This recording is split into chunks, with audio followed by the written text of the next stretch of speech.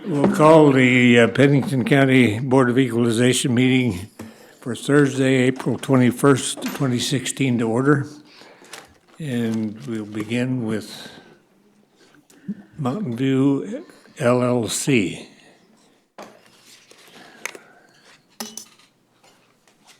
Step up to the podium.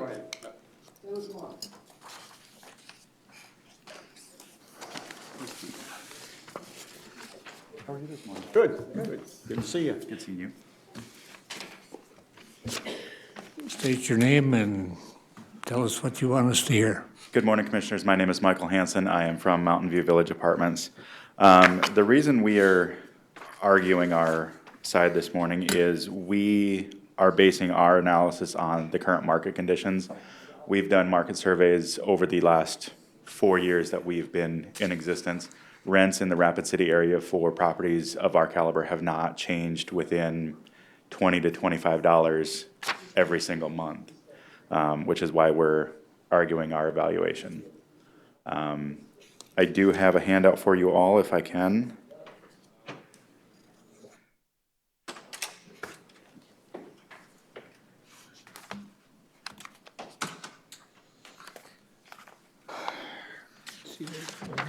Thank you, Mike. Thank you. Morning. Morning.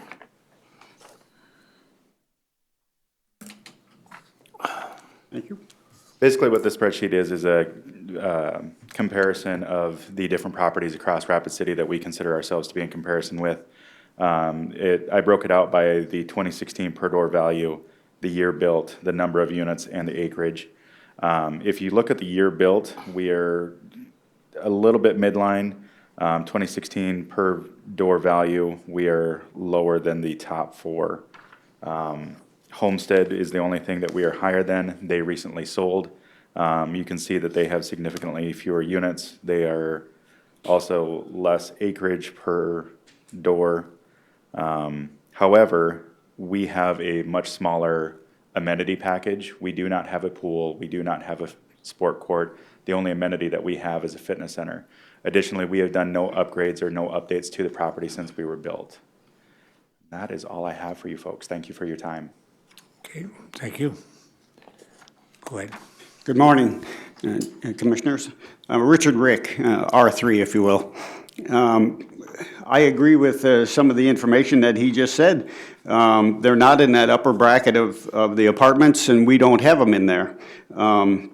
The ID number for this property, Mountain View LLC, is 63279, and our 2016 assessment is $12,150,000. Last year's was, 2015 was $11,700,000. We went through all of the apartments complexes this year, the complexes, and they all went up in value.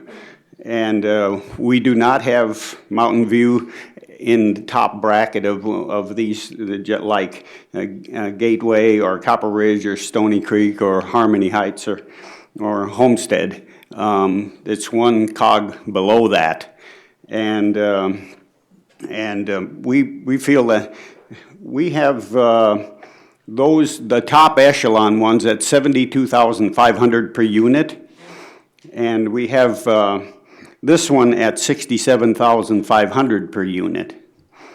And so that reflects the location and the rents and so forth that are a little bit different than the top ones. So, Mr. Chair, Yes. just to rephrase what I think I heard you say, the evaluation that he gave us does not reflect what you have evaluated all of the other apartments. Like you said, you have evaluated all the apartment Yes. buildings. So do these figures reflect your new evaluations of all the apartments, or this is just a value taken from online? I would have to go look at that, I guess. But it looks like he picked the he has 2016 value on here. I've never seen this sheet before, so Okay. But Mountain View is the fifth one down there on the top bracket, and he's got $12,150,000, and that's exactly correct.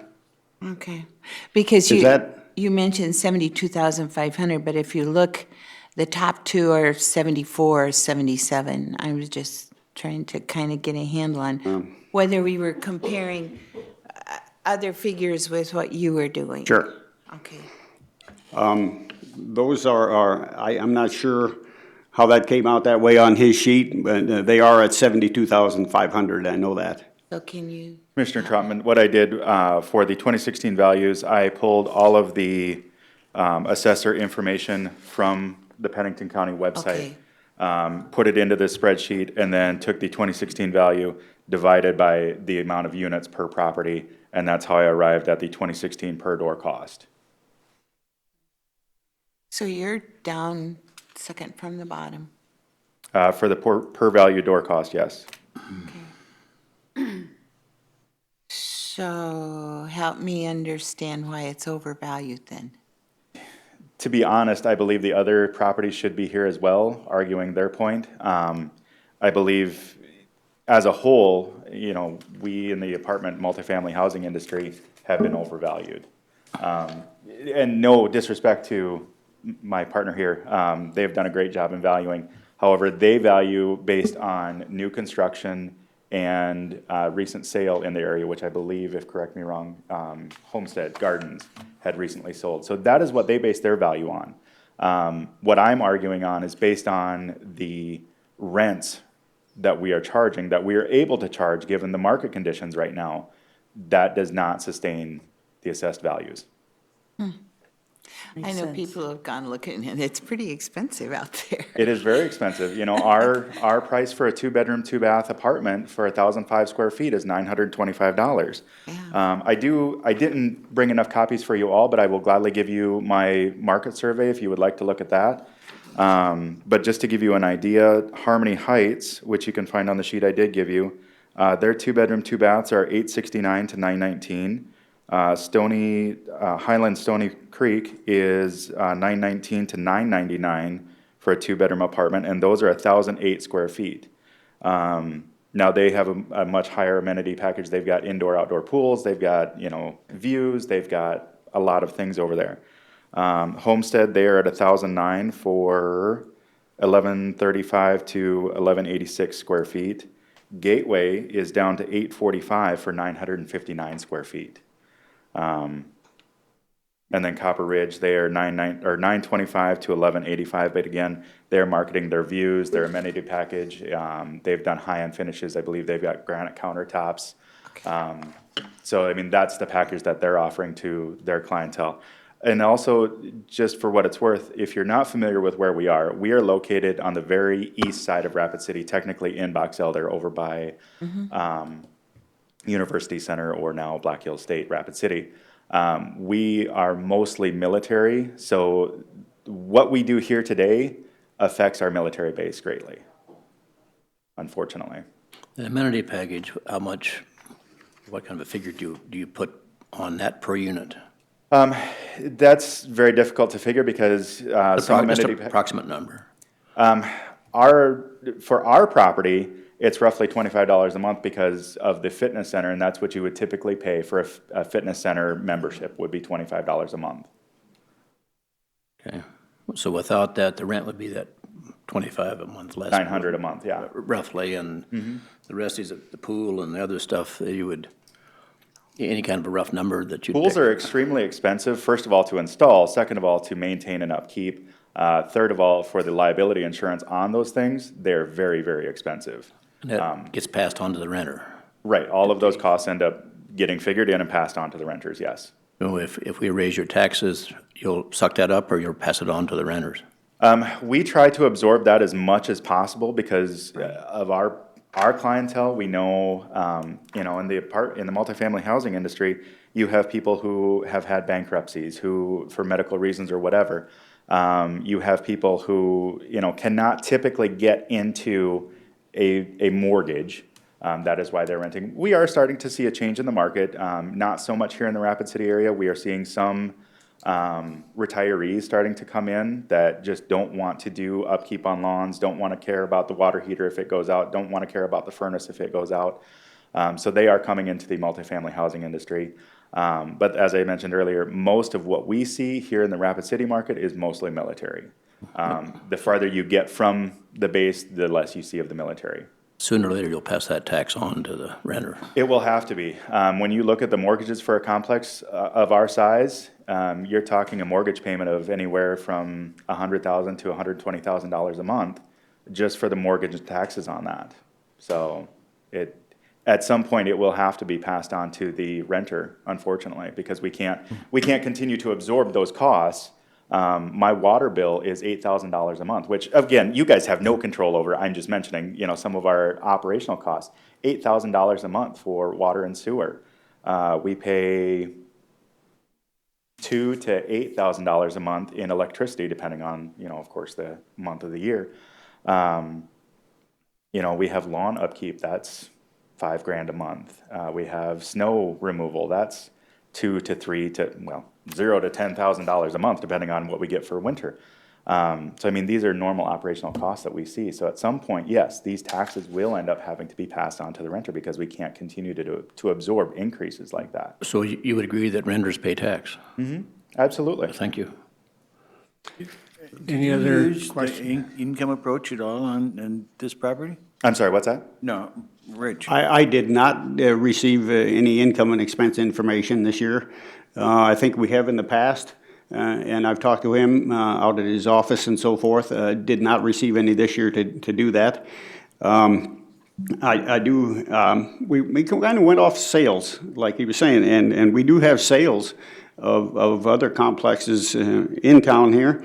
And, a couple of them are a lot older and not quite as good of buildings and so forth. City Springs, if you remember that, up on 44th up there. That was built in 1985. It only has 52 units, but it sold for $61,788 per unit.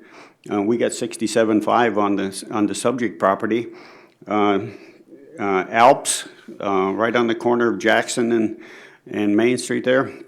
It's a 1995 building, 71 units there, but it sold for $86,321 per unit, and so forth. Homestead was 152 units. It's a 2004, 2006 built complex, and sold for $93,265 per unit. And so we looked at income on a good number of them, not on the subject property, but some of these are a little bit better than theirs, and we felt the location was a little bit off from some of them, just like he was saying. They're on the east side over there, clear on the east side, and that's the reason we had a little bit lower value for them. We feel the sales showed us that we needed to go up in value and so forth. Even the costs of apartment complexes have increased greatly. The cost on the subject property here was $69,133 to build, and our value is $67,500. So Richard, what is there houses around these apartments?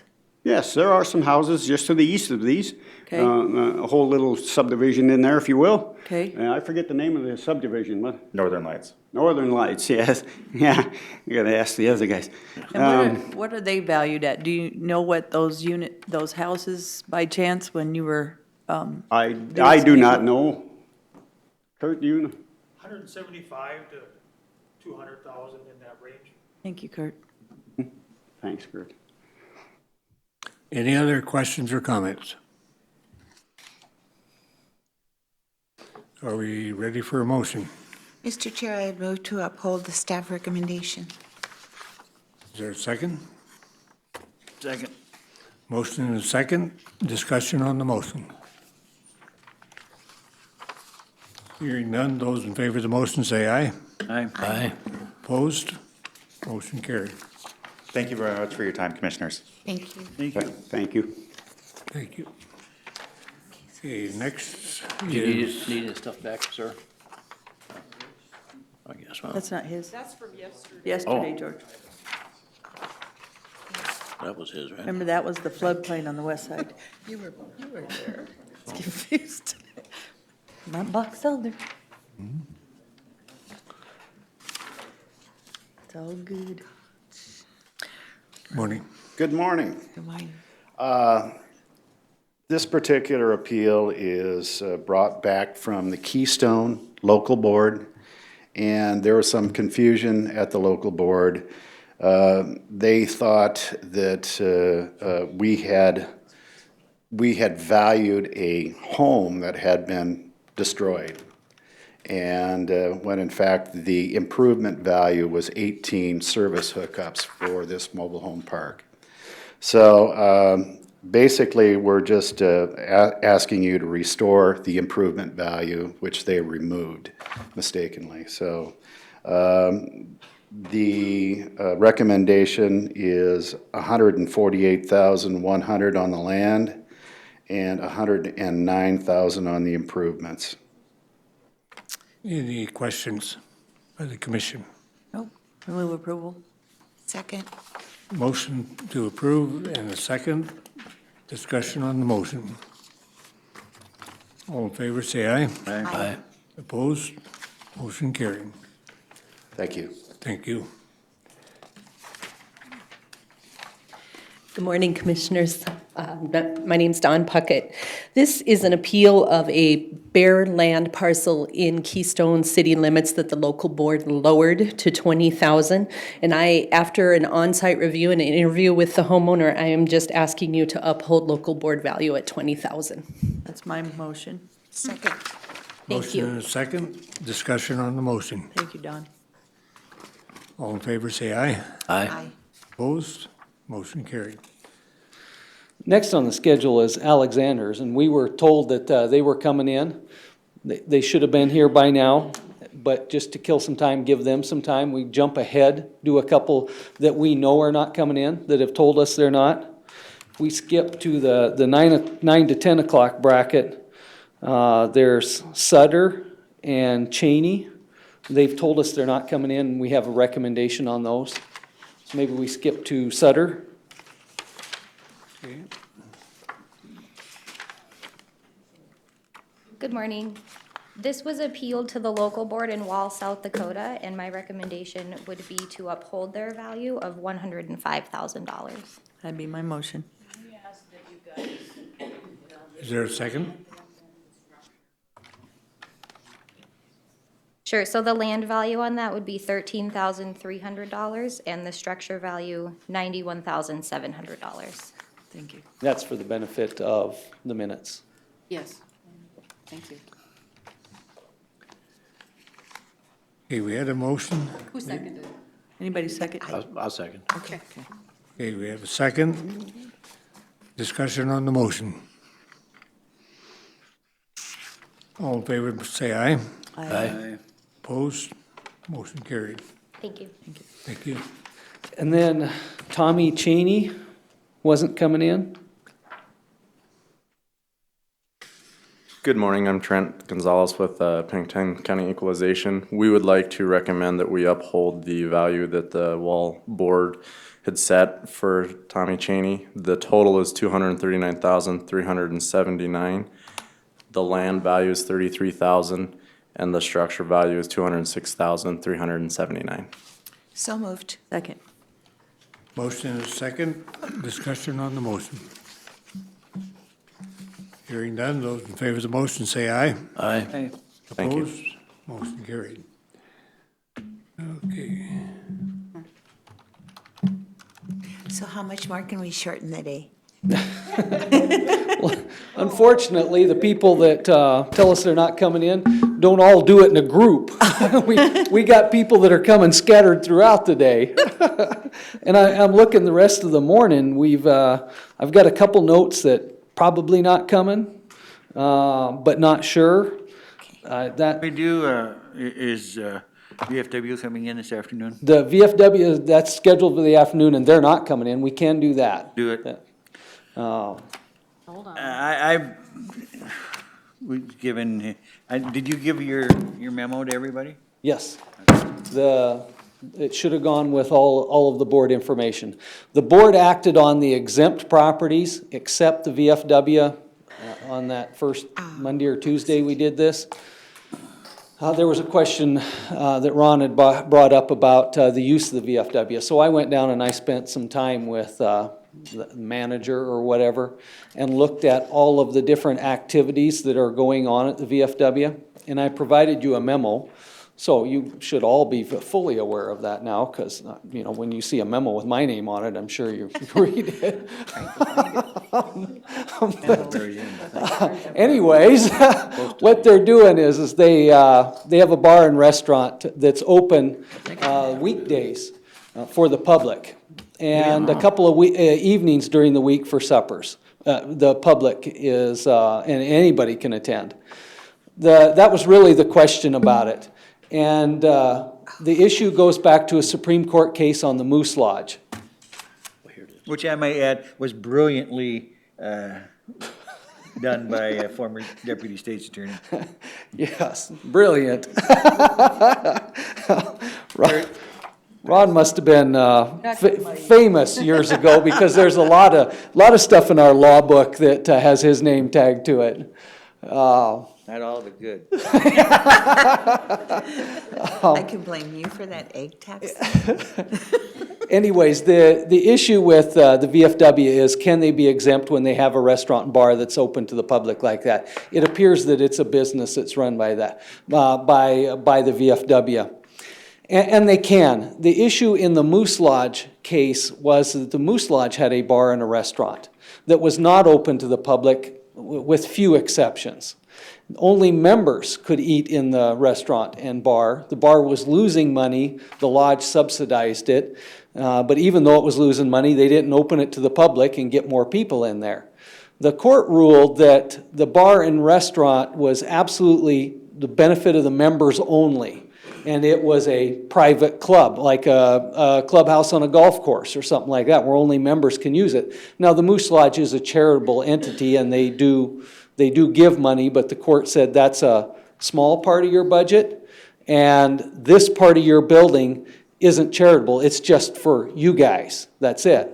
The VFW, it's open to the public, it has to be, because if they weren't making money on that bar and restaurant, the VFW had ceased to exist. Now, what they do is because most of their money comes from that bar and restaurant, and then some for membership fees, they give money to a children's home in Minnesota, a veterans home. They give money to the homeless shelter for veterans. They give money to a fund that the police department manages that churches give to, and they just frequently write checks spontaneously to people, veterans, that need their rent paid or something like that. That bar and restaurant facilitates that. Reading that Moose Lodge case, they are completely different than that. Their activity there is all geared towards their charitable purpose. So I would recommend 100% exemption on that. Yeah, I was kind of confused, I think, and after reading that, I was a lot more prepared in those days than I was the other day, but it's not so much on who gets to use the facility as it is what they do with the money that they get. And, Well, there's a key distinction that you can't have a private club where only your members can do something, that whatever goes on there has to be toward the charitable purpose. And that's what that restaurant does. The Moose Lodge at the time, they were donating money to charity, but the activity in that restaurant and the bar was just the benefit of the members. Refresh me, last year, we give 100% to the police, the fraternal order of the police, or whatever, the building that they've just bought? I think so. Where does that fit in this? Government. I don't think it does. It's private, it's totally private, right? They are a... But, so they give all their money away, and I mean, they just drink artificial, I mean, well, I won't go there, but. I'm not so familiar with their organization, but they exist for the benefit of not city police, but sheriff's deputies and law enforcement it is, there's some charitable activities, but their main focus is education of law enforcement officials. And the activity in that building was all towards that end. It is, it's not for the benefit of the members per se, it's just meetings and education, and I think they do hold some charitable events. I know they had like a bike race or something like that at one time. Another exemption in the law someplace, the moose there says determination of whether property is used exclusively for benevolent purposes requires and so on and so forth. I can't see where, unless there's another exception someplace, that the police would qualify for the 100% exemption, because it's certainly private. You and I can't get in there, I don't think. Yeah, that's true, yeah, but there's nothing going on but their benevolent activity. They're not doing anything else with the property. But a private bar, that should exclude them. And I guess that's a problem I got. Yeah, I understand what you're saying, yeah. I'll need to read this one some more, the Moose Lodge. I wasn't aware, but I saw this guy's name. Is this the same guy sitting over there? Oh. That's that, Sort of. that's that brilliant attorney that he mentioned earlier. Okay. Is this mine, or? You can keep it, yes. Right, well, thank you. I have another copy if somebody wants one. Thank you. But, and I don't mean to take away tax money, because then all of us pay more, but I guess part of our job is equalization, so how does post 22 fit into there? Well, as I said at that previous meeting, we're going to have to go back and look at all of these next year. The VFW, that is post 22, but we've got the others, the Legion. No, Legion is No, post they're 22. 1273. No. Yeah, The yeah. BFW is 1273. It's American Legion post. It's It's post 22. Yeah. Oh, I thought I was, Oh, no. on the paperwork I had that. Well, anyways, I need to go look at all of those others and do what I did here the other day with all of those others and say, what do you do, what goes on? I did that about 5-6 years ago and haven't since. I think that's, in the fairness, we need to do that. Yeah, And then throw the police in. I can do that. And they actually fall under the same statute for exemption. Okay, Maybe a different category, but the same statute. okay, fair.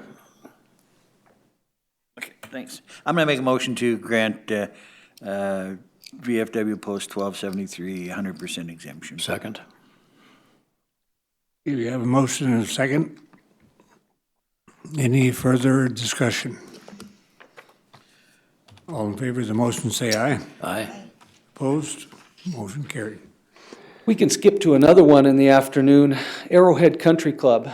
The attorney for Arrowhead Country Club just told us yesterday that he's not coming in, and we do have a recommendation to change that. If R3 were here, I guess. We will have to have him for that. So we've got that one. It's 8:30. You want to just do Alexander? Sure. Alexanders have 4 parcels. Kurt has recommendation on a couple of those, and he said there's only one lot that there was an argument over. I guess if they do show, we can deal with that one again. Okay, reconsider. Okay. You want me to go ahead? Yes. Okay, the first one, 3906, account number. If you-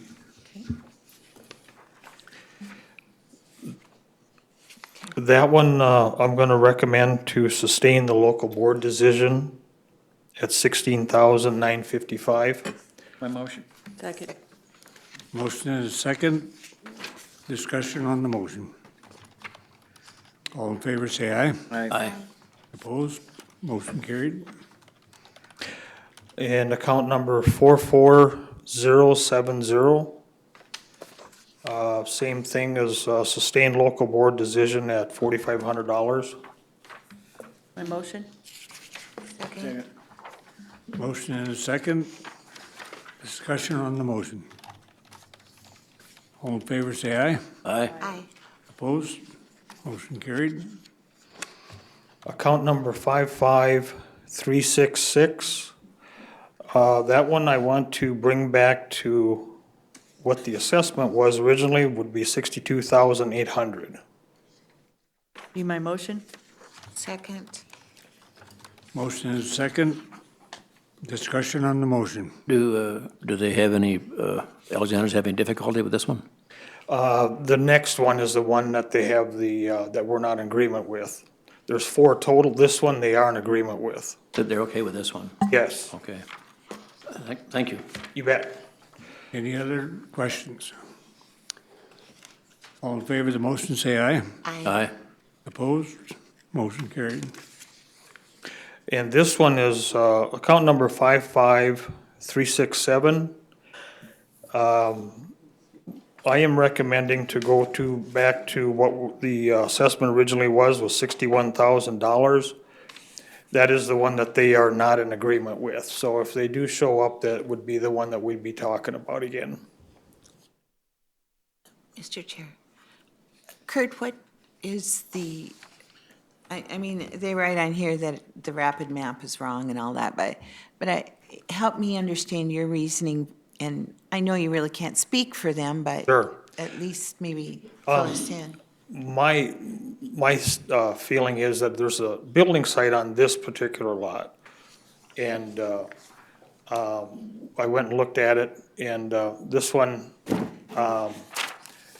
he doesn't agree with, I visited with Dallas, he doesn't agree that there's a building site on it. And they don't have they found out they don't have the mineral rights on it. And we don't value mineral rights, so that's their feeling on it. So I just feel like since there's a building site on it, I can't, to be consistent with how we do things, I feel like we have to just stay with having the full value on there. You have a picture, Kurt, by chance, of the building you're talking about? This is just land, right? Just land, And But you could build on it. Building. building site. I thought he said because of the building on it. I'm sorry, yeah. I'm sorry. If I Kurt. didn't, I meant to say building site, Okay. yes. You're good, sir. There is an Like- old house on there, we don't have a value, so the house, the site was built on at one time many years ago. So, and it's in my opinion, is a great site. It's a nice site to build a house on. and a lot value, in this case, it's 6.46 acres, so that's about 10,000 an acre. Correct. That's the number. Yes. And I do have, the sales do support the value. And if you'd like, I can pull up, or show you the sales as well. Yes, please. Thank you.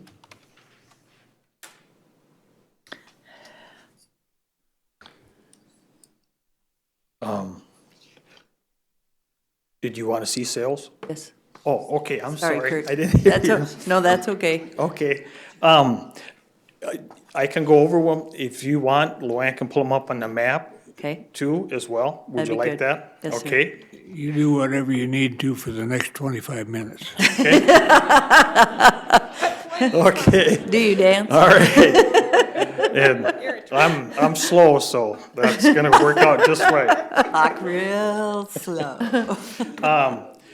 I have a 6.97 acre, sold for $60,000 in 2013. Is that the one that you're bringing up now? And that's the aerial of it there. I didn't have any land sales in town, so these are right outside of town. I had a 4.75 acre sale for $70,000 in 2015.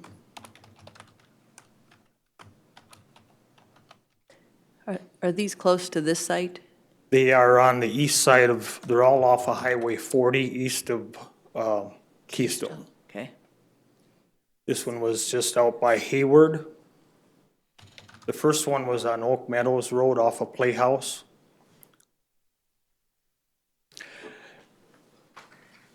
And these I found outside of town because in town, the site has city water and sewer real close by it. These would have actually Value. inferior as far as water and sewer. They have to put in their own septic system and get water. And the last one I have was a 3.82 acre sell for $50,000 in 2015.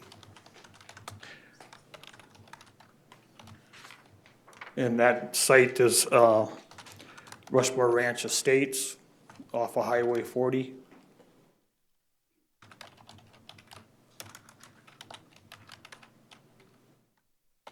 No sales directly in his area? Meaning There on was his nothing road or his- anything? Nothing his size sold in town. Recent sales. I thought I saw some different building back behind there when there's not any different new houses or lots that were bought. I didn't see any, there's smaller lots that have sold, and I can bring them up. That'd But be they were 1 acre and such, not the same size as the subject. So I had to go here to find something that was comparable in size to the subject property. So what are the 1 acre lots in that area selling for? Yeah. Get a good line. Birch kinda asked, he said it was like 10,000 per acre if he sells this, so.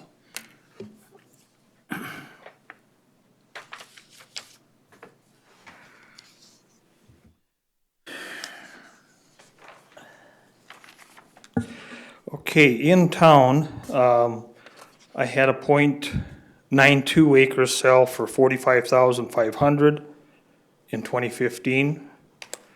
And would you like me to have Luann pull that up in the map? That's in town, but not on his road. Correct. That is on Old Hill City Road. Okay. I'm just trying to figure on, because depend on where you buy a lot at, that's where the value is. That's Yeah. why I was trying to figure out if we're charging 10,000 per acre to sell, is he being able to sell it where he's at? Because Nancy's area might sell for 50,000 a lot, and That's a mine might nice sell for area, 10. though. I've been there. It's a very nice area. Yeah, where Dallas they're at lives?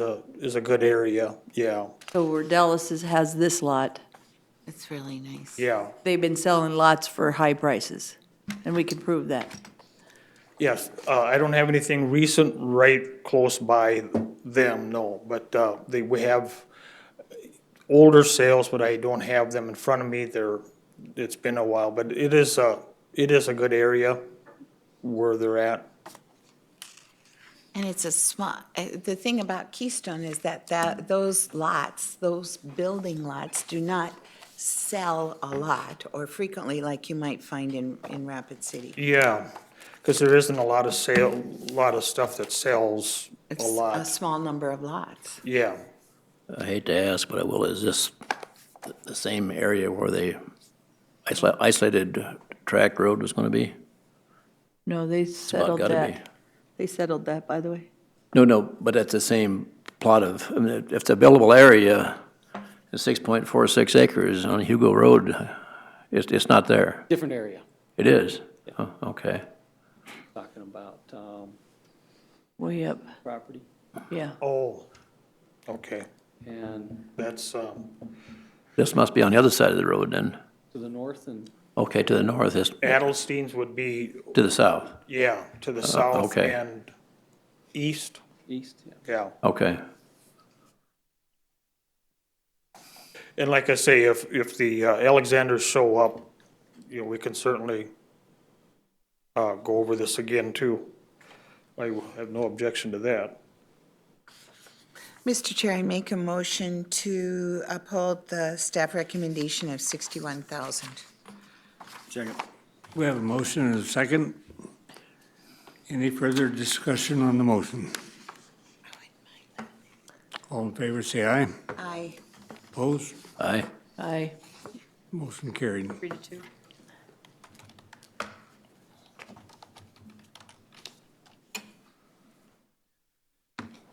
Okay, in the 9 o'clock hour, that Schenzel said they're gonna be here. Schultz, probably not coming in, so we can act on that one. Candace has a recommendation for that one. Hi, my name is Candace from the Pennington County Equalization Department. This is in regard to parcel number 49644.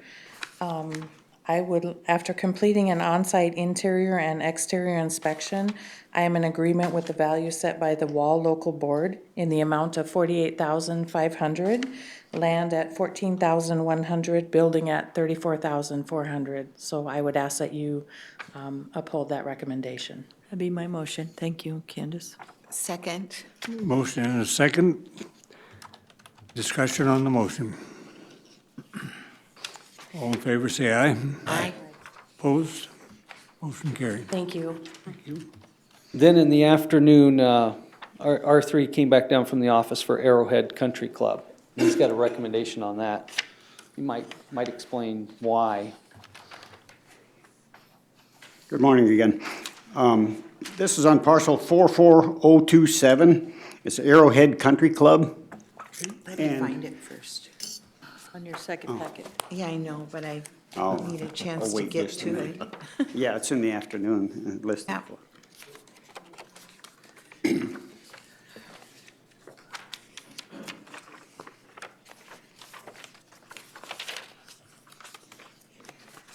So it's close to There we go. city. I said River City. I know, I'm trying to find it. Post 22 already, It's right? after River City. Or is that- It's right after River City. There it is. Oh, post- Okay, I'll look at George's. Okay. Since you got it, I'll look.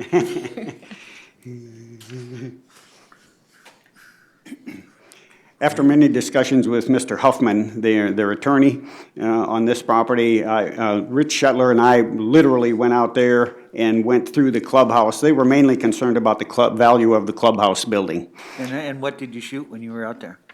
I wish we could have played around, but we didn't, Ron, you know, and it would have been fun. It's a private country club, so they're a little sticky about that one. They didn't give us a card either, you know.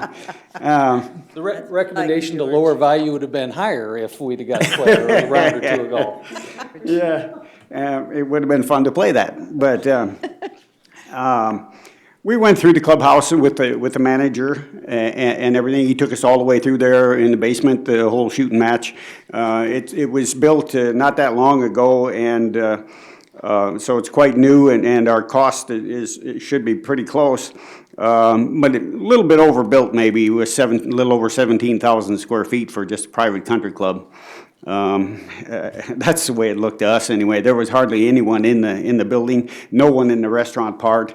There wasn't even anybody in the bar part, you know, I mean, I have a recommendation of $4,397,000. We did have $4,858,000 on it to start out with this year.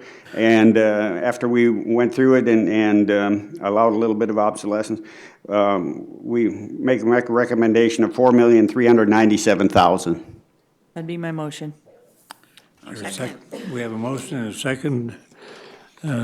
My question is, do you have any comparable sales? No. But there aren't any golf course sales in South Dakota or even close to here. That's right, but we're willing to explore that, though. If you'll give us time, R3 and I will go look at some sales. And Ron gives us a little budget there, you know, to do that. I'll break that down for you as far as our valuation. Land would be $567,400. The improvements to the property would be $3,829,600 for a total of $4,397,000. Thank you, Richard. You're welcome, thank you. Okay, we have a motion and a second. Any further questions or comments? Time for breakfast. There's 95. Coffee, here we go. There you go. Deb? Oh, how many acres do they have? Almost They have a little bit over 141 acres right there. This parcel is 94.57.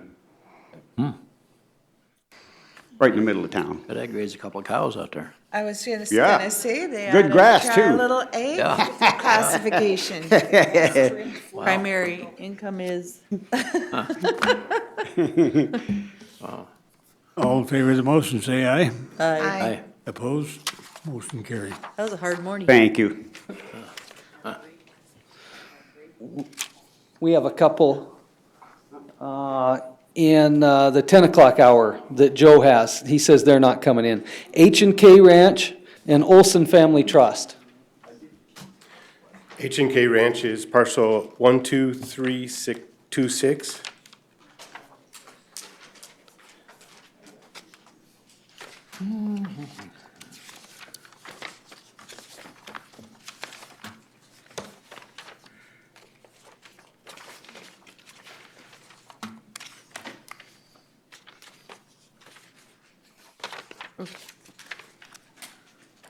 Some big stuff.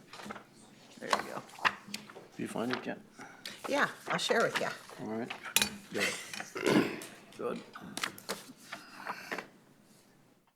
Oh, that's Bob Hayes, okay. I did a site visit on April 8th. Following the site visit, the previous assessment was $57,900. I'm recommending a value of $53,100. That'd be my motion. Motion and a second. Discussion on the motion. Is he okay with that number? Yes, yes. That's why he was going to appear up here. Okay, any other comments? All in favor of the motion, say aye. Aye. Opposed? Motion carried. That's it. The next one that isn't going to appear is the Olson Family Trust. Oh, okay. Mr. Olson doesn't live here, and I talked to his renters on site visits, so. The first parcel is 16497. The assessment was $54,400. I'm recommending $52,300. The next parcel is 16527. The assessment was $145,400. I'm recommending $142,100. The next parcel is 16562. The assessment was $101,000. I'm recommending $100,200. And the last parcel is 16564. The assessment was $101,100. I'm recommending $97,600. Mr. Olson and I have talked about these values, and he's happy with them and understands how I've come up to them.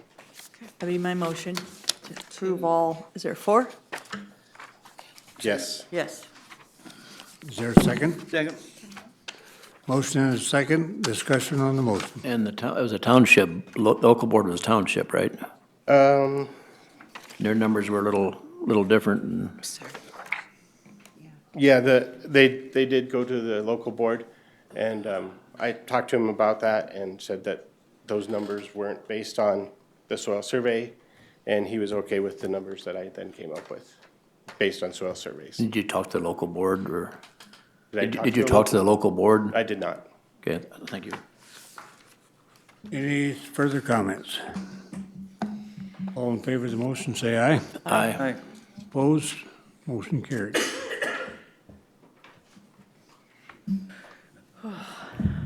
In the 9 o'clock hour, Schenzel's, we expect to be here. At the 10 o'clock hour, we've got 2 of them there. We don't know if they're coming or not. At the 11 o'clock hour, we've got several that we expect to be here, and they probably will. So we're done skipping ahead, but we have, at 11 o'clock, we have an appeal, Holy Terror Mine Properties. The owner of these is coming from out of state, Buffalo, Wyoming. He's not coming that far, but he plans on being here. There's several mining claims there, and it is where that Canadian mining company is exploring there. Dawn just told me she'd like to pull them up on the map and at least describe where these are at for the board. So when he gets in, maybe some of the overall picture is done. Any objections? Go right ahead.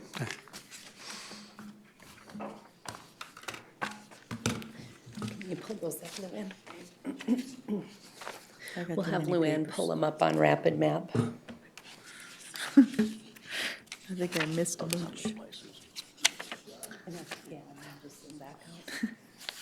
Making a mess of my stuff. Making a mess of my stuff. The parcels here are under two names. One's Mineral Mountain Resources and the other is Holy Terror Mining Company. And Luann's pulling them up on Rapid Map. They're kind of stretched out there. There's 23 parcels being appealed here. They range in size from 0.69 acres to 20.65. They are all mineral surveys that each have their own legal description and are capable of being deeded as a separate lot. So it's combined, it's 154 acres, but it's 23 separate parcels. I was able to get out there and drive around the properties fairly easily. So I have some pictures that I'll share with you during the appeal. And, but it's your typical Black Hills property with steep slopes, commanding vistas. The Forest Service, it's forest type roads around the property that's not gravel roads, but they're fairly easily traveled. Almost every parcel has access to it to some degree. If you were going to deed one of the properties, you might have to give an easement across another property to get to a parcel. But you can access pretty much all of the parcels. Shannon mentioned that this is an appeal of a property that made the news in 2012 and again in 2014. They're interested in mining gold in that area, and that's why it made the news. You have a construction permit? No, nothing. Right now, the land is not being used for anything. It is just sitting, it's Okay. just sitting unused, so. Do they anticipate, mining it, or they're just letting it sit to see how it comes to be, or? The Canadian company was in the newspaper here, starting maybe a year ago. They are exploring there. You go to their website, they plan to mine. I'm sure that depends on whether they can get all the permits and do all of that. But doesn't the Canadian company have mineral rights on other properties other than these? Yes, right in that area. And they're poking holes all over out there and plan to mine. Is the same, part of the same project that Keystone leased to? Yes. Keystone had like 30 or 40 acres of city property they leased, so that's all connected, right? Sorry about that. That big square parcel right there is the one they were talking about leasing from Keystone. Yeah, yeah. And I think they did lease it, and I think it's back on hold, but they did do some exploring out there, I think. I'm pretty sure they did. The Canadian company has drilled exploratory holes out there, all over that area. Including Keystone's property, the city of Keystone's property. Well, I guess we wouldn't know that. You would assume so. Yeah. And it is the old mine that's the Holy Terror, and I think there was another mine in there as well, 100 years ago. Was it the Bismarck Lode or something like that was another gold producing mine up to the north. I don't think that one was as productive from the reading I've done that. But I kind of wanted, Luann's selecting the parcel. She's turning them all red. And so I really wanted you to see where the parcels lied. Where the parcels lied in relation to Keystone Town there and the size.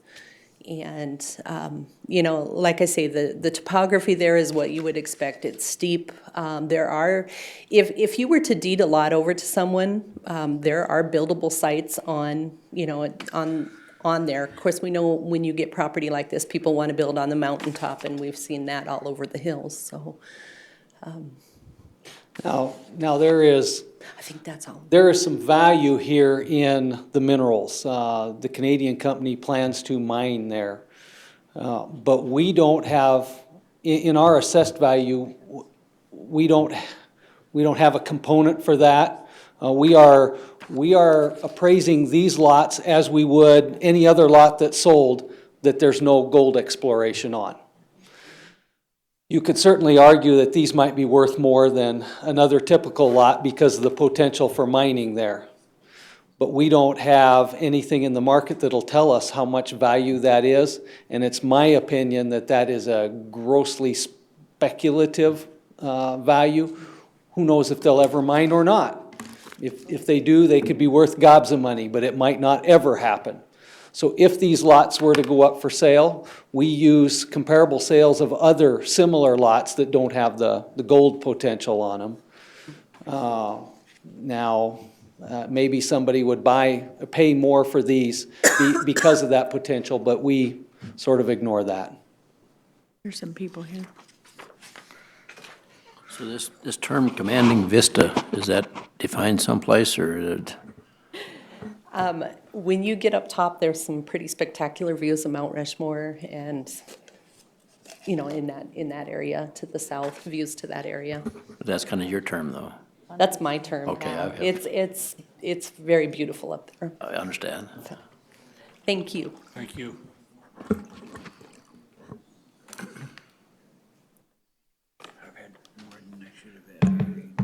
Can't find shekels. I can try it till 6 o'clock at night, but it never bothers me. The Schenzels are here. Someday that- That's at the 9 o'clock hour. Could not find them. Morning. Good morning. Good morning. Identify yourselves, please. Pardon me? State your name. Janet and Tim Schenzel. Tell us what you want us to hear. Okay. This actually started a year ago. I did not get our assessment for last year's taxes. For some unknown reason, I have no idea, it was mailed out. We've had issues with our post office in Hill City. Last year I did call Dick on the 30th of March, and I talked to him again in April. Because we had missed our local equalization meeting, we were told that there was nothing that could be done. And the reason I didn't look at it, or I didn't know about it until we had a gathering and friends had said that they'd got their notices. Well, we didn't get ours. So I got on the website, I looked. I noticed that our assessment raised over $73,000. And in looking at last year's assessment, they had us that we had 2 full floors. They had us at 3,600 square feet. We have 1 floor. We have a loft above the garage that is unfinished. And they told me I would have to wait until this year to appeal those taxes. I made an appointment to meet the assessor. When they came out, I gave them a copy of our house plans and showed the actual square footage, and it actually showed the loft area shows on the plans future family room development or future development. There is a rough-in upstairs for a bathroom, and there was possibly a planned 3rd bedroom up there. The actual main floor has 2 bedrooms. It's listed on our assessment as 3. There currently is not 3.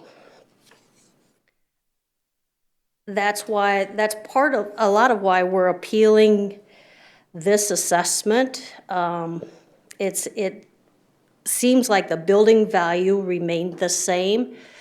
I had asked what criteria they use to come up with these assessment numbers.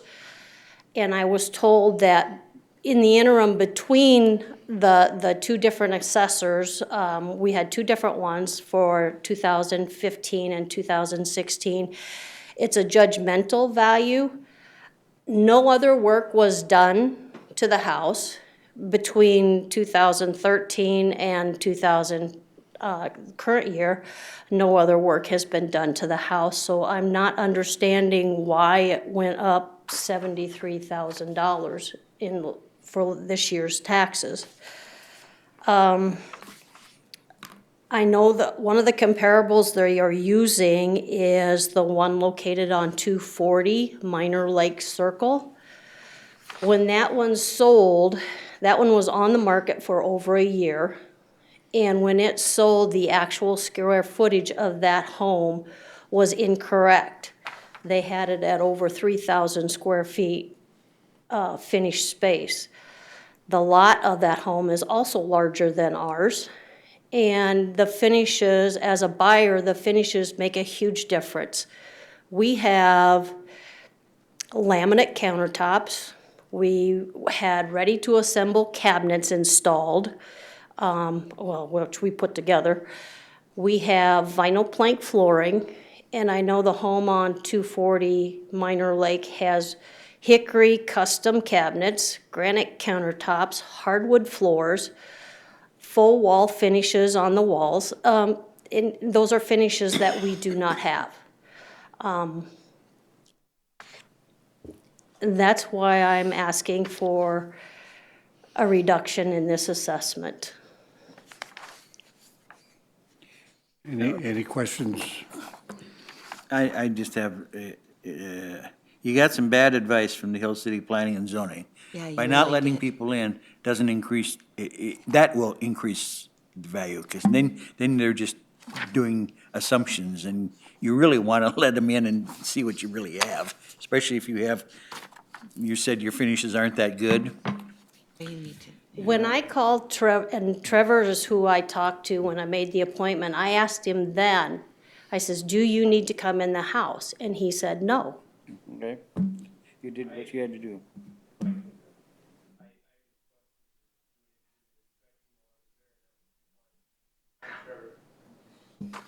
That is correct. You were declined then because I felt like it was,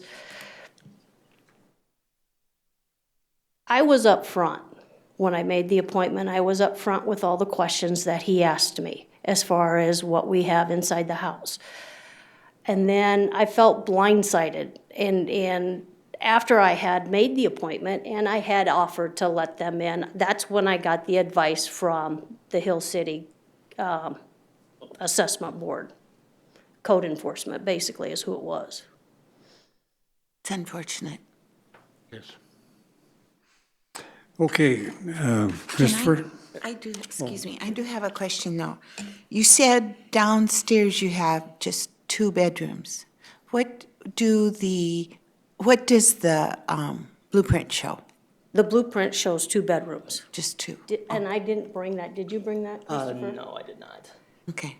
Because it All was right, because I was supplied. just curious if maybe there were 3 bedrooms, but you were only using 2 as bedrooms. No, there are 2 actual bedrooms on the main floor. The one that it's the furthest room to my left it's labeled on the blueprints as a hobby room. But it does have a full closet. There is a full bathroom right next to that room so that we could always use that room as a bedroom if we needed to. Any other questions? Christopher? I'm Chris with the County Assessment Office. Yes, and I just got the appeal from Hill City, and I did talk to Janet on the phone and got her story from when she went to the local board. And I also asked if I could do an interior inspection, and I was refused. And I said that we corrected the square footage from the previous assessment that was wrong. And so we have the correct square footage of the house. And also corrected our data from what we could from not being able to get inside. And the sale on 240 Minor Lake Circle, that one we do have the correct square footage on at 2370. And that property is just a little bit smaller, about 300 square feet. The garage is smaller, and it did sell in August of 14 for $274,500. And I am recommending that the board uphold our 2016 assessment of $380,000. Any questions for Christopher? Any other questions or comments?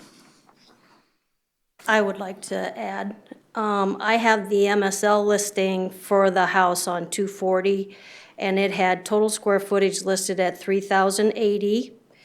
In addition, it was specifying that it had a stamped concrete patio and sidewalk, and it had, and they had put in a pergola-covered patio to help sell the home also.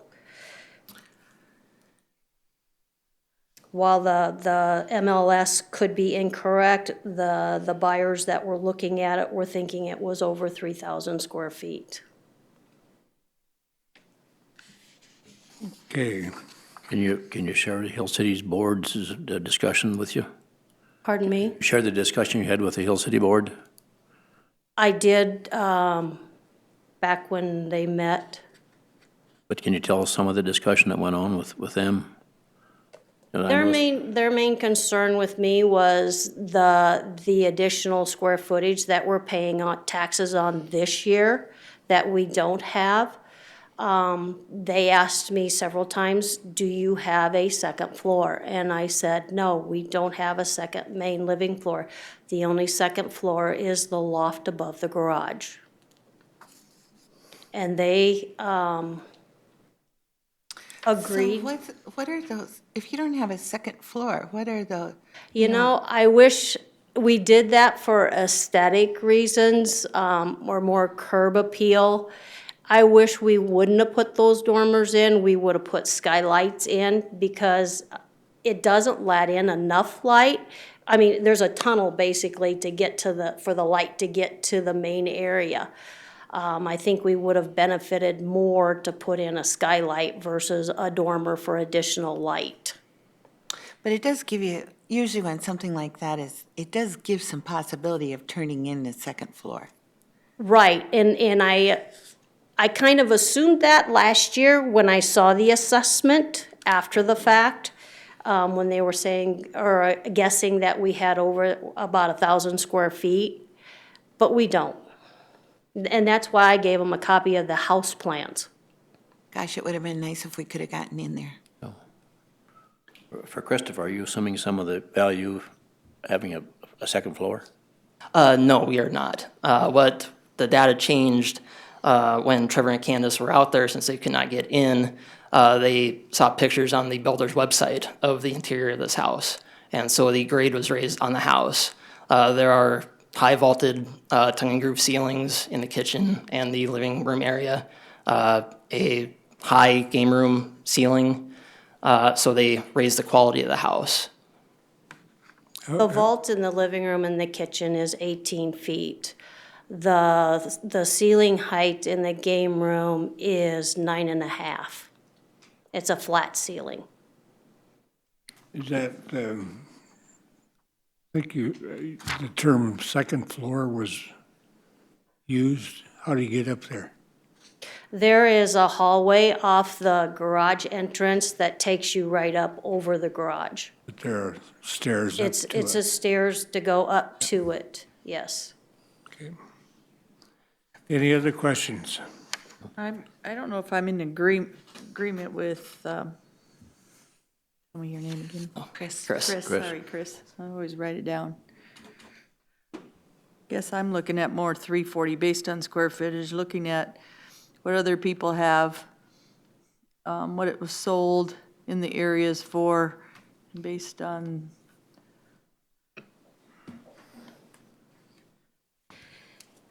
I have several other homes that were sold in that area.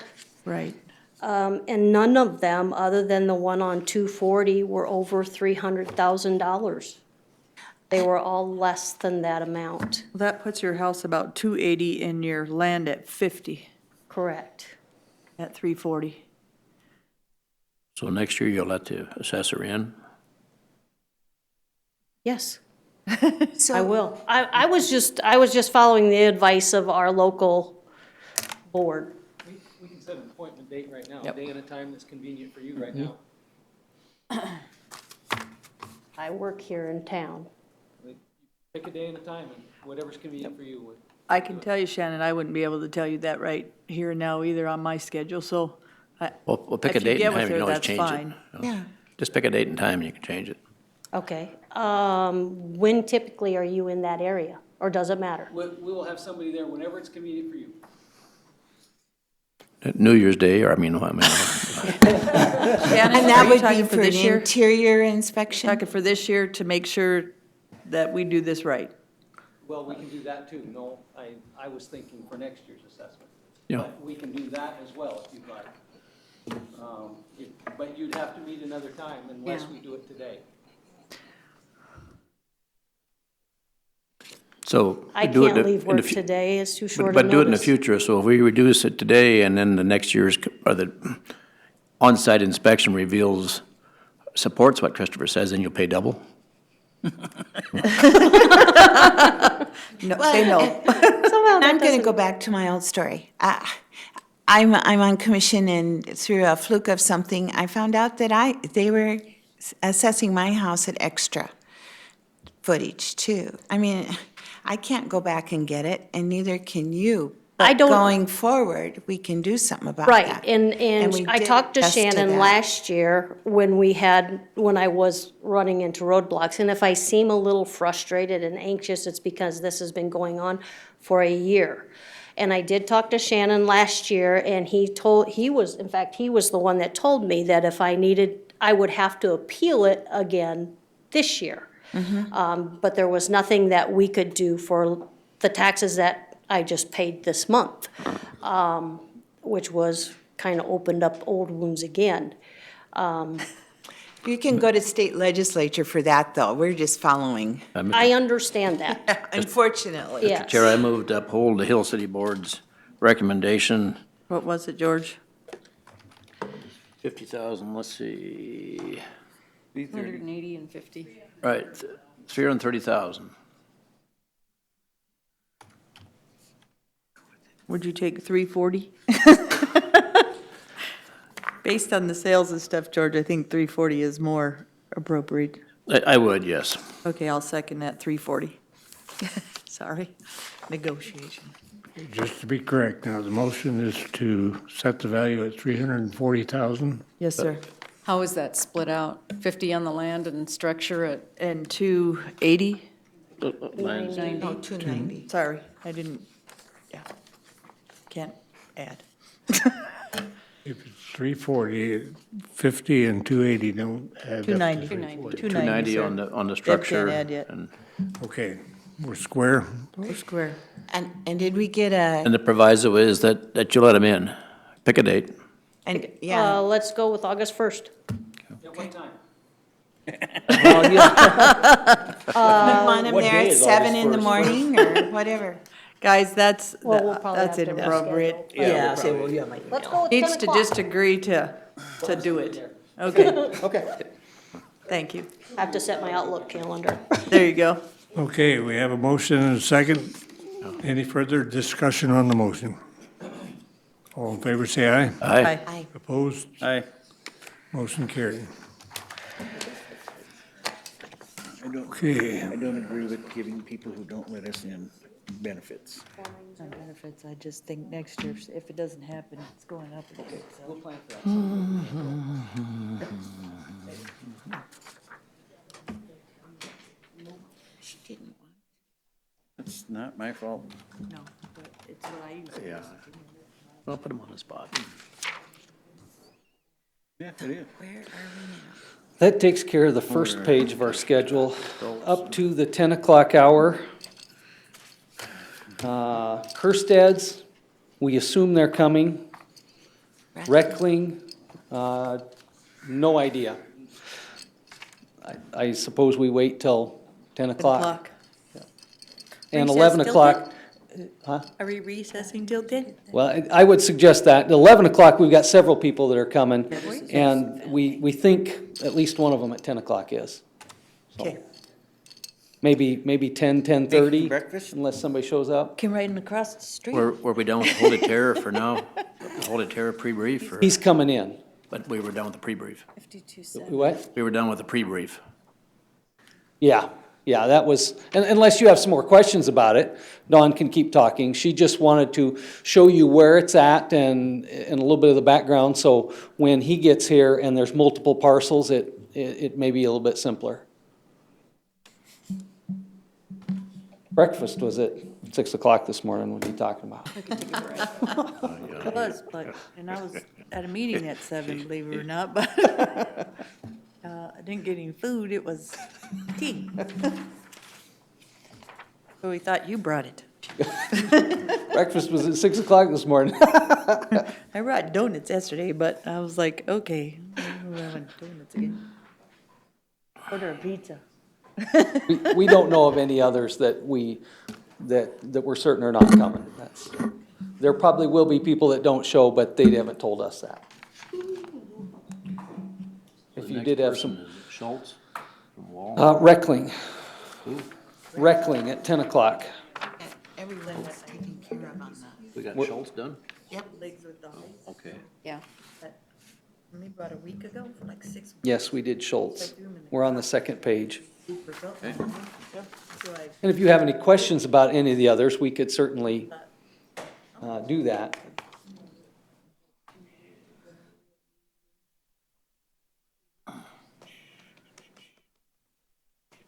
What's today, Thursday? All day. Are we having equalization tomorrow? Nope, this is it. Hopefully. It's your meeting. We think we're done today. We have to go up to the fair board meeting. As long as we have a few minutes. I have a, Gotta be a better way to do it than this, that we have to sit for an hour, you know, but I don't know what it would be. Yeah, even if you scheduled them and then you didn't do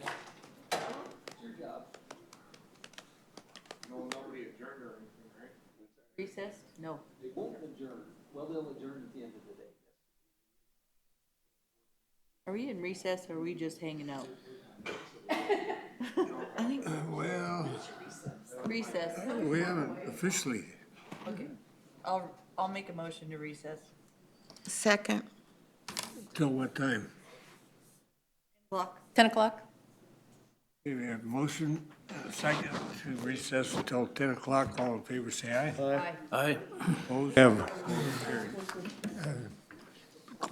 citizen here to address their concerns. We'll skip over Reckling, wait, see if they come in, and this is Brendan Kerstead. Okay, you can come forward.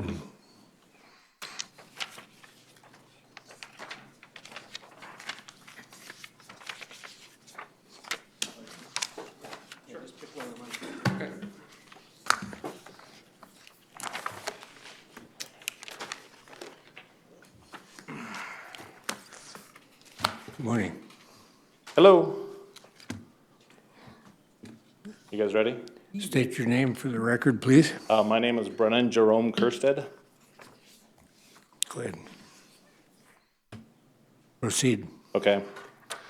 As the property owner of this property, 1500 Concho Place and Wall, I have the right to ensure my property is being assessed at no more than market value. Also, that it is assessed equally in relationship to other properties.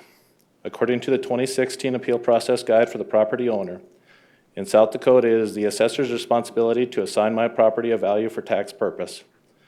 For agricultural land, that value is based on productivity value.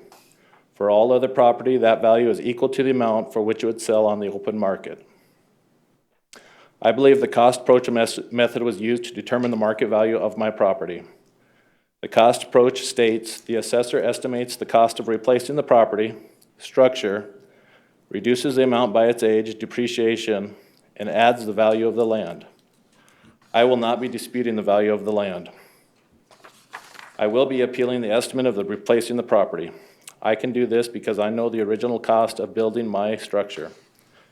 I have enclosed in my paperwork all the receipts. It's in attachment A. I'm not gonna read through all those. If you guys want a copy of those or look through those, you sure can. In attachment A, I will also include other work. I'm not sure all these costs are even considered in the county's appraisal. This cost is $340,683.47. This far exceeds the estimate of the county's assessment of $408,700, a difference of $68,056.43. To come up with the county's assessment, I would have to increase my labor, rental rates for machinery, and fuel by over 800%. If the county believes my work to be valued this high, I would love to do some work for the county, or rent them some machinery, or even sell them some diesel fuel. Next, I have a question. Is my property for tax reasons being compared to comparable sales in my neighborhood or a 30-mile radius? This brings me to my property assessed equally in relationship to other properties. The three most important things to determine the value of property is location, location, location. People that do not understand this are either uneducated, undereducated, ignorant, or incompetent. Comparing my property located in Wall, South Dakota to property in a different location such as Rapid City makes little or no sense for tax reasons. Also in my appeal, I will be using appraisals from my bank. One of the biggest problems in new construction loans for rural neighborhoods or rural communities is in a small community, you will never recover the cost of new construction in resale of a house in present prices. This is not only my opinion, but also the opinion of my local board. In the appraisal for my bank loan, the appraisal had you could use comparable sales outside of my neighborhood or a 30-mile radius. The reason? To put it simply, increase the appraisal. I would not be able to get enough financing if they could only use my neighborhood or a 30-mile radius. I qualify to finance only 80% of the value due to location. This is done to protect the banking industry from me defaulting on my loan.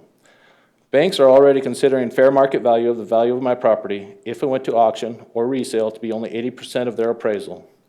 The appraisal for the loan came in at $378,400. This is $30,300 lower than the county appraisal for taxes.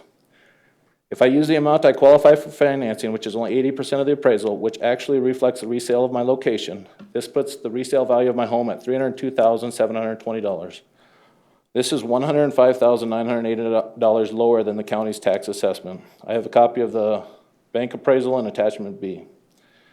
In attachment C, I have 5 comparables in my neighborhood. 4 of the comps are new construction houses. I know this is hearsay testimony which cannot be used in a court of law, but the first comp, the homeowner has told me that this house cost more than mine to build. The second one, the contractor has told me that this house cost more than mine to build. The fifth, which is a sale, the sale is closer in square footage, bathrooms, garages, and concrete. I was wondering why these comparables are not used in comparisons done by the county. I also have some questions about the appraisals. On the first appraisal, was there a camera used, and if so, could I get copies of the pictures? Did the appraisal notice a sign that stated danger construction zone? No trespassing. Visitors must first call homeowner at 279-2790 or 685-3977. If so, why was I not contacted? I also have another problem with the appraisal. Did the appraisal use a measuring device? In the residential components of the property record code card 622 raised subfloor percentage or SF, is that square footage? Why does it state 2520? This is overestimated by more than 15%. I have blueprints of my house and also the bank appraisal. The actual square footage, according to my 5th grade math, of length times width is 2184. This is also the case in the total basement area. It states 2520. It should be 2184. In closing, the key concept is to be reasonable. The assessor should act reasonable by keeping to the details of the property assessment. The homeowner should act reasonable by providing the assessor the chance to properly measure the home's dimensions and taxable value. The local board should act responsible by understanding location and local market value. The county board should also be reasonable. That's all. Any questions for Brennan Nope. from the commission? May I ask? It's our turn to ask you questions. You don't want to answer them? I can try and answer them, I guess. Okay. So, have you talked to our office about how the evaluation process works? A little bit.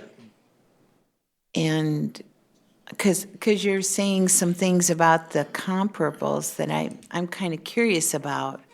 So I wanted to know if you talked to them about that sort of thing. No, I didn't ask them why these comps weren't used.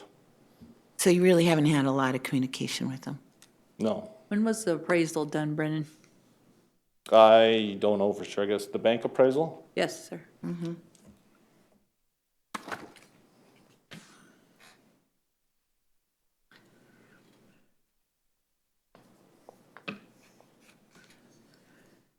I believe it was December 5th, 2014. And was it completed by 100% at that time? Yes. And how much was that again? 378.4. Yes. Just the house or the house and property? According to this, it says this is the market value of the property and structure. Nope.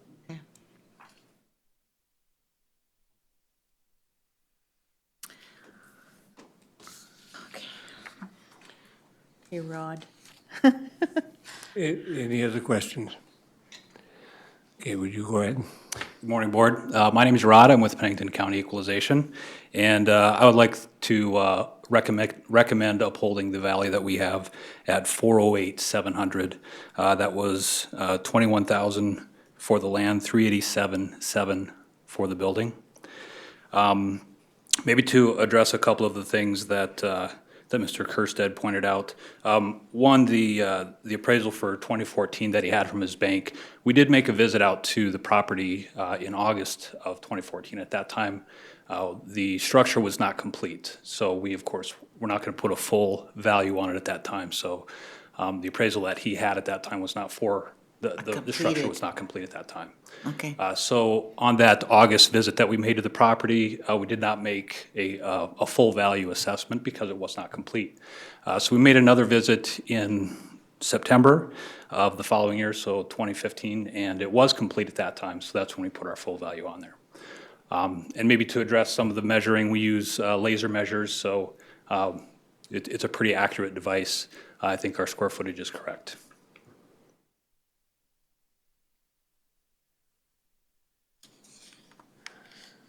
As far as comparables, I can touch on that. Yeah. The comparable sheets that I gave to Lori when I was at your property does use all comparables directly from that neighborhood. They're all average builds, very similar to the build of this house. So of course they're a little bit smaller. We make those adjustments. There are adjustments for the size comparison. And so we have that noted as well. If you have the, maybe if we could look at the comp sheet, the comparables that we have there, I might just direct your attention down to the adjusted sale price, if we have that on there. So the adjusted sale price that you see that's a result of us using the comparables that we have.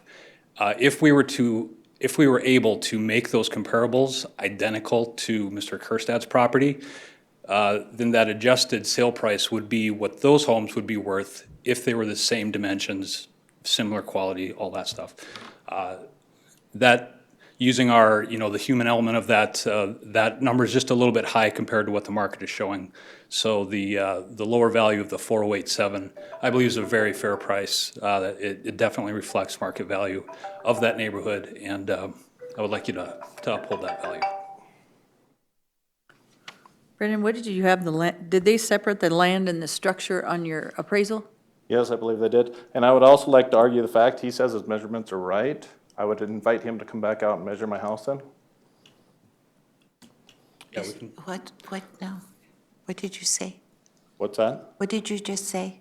I would like them to come back and measure my house again if they're saying their measurements are correct, because they're not, By how much are they wrong? by more than 15%. How many square feet? What'd you say you had, Rod? Because he said 21.84 top, 21.84 bottom. What'd you have? We have, for top, we have 2768. Now that includes, there is some living, I guess we don't have maybe if we could put the sketch up there. 2520 is the area above the basement. So Okay. 2520 finished above the basement. The basement dimensions are also 2520, and there is a living area, a mudroom, that's on slab. So we would add the slab area plus the living area to get to 2768 for total living up. Can I ask you which dimensions you used to come up with 2520? Pull up a sketch here so you can see it. Absolutely. Brendan, did you have the breakout of the land and the structure on your appraisal? I'm not sure, I guess. I have a copy of it if you guys want to look through it, I guess. screen up there and in front of you as well. So those are the dimensions that we have for the property. That's incorrect. So what's incorrect about it? They have 60 foot as a width there on the patio roof, which is correct, but the 60 foot is not correct on the house dimensions. That's only 52 foot. You're funny. Yeah, we can certainly remeasure it. I was out there and checked the measurements, and they appeared to be okay to me. So the 60-foot goes all the way across the dark black line on the front, but on the back? The back, so the 32 that you see is the distance from where the green line ends to where the patio starts. Yes, but that's not actually the size of my house. We can certainly, I can go out today and remeasure it if you like. But It just depends on what the commissioner decides on my What appeal about for the the taxes. attached garage? You're taking that into account, right? Because that is space that you get taxed on. I guess I didn't research that as far as if their dimensions are correct. Alls I'm stating is when they say the raised roof and the percentage of the square footage of the house. Now, the first number that he came up with, I believe it was a little higher. According to my records, I'm gonna come up with 2440, and I believe his number was 2,800 and some. For which you You're asking about? talking about my entire living area? Yeah, so that'd be first the floor? 2520 is the first story, and then the slab that says 248, we're adding those two together. That's your Yes, and total when living. I add those together, I come up with 2440 according to my measurements. Okay. 2520. I would also 200 ask and that some. if the county does come out there and measure my house, that I would like to be there. If that's too much to ask, I mean, But we can do that now and come back in the afternoon. That's fine. Would that be okay with you, Trevor? well, I'm not gonna be here to appeal it, I guess, or you guys are gonna wait till then to make a decision? The right. board will meet all day today. But we'll have the information. Yeah. It would Okay. be nice to know that because it makes a Yeah. difference on your valuation, Trevor, or Brendan. Yes, it does, but, I guess I was wanting to know your answer, I guess, and if you find that my numbers are incorrect, then you can definitely go with his. But we can't do But we it don't that know way. that without measuring it, Brendan. You know, Okay, we Well, can't, we do you want can't my just. blueprints or do you want the other appraisal? Well, blueprints don't always, we've learned a long time ago, blueprints don't always exactly come Would you out also right. admit that when the appraisal does their job, then they're not always correct? Yeah, sometimes they're wrong. Thank you. But they're willing to fix it. But you don't want them to fix it today, and we need to fix it today. I just wanted to get this issue resolved today. Brendan, we need your help. Yeah, we do. Absolutely. What do you need me to do? We need them to let them measure your house Absolutely. today. What time? Whatever works for you. Probably 8 o'clock tonight. Well, we aren't going to be meeting. You know what? I don't know what time on me, if they want to go, if they're unwilling to meet there when I'm going to be there, then they can go out there whenever they want. And you're okay with them being on your land and measuring your house? Without calling you, and we're setting that today, right now. Well, what time are they going to be there? That's what I would like to know, I guess. We can leave, we can have somebody leave now and meet you out there, or whatever time would be convenient for you. Probably 5 o'clock this afternoon would be convenient for me. Okay, I'm gonna make I a have a motion job, I to- work. I'm gonna make a motion to approve the 40879. Second. Okay, before we have a motion and a second. Can I change the time at which they can come out and look at my house? They can look at my house today at noon, I guess. I will not be there. I would like to be there, but I will not be there. I will not be back into my house of residence till 5 o'clock today. But if that's gonna change it, I mean, I'm willing to stand behind my measurements, absolutely. And if they wanna re-laser measurement that's fine. But Brendan, we need your help in order to do that, to make it right. And it doesn't, you're not really cooperating very well with what we're trying to say. We want to help you to make sure that this is right, and so does Rod. Is it But gonna we lower have my to measure. appraisal? It might if, we can't say for sure. It might if your dimensions and your structure is smaller than what he's saying. But if we have no proof and you just say, take your word for it, he's saying one thing, he works for us, and you're saying another. We want to compromise. We want to go measure your place. That would be fine, then you can measure my place at noon today. Do you have somebody that could stand in for you?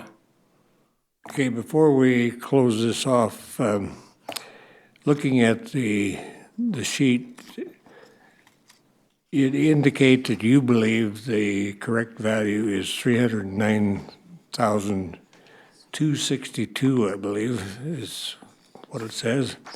And then the local board ended up with 295,400. And I'm curious why the difference between what you say you think it's worth and the fact that they went even lower.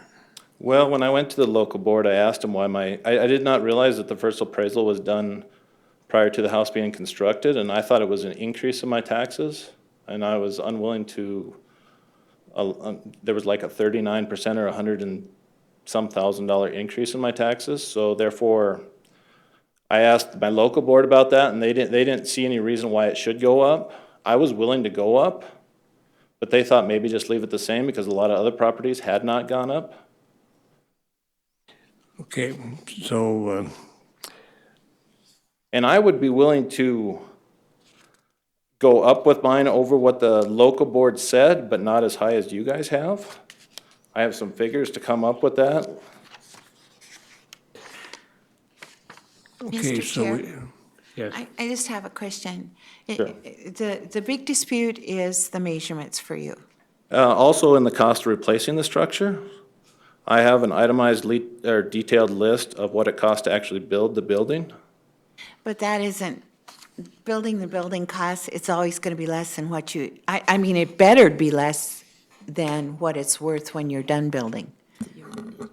I mean, you don't build something and you're going to spend less money than what your worth of your structure is afterwards, right?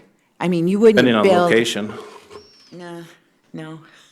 So who could I sell this building to more? Can I build a house right now and sell it for more than what it's worth? No, that isn't what I said, and you know it isn't. I'm not saying that's what you said. I asked you a question. If you found the right buyer, you could, but that is not what I said, and it's not right for you to say that back to me and ask me that question. When you know that if you build something for 10,000, you're planning on it being worth 11,000 when you're done. You're saying that you know what I know? I did not say that I guess for you to say that I I'm can not build going to something argue for with you. 10,000? Okay. In fact, I'm going to call the question. Do you, question has been called, and I guess in view of the Not going to cooperate. proposal to send someone down there, where are we? You have a motion and a second, I believe. Yes. Regardless of what you do, we will try to set a day and a time to go down and meet with him on the property to measure it, whenever's convenient for him. Okay, so the question's been called. All in favor of calling the question, say aye. Aye. Opposed? No. Motion carried.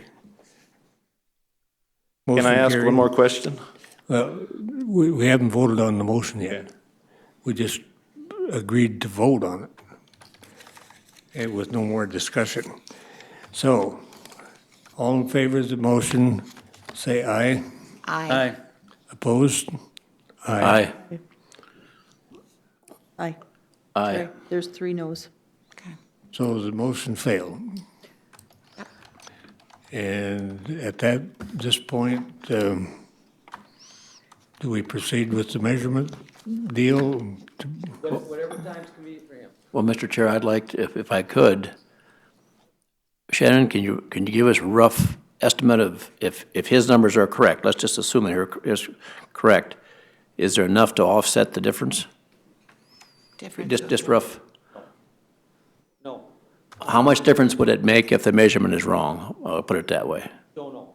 I can't tell you. A ballpark number? No idea.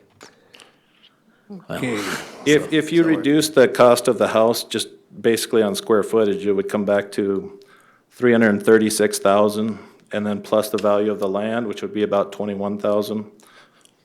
if you're just basing that off just solely of the square footage of the measurements they're off of on. There's too many variables to consider in that. Where is the square footage wrong and what part of the living area and all that? So your total would be about what then? I guess if the county was to appraise my value at 300, the structure at 336,000,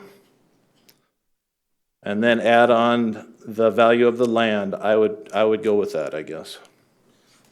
My motion, Mr. Chair, is a total value of the land, 21,000, for total value of 357,000. Is there a second? I'll second it. Okay, discussion on the motion. Well, if the house is already in 2014 appraised at 378.4, George, and that probably includes the land, I would at least go there. Yeah. Well, the local board was 295 and. Yeah, but his house with an appraisal, if he sold it, was 378.4. Here, you need to, you're not looking at the right thing. And if I could just make a comment about the board's decision, they assumed that the structure was complete. So they went with the value that we had when we visited 2014 assessment. the prior year, and at that time, the structure was only 70% complete. It was not complete. So the board went with the value of a structure that was not completed. So that's not a fair value. I'll offer a substitute motion to value the property at $378,000. Second. Okay, we have substitute motion. Discussion on the substitute motion. All in favor of the substitute motion, say aye. Aye. Aye. Opposed? Aye. Motion carried. And is the time today convenient for you to measure it? You know, I won't be there, but if you guys want to measure it today at noon, and I can even explain maybe where you guys messed up at. Then go ahead and talk with Rod. Sure. And we can do that. Do you guys want a copy of any of my resources, I guess? or- Yeah, I'll look at all that with you. You can actually have this, if I can get it back, though? Sure, I'll bring it with me. Okay. Thanks, Okay. Brennan.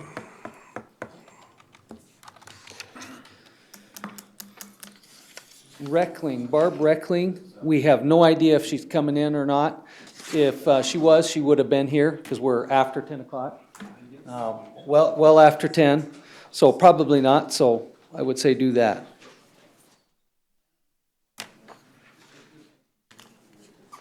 Good morning, I'm Trevor with the Equalization Office, and this is one that we brought.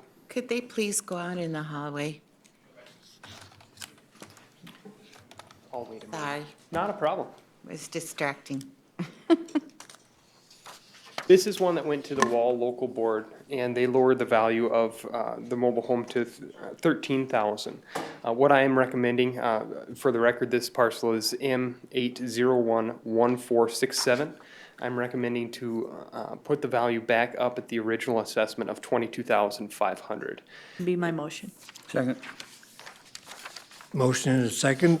Discussion on the motion. All in favor, say aye. Aye. Thank you. Motion carried.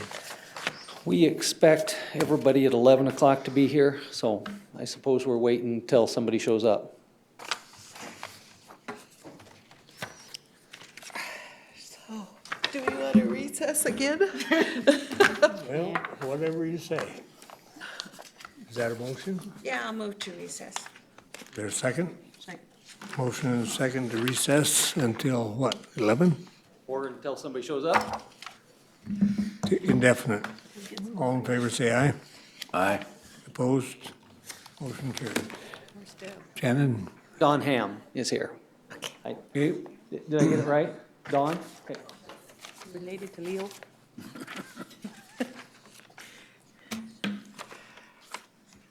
Morning. Good morning, Commissioners. I'm here to request that my taxes, or not my taxes, but my assessment be lowered to comparable land that's adjoining me. I did some research on the internet, and currently, as per acre, that my property is being assessed 200 to 560% higher than the adjoining land. And I don't think that that's fair. There's a lot right next to me that's assessed at $76,400 for the land. And it has 2 acres, and mine has just a little over an acre and a quarter. And my land is assessed at $71,700. So as per acre, that's way over. There's also, I have some land that's adjoining my property, about 1.1 acres, and it's assessed at $71,100, and which the neighbor's land, they have 8 acres, and their 8 acres is assessed at $103,700, which is 560% higher than my acreage of my land, and I don't think that that's fair. I believe that the people are I'm causing me a financial hardship to just pay taxes. My family has lived on this land for 78 years, and we've been paying taxes. And you guys are just taxing us so that we can't even be able to keep our land. My brother moved off his property because the taxes were getting higher. My father of 91 years old, sold his property in November, and he had 12 acres left. And the acreage went for $27,350 per acre in those acreage. And you're assessing me over $70,000 an acre? That is not fair. And I think that you guys, we voted for you, and it's causing a hardship by making more government for the landowners and the people that have lived here. I've lived on this land for 40 years, and I've been paying taxes, and they keep raising the taxes, and I don't think it's right. I think there should be some sort of grandfather clause in there. People moved in, they've had to sell their land because they couldn't afford the taxes, then you just raise the taxes more, and I don't feel that is fair. And you're just creating more government that the people have to pay for, and we can't even be able to retain our property that we've had in our family for nearly 80 years. And I'd appreciate that you'd be able to bring it in accordance with the adjoining land. Okay, anything further? I believe that the county and the governments are bullying the people. And, we have taken account that we don't want to have this bullying done in our schools and stuff like that, but yet the government is bullying the people, making them, well, if you don't do this, we're going to send you to jail or fine you and whatever. I don't think that it's right. And a lot of the judges are finding in their favor too. So. Okay, I'm going to ask you to talk to the subject. Okay, I'm sorry. If you have anything further to say on the valuation, then we'll hear from the assessor representative and deliberate. Thank you. So Mr. Ham has appealed 2 of his parcels here. The first one is located at 13425 Sawmill Road. The current assessment is $217,800, and that is the value I am recommending. The assessment from last year to this year actually went down $74,500 due to changes that were made during a reappraisal in this neighborhood. But he is correct that the land value did go up there as we did rework the land too as part of the reappraisal. The one sale that I did want to point out to sort of support this value here is just located on Rockwood Road, which is just one road over from Mr. Ham's. It sold in 2007 for $59,900, and that parcel is 1.07 acres. It's just located about a quarter mile away from his property. And if you look at the appreciation between the land value on his property here, which is $71,700, the appreciation there is about 0.8% per year. So I think that's well within the realm of appreciation. So Any- again, sorry, I would like to recommend no change on both of those parcels. Okay, any questions from the commission? Mr. Chair, the 75,000 came off the structure from last year to this year? It was $75,000 total. I believe it was about $84,000 that came off of the structure, and then $15,000 increase on the land. Can you explain the drop? Sure.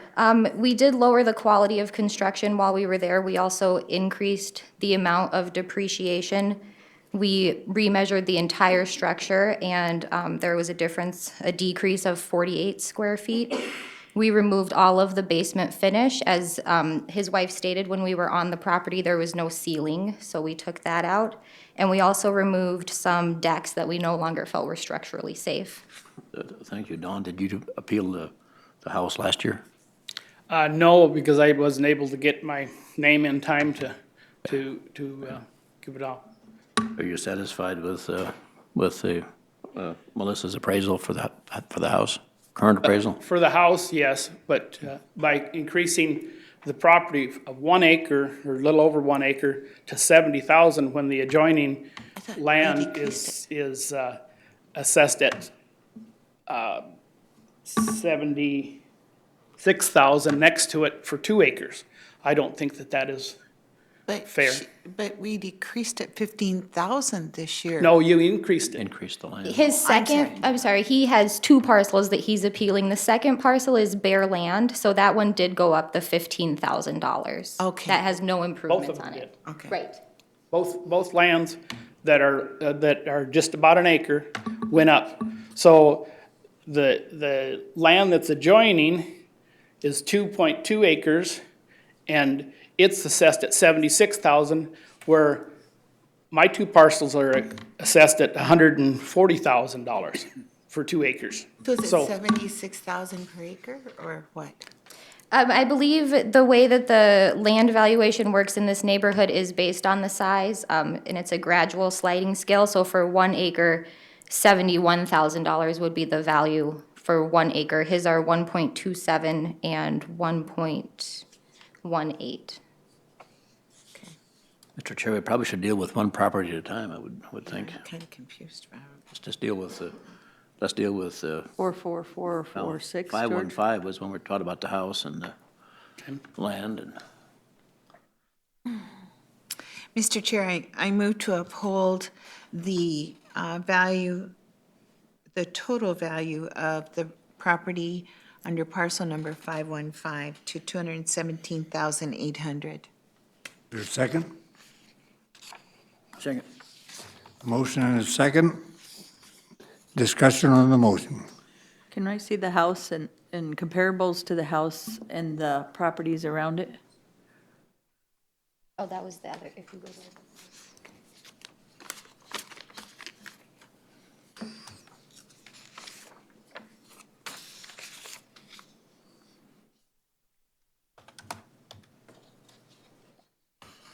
Sure, so the subject property is a 1.5-story home that was built in 1974. It's about 2,000 square feet above grade. It has a 2-car basement garage with no basement finish, and when we were on site, we did determine that it was below average condition. Do you want to pull up the comparables for her? Thank you. It's his house? That's his home, yes.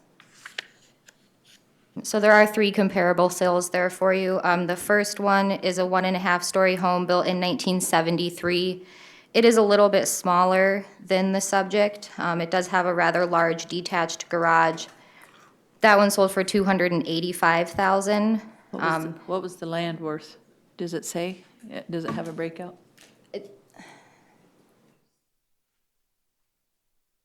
49. See, all Yeah, the value land is value land. on that one was $49,600. That one is not located in the same area. That one is in the High Sega area. I guess I've never seen a $71,000 lot with a $146,000 house on it and valued that land as $71,000 underneath of it. Right. If you'd like to look at a couple other bare land sales, I do have those also. No, actually, with the house, sometimes the bare land, one lot next to the other lot doesn't usually make me decide that because you sold that one for 71. Scott has bought a lot next to it for 30, just depending on the day. And the other one could be 100 sometimes. It just, and I understand is a buildable lot, how that lot works. But 71,000 is a lot. And for the purposes of our office, we do have to assess the land and the building separately. So. Right. And you do, but I guess that's where my issue is, at 71,000 for the land. And we're not dropping you, like, you have to do the whole thing, I understand, but. That's where my issue is that comparable lands with houses on them are almost half of what you're assessing my property for, and I don't think that that's fair or right. Where's the? And I do know that at least one of the parcels that Mr. Ham is comparing himself to is a 12-acre parcel that his father sold this year. And we can't compare 12 acres to 1 acre because it's well known that people will always pay more per acre for 1 acre than they will for a larger parcel. Not always. But not $50,000 more per acre. No.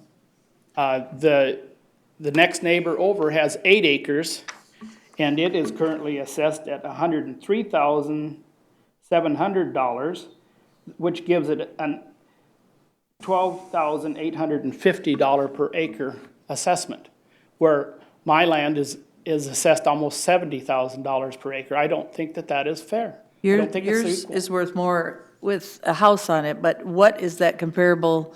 I'm not gonna do yours to bare lot, but I don't think it's worth 71. That's from seeing. That's what I'm trying to correct it. I don't have any problem with the the house itself, but the property is, last year it was assessed at $56,000, which was way over what it should have been too, but I wasn't able to get in to contest that. When I'm seeing comparables, it's 49 or 34 or. And all of those comparable sales are for the home only. They're not located in close proximity to the subject property. They are just similar homes in the Black Hills area. Right.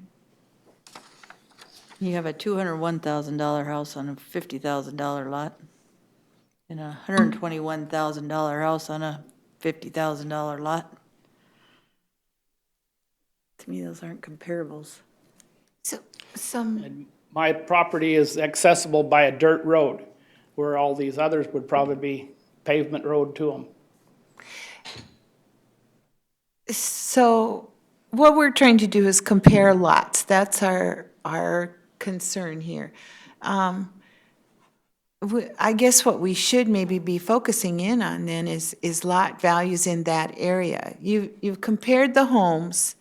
Now let's look at lot values in that area. Okay, my father sold his property in November. I already remember you saying that. 27.3 for per acre for 12 acres. Mm-hmm. Where's your dad's land from where you're at? It's far to the right, where that's kind of a T-shaped. That's at 141000. That property there. Wow.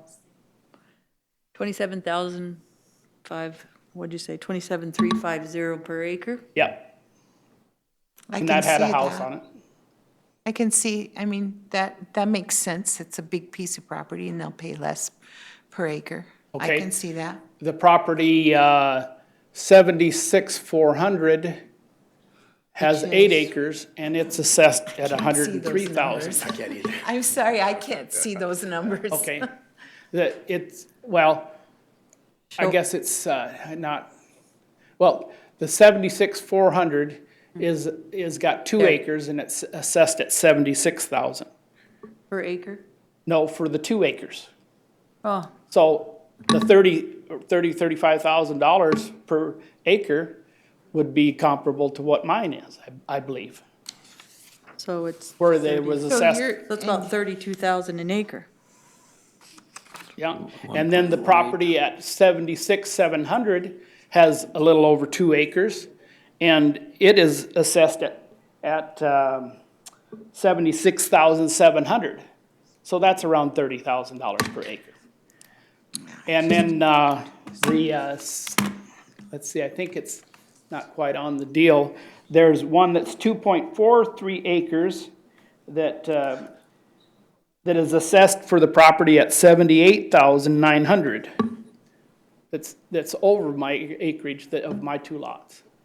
Melissa, this was a neighborhood reappraisal, right? That's correct. Any comparable 1 point whatever acre lots, were they all raised?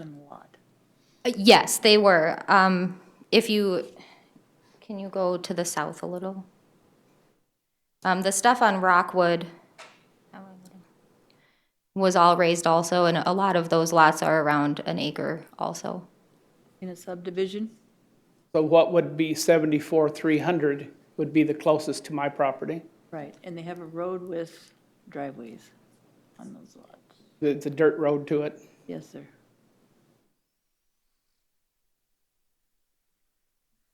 I would say, I guess my motion would be 178,000. That puts that lot at 32,000 and his house at 146,000. I think that's comparable. So what was the value 107 of the property last year? 50 some, and we're gonna drop it another 20? Well, if you're doing You said it was comparables, that doesn't. 56,000 last year, right? Yeah, and I wasn't able to get my name in to contest that. Well, this says 217,800 now. The value of the land last year was $56,600. Did you contest it last year? No, I wasn't able to get my name in. I was There you go. working out of state. And his comparables are about 32,000 for the land. But keep in mind, those were not located in his neighborhood that you saw on the screen. That are further over with no No, road or no, anything to it. okay, so tell us what some of those are that you're showing us. You're showing us those, but we don't know what those are. The values on there? Yeah. I'm sorry, those are the land values. So that's the land value for each of those parcels. The Well, I can't see that. $70,400, and I believe that parcel is 1.07 acres. The 74,300, can you In click his on that? neighborhood, over 70,000. That one's 1.68 acres at 74,300. Yeah, I mean, there's, every one of them in that neighborhood is over 70,000. That's what they just assessed it for this year. What it was with last year, I don't know. Yeah, but that's what we're dealing with is yours this year. But all these were Yes, those were all reappraised. located in the same neighborhood also. Did we have a lot of complaints, or is his the only one? On the land values, Yeah. I guess I don't really know. This is the only appeal on the land values that I dealt with. Okay, so what we've got is we've got property that was reassessed and most everybody is 70,000 or more. And nobody's really come in and complained but Mr. Ham. But didn't you just tell us that the lots, weren't those the lots comparable at 32,000? No, The she first two said she- that- No, houses the were- lots on this road, there is one of those lots that sold in 2007 for $59,900. Okay, 2007. and all the Yes. lots that go up to his road are all 71? Is this his house in the green? No, this is one block over. The lots that lead to his home are larger than his, so those are Okay, more so- comparable in size. Those lots So are those- larger. Those are to the right, he's up north and to the He's left. in the red right there. Yes. And a Now, block away, they're all 70,000 That's that not a are block. comparable to his size. Yes. Is that the scale? Those lots look like they're larger to me. Is that the scale at all? I'll show you, if I click on these lots, see up there on the left, the information, here's your acreage right there. Oh, okay. so the Thanks. lot to the north of him, the 7.6 whatever, how much was the land again? 76,400. 2.02 acres is the size on that one. And the land was 76,000. 76,400. And his is an acre 2.7, so that, see what I'm saying?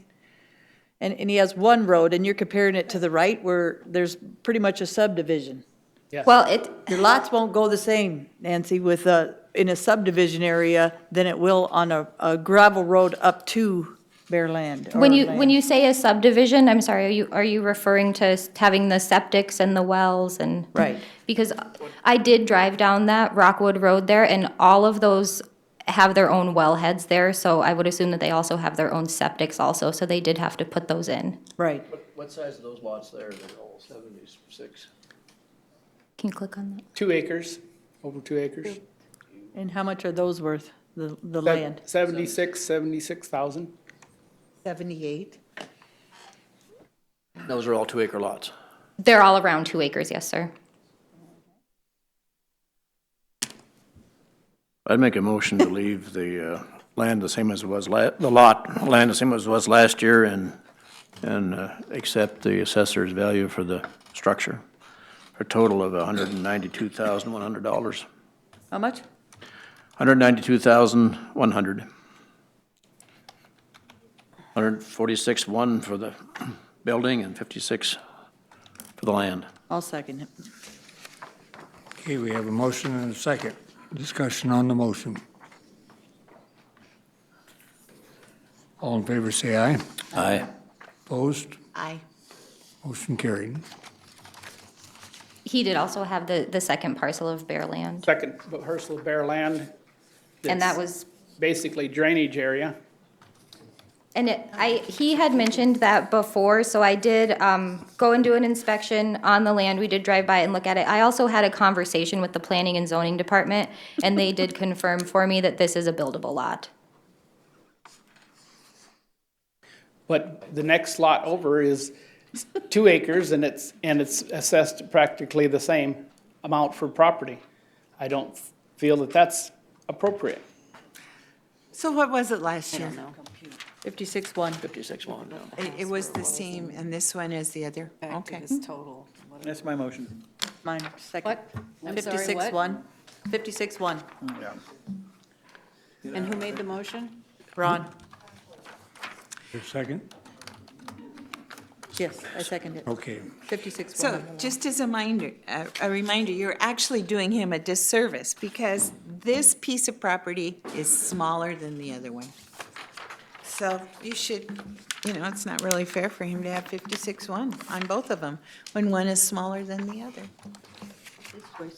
Okay, anything further on the motion? Close, though, close. I don't know. All in favor of the motion, say aye. Aye. Opposed? No. Motion carried. Thank you. Thank you very much. Thank you. Melissa? So who we got here now? Per footage. They reduced the house then. So much a foot. It's nuts that we do this. Get clarification on that. We need We clarification aren't on missing on the that much parcel with the taxes. house and the land.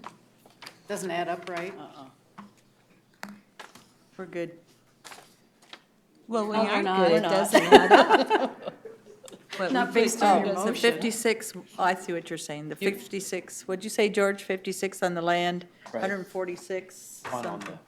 146.1 on the structure? But whatever it was, that's what the Okay, assessor. that doesn't equal 192.1. 12 equals 202. 2002 one. 2002.1. Okay, sorry about that. So we need to change the motion. Okay, we need to rescind the motion. I voted against it, so I can't do anything. You guys get to. I'll rescind it. I'll rescind it. You move to rescind A second. on which parcel? Just so we get it all clear. 515. 515, sir. Is there a second? Second. Okay, we have a motion and a second to rescind. Yeah, I'm fine. The motion on parcel tax ID 515, 5. And I make a new motion. Oh, we have to vote on No, wait a Oh, minute. excuse me. We got Sorry. to vote on the rescission. All in favor of rescinding, say aye. Aye. Opposed, motion carried. Now, My motion is for a total on parcel 515 of 202.1, split 146.1 for the structure and 56 For the land. for the land. Second. okay, are we square now? Yep. We have a motion and a second. All in favor of the motion, say aye. Aye. Opposed, No, motion carried. consistent. Okay, Who are you? don't know where Glendon Shearer is, but Holy Terror Mine is here. Great. We can go ahead with that appeal. Okay, Just packing? There's Shearer, Holy Terror, and James Steele. We expect all of them to be here, but at present, only Holy Terror Mine is here.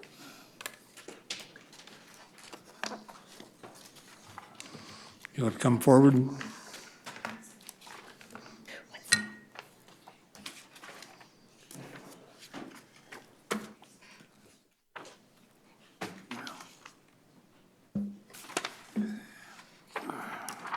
Introduce yourself, please.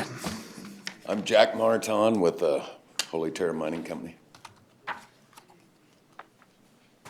You go ahead and tell us what you want us to hear. Well, I have a whole bunch of different properties that's in the Keystone Mining District that I've been paying, well, the Holy Terror Mining Company has been paying these taxes since 1938.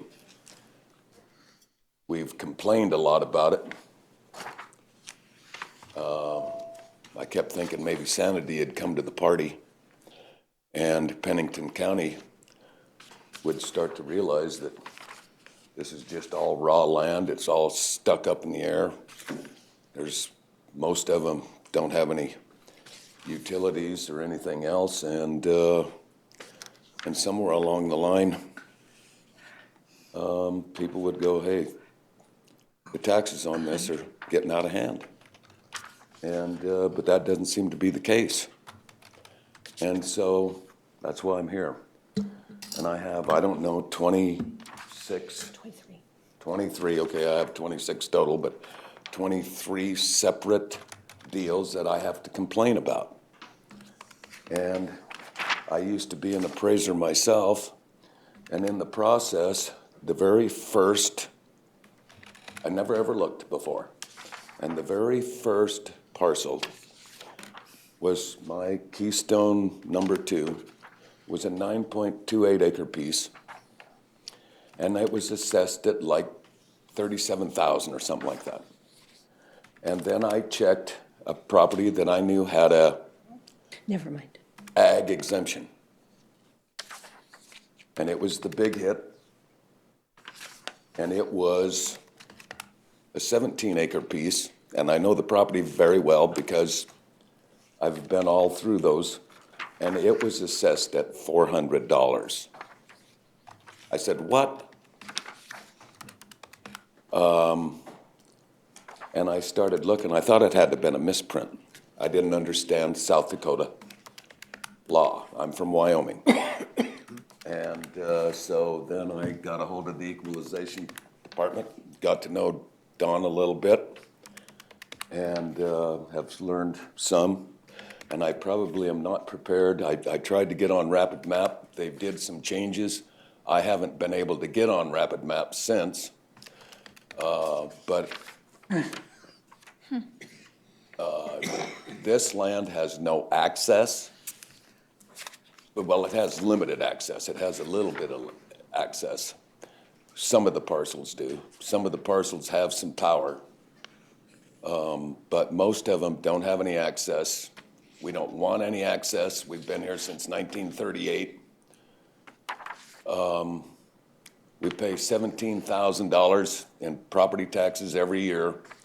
If I had to make $17,000 by the bank. I went down to the bank, I'd have to have $1.7 million in the bank. I just think it's ridiculous. And I think they're way too high. And that's why I'm here. That all? I can go show you other well, I told Don, I said, I bet you cannot find another 158-acre property in the Black Hills that doesn't have an ag exemption. Did you find one? Yes, I found several. Oh, you did? That are just raw land? One of them I know is improved, but I did find some. Well, I'm surprised by that. But you didn't find any in Keystone? Kind of all over the county. Okay, well, Not- I'm surprised by that. Not right by you. No, not right by you. Okay, any questions by the commission? So I added up what you think the value of the 23 properties are total, $4,650 is what Well, he if I thinks had his an ag, value if I is. had an ag exemption, what would they be valued at? I can't answer that. I bet that's about what it'd You have be. to qualify. That's what it'd be. Yeah, you have to qualify. So what does that mean? So I put in a timber management plan. Well, no, it doesn't work all that way. That doesn't do it? No. Okay, you now have to I can- qualify for ag. And you can go find our laws and find out. You know, if you want to qualify as ag, then you better find out, but you're not qualified as ag for this year. Yeah, okay. No, I see that. So you. I see that. So you believe that this board should accept your offer of value on all that property as $4,650 total? Okay, now, well, let me ask you this. If I have an ag exemption, what would it be? I don't know. Yeah, it'd be pretty little. It'd be pretty low. I bet it's more than that, though. Not much more, because Well, let's if pull you up don't know all what the- it takes to qualify for ag, then I think this is a moot point. Okay, We're well, looking at what we're doing now and what you believe your qualified, or your well, then, so amount is. someplace, we're between whatever all of my stuff adds up to and what I think it is. But I think it's way less than what you guys think it is. Can we hear from Don, you guys, for just a second? Yeah. Thank you, sir. Appreciate it, Jack. If you don't mind, can I ask, are these all platted, these 23 parcels? Didn't hear you? Are they all platted? All your parcels I platted? still didn't hear you, sir. Are the parcels all platted? Yeah, You done? yeah, they're all mining claims. They're all platted? Okay. I think so, yeah. So then you can't. So then you can't have egg status. I can't have what? Egg status, Why not? because the law That's the says law. that it's platted. If it's platted, you don't qualify. If they were all platted, you can't have ag It's status. not my law, it's the state of South Dakota. Oh, well, I'm trying to get what you just said, and I'm trying to figure this out.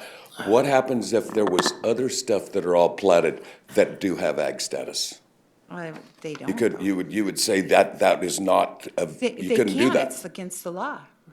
Okay, what happens if I went down and I showed you ag status not 3,000 feet from there that are all platted? We could show them that, couldn't we?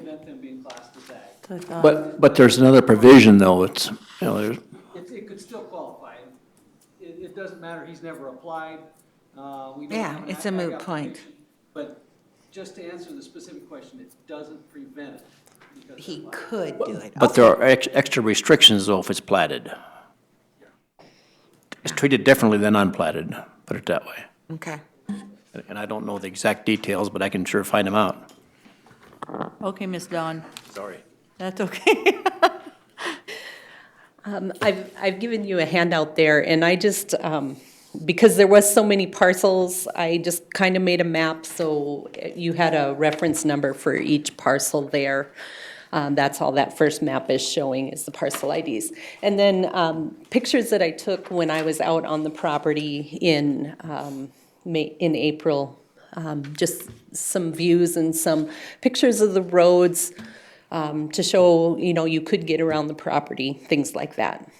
But I'm going to begin this morning with a recommendation of an adjustment of valuation of 2 of the 23 parcels.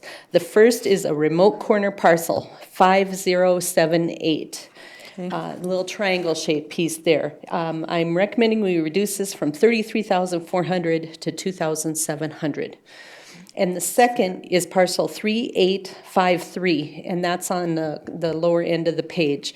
That's a 0.69 acre parcel. I want to reduce that from 28,800 to 1,900.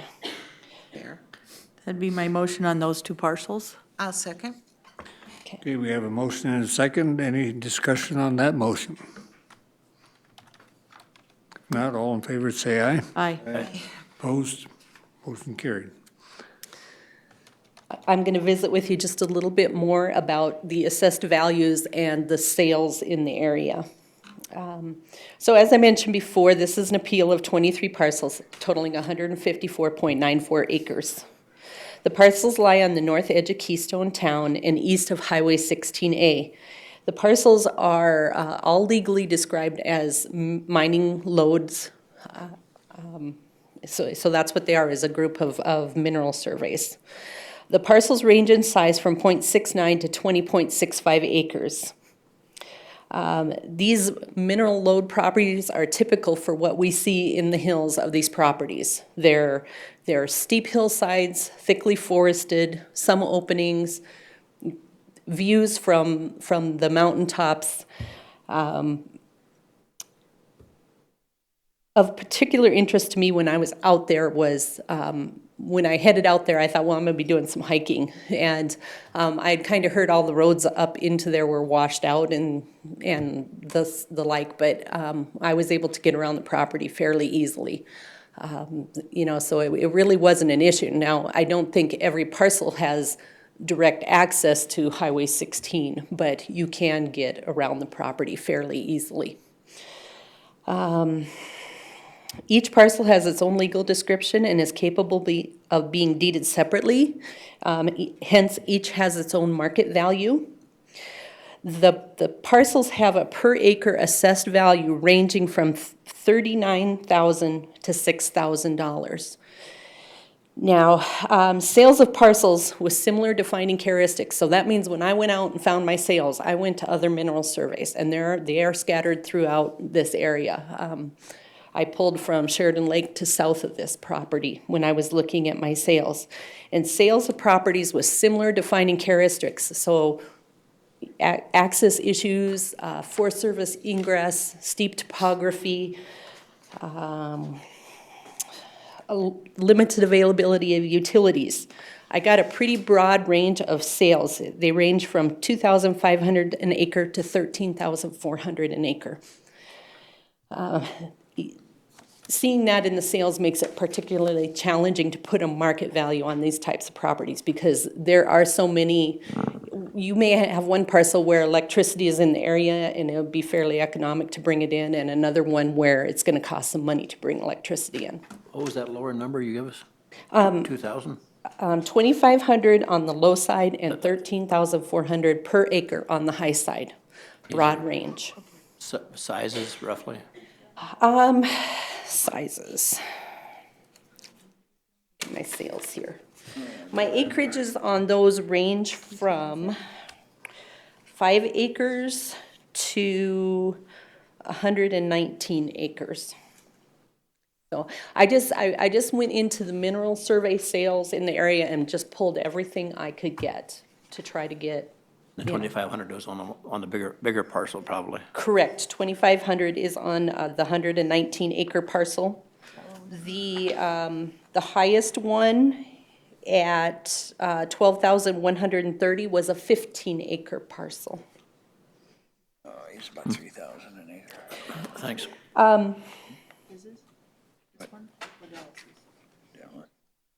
I need to note that one of my sales is actually Mr. Martin's sale. It involved 9 parcels. Not all of them are appealed here today, but some of the 9 parcels in that sale were appealed. or were included in that sale. It was 41.29 acres. It was a 2012 sale for $227,095. Per acre, that's $5,500. And as I mentioned before, the per acre value of the assessed parcels ranges from, what was that at? 3,900 to 6,000. So just with his own sale price, we're pretty close to per acre value there.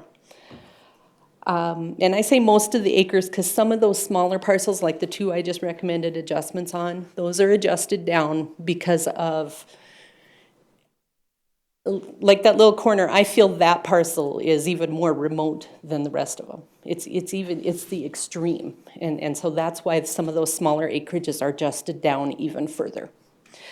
I just want to say one more thing. In general, the value of these parcels are already reduced because they are remote, because it would be money to bring utilities to the parcels.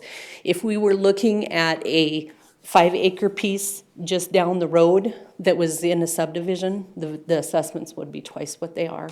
So we have already discounted these, and the sales support the value. So I am asking here that you uphold our assessed value on the other 21 parcels. So this is in Keystone? Just on the north edge of Keystone. And Alexander's was where? On the south side of Keystone. The values are different in this area than Keystone because of the topography or? I had not looked at Alexander's property. I apologize. And they're talking about a different one than I think the one you're thinking of. No, can I show you on Rapid Map?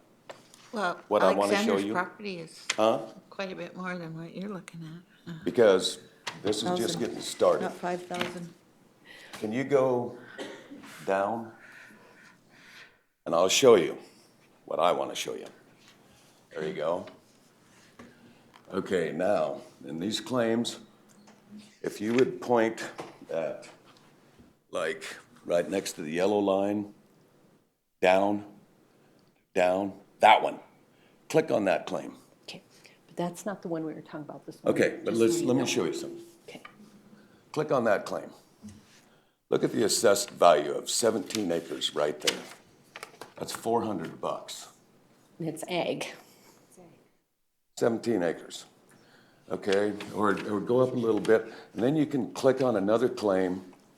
That one's assessed at $400. This is where I get my values. But it's at a different It's in the city. category. That, I know that land very well. It's better than what my stuff But is. it's at a different category. Okay, true. So Okay, you can't okay, compare but it.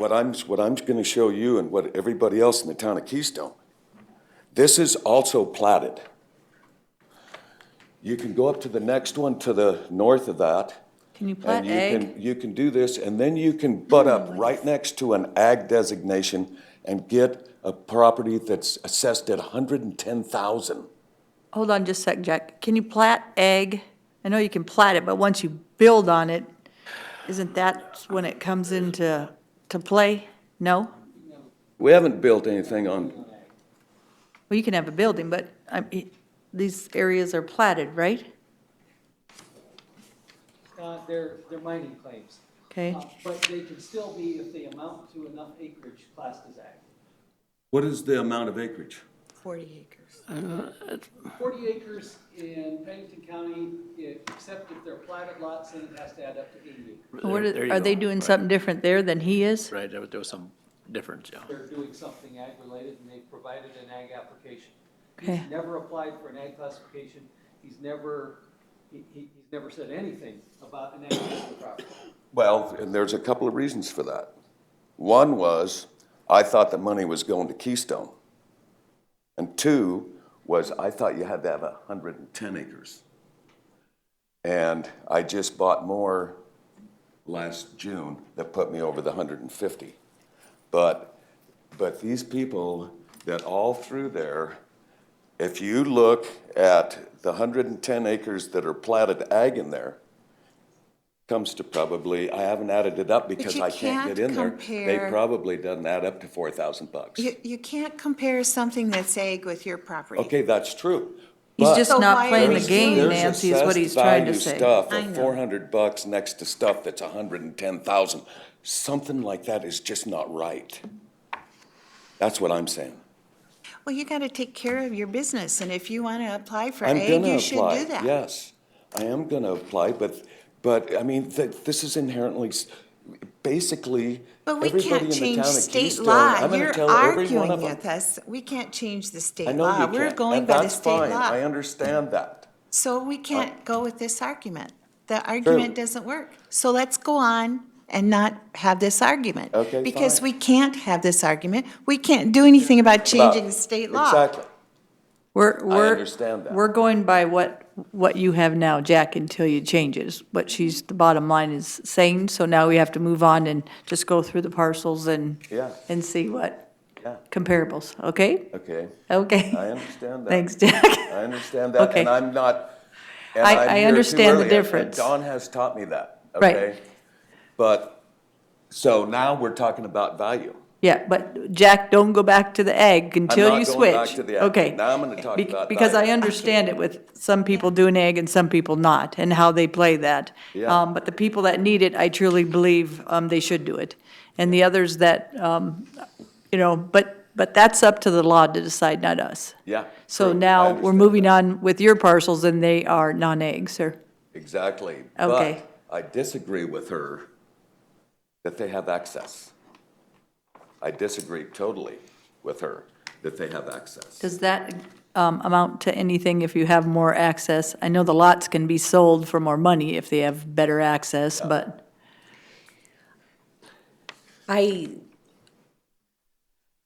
When I say they have access, I mean, I can actually drive on them. I can get to them. right. Now, as I mentioned before, if he wanted to sell one of these back parcels, he would probably have to grant an easement to that parcel across one of his other parcels.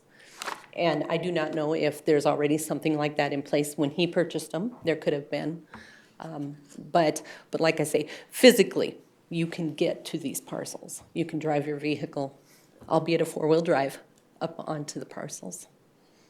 And you're talking physically versus legally. There may be Right. some legal problems. Well, they aren't legal problems that couldn't be surmounted. Well, I understand, but right now, there's Plating problems, there's no George. easement Right. precise, but physically you can get there. It's just a matter of whether or not you can get there legally. Correct. And I have sales of parcels that have legal easement across Forest Service property. In my, in my comparable sales, So, Ms. Dunn, can I ask you a question? So the lots that are actually by areas where, there's development, are those the ones that, I didn't look on the paper because I can't see those numbers. Are those worth more money than the ones that are behind there with no legal access? no, and even the ones that touch the end, the end of Keystone Town, Right. there are private lots in front of those. So it's not like you would come off of that south end and right onto a road. You still have parcels. And I'm trying to think. I'm just telling you as knowing somewhat on development, it costs you less on some lots than others, so you can sell them for more is what I'm saying. In others, you reduce them because of, access, water, different things, so. And as I stated at the beginning, these are already reduced from what a typical lot in this neighborhood would sell for. And they're reduced by at least, I'm just gonna say in the neighborhood of half Right. of what, a 5-acre parcel in this neighborhood would sell for $50,000. We're reduced at half on these lots. Really hate to put you on the spot, sir, but how many of these lots would you sell at the appraised value, assessed value? I didn't hear you. How many of these lots would you sell at the assessed value, I wouldn't sell any of them. at the assessed value? If this assessed value, I'd sell the whole works. My question But was. if I wanted to sell, I don't want to sell this stuff. Would I you wanna sell- keep it. would you sell me one of these We've had it lots? since 1938. Would you sell me one of these lots at the assessed value? Yeah, Which one? that little one in the back. One, the reduced? You might give me a better price than you do. Do you want to look at a couple sales? Sure. Okay. First of all, I mentioned his 41.29 acres that sold in 2012 for 227. We don't need to pull that up. Jack liked this sale. Can you pull up 65454? This parcel runs parallel to 16A, and so there's easy access. But I wanted to show this sale just because it is right in the vicinity of the subject. And I don't know if you've been down into Keystone lately, they've clear cut and blazed a path up through this lot. They've done a lot of work to it. But it's sold in 2014. It's 20.09 acres, and it sold for $4,691 an acre. So, sorry to interrupt you, but before my brain forgets this, we assessed him, on those lots you reduced at 1,900 and 2,700, he paid 28,000 and 33,000 last year on those lots. Why this year such a reduction, did you say? Well, that's a pretty big reduction for him paying last year that much, and then coming up and then now paying 1,900 and 2,700. I understand that's a big reduction. I feel that those lots only contribute value to one of the largers, and I have reduced it in relationship to what the acreage would contribute to part of a larger parcel. And I thank you for that, Don, and noticing that. So it's not, I just want to point out that he has been paying some pretty good amounts on stuff that, at this point. And he could have come. He's got some smaller parcels in there too that are similar reduced, and he didn't appeal those, and and so that's great. But these were two that I just felt after I was out there and looked at the lay of the land and everything, that they just were not really standalone parcels. I appreciate that, Ms. Don. Okay. Next parcel, 5350. Now this one is north of the subject, up around Sheridan Lake, but it's a mineral survey parcel. We'll let Luann get it pulled up here. It's a 20.24 acre parcel. It sold in 2015 for $225,000. It's 11,117 per acre.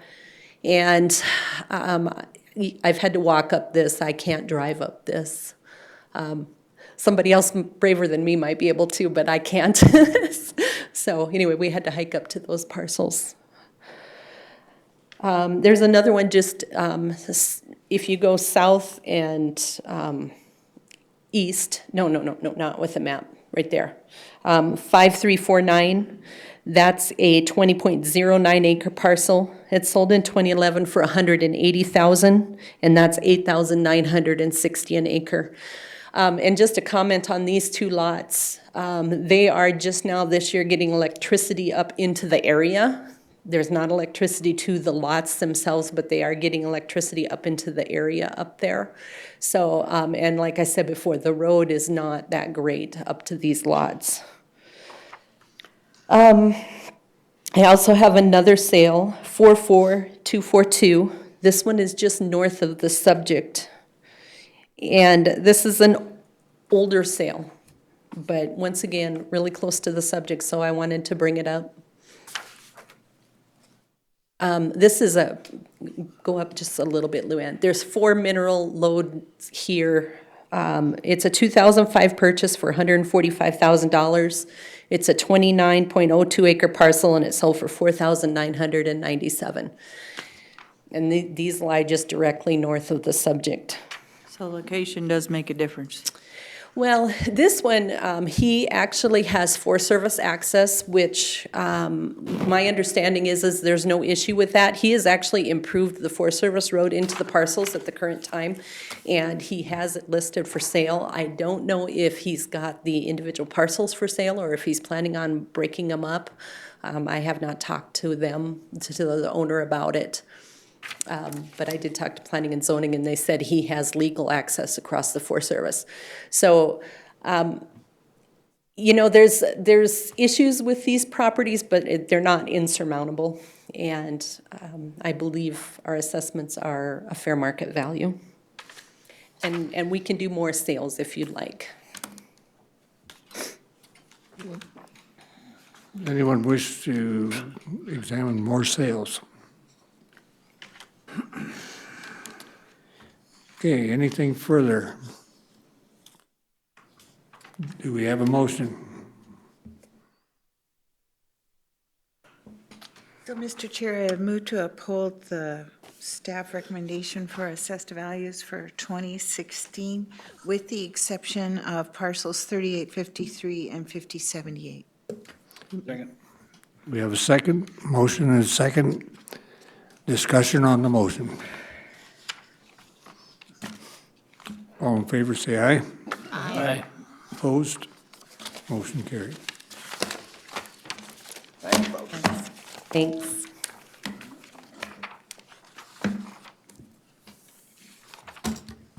Back up to Glendon Shearer. We thought he was coming in, not positive, but he should have been here. Joe has a recommendation on that. Again, I was on site on April 8th and spoke with Mr. Shear. To that end, I'm making the following recommendations. On parcels 16425, the assessment in 2016 was $239,500. I'm recommending $228,300. On parcel 16426, the 2016 assessment was $209,300. I'm recommending $197,500. On parcel 17176, it was $60,900, and I'm making a recommendation of $49,000. 29,000 or 49? 49. On parcel 17178, the assessment was $117,400, and I'm making a recommendation of $99,800. On parcel 17179, the assessment was $33,900, recommendation of $25,400. On parcel 17181, the assessment was $197,500, making the recommendation of $158,100. Final parcel is 42861, which has his residence as well as hired hand residents. The assessment was $396,400, and I'm recommending a value of $386,600. Mr. Shear was all right with the recommendations. He was, again, not aware of exactly how we value property that is agricultural. I went out to his property, we talked about it, he understands it now, and came to these agreements. What's the breakdown on that one? The land would end up being $115,700. The agricultural buildings are $78,000, and they get a $10,000 exemption, which would bring that value after the exemption to $68,000. The non-ag buildings are then $202,900 for a total of $386,600. Is there an exemption on the non-ag structures? No, just on the ag ones. So that's 202,900. Correct.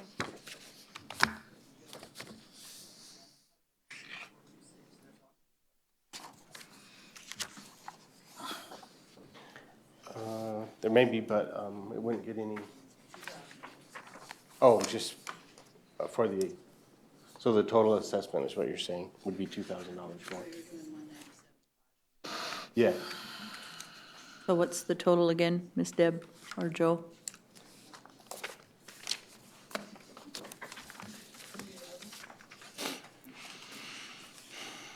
That'd be my motion. 11, you said? Do we have a second on the motion?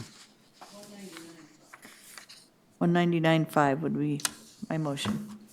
For which, just that one parcel? just that one parcel. I missed the building. You want to do all of them? But You want it all at once, Joe, or are we doing Yeah, them that's what separately?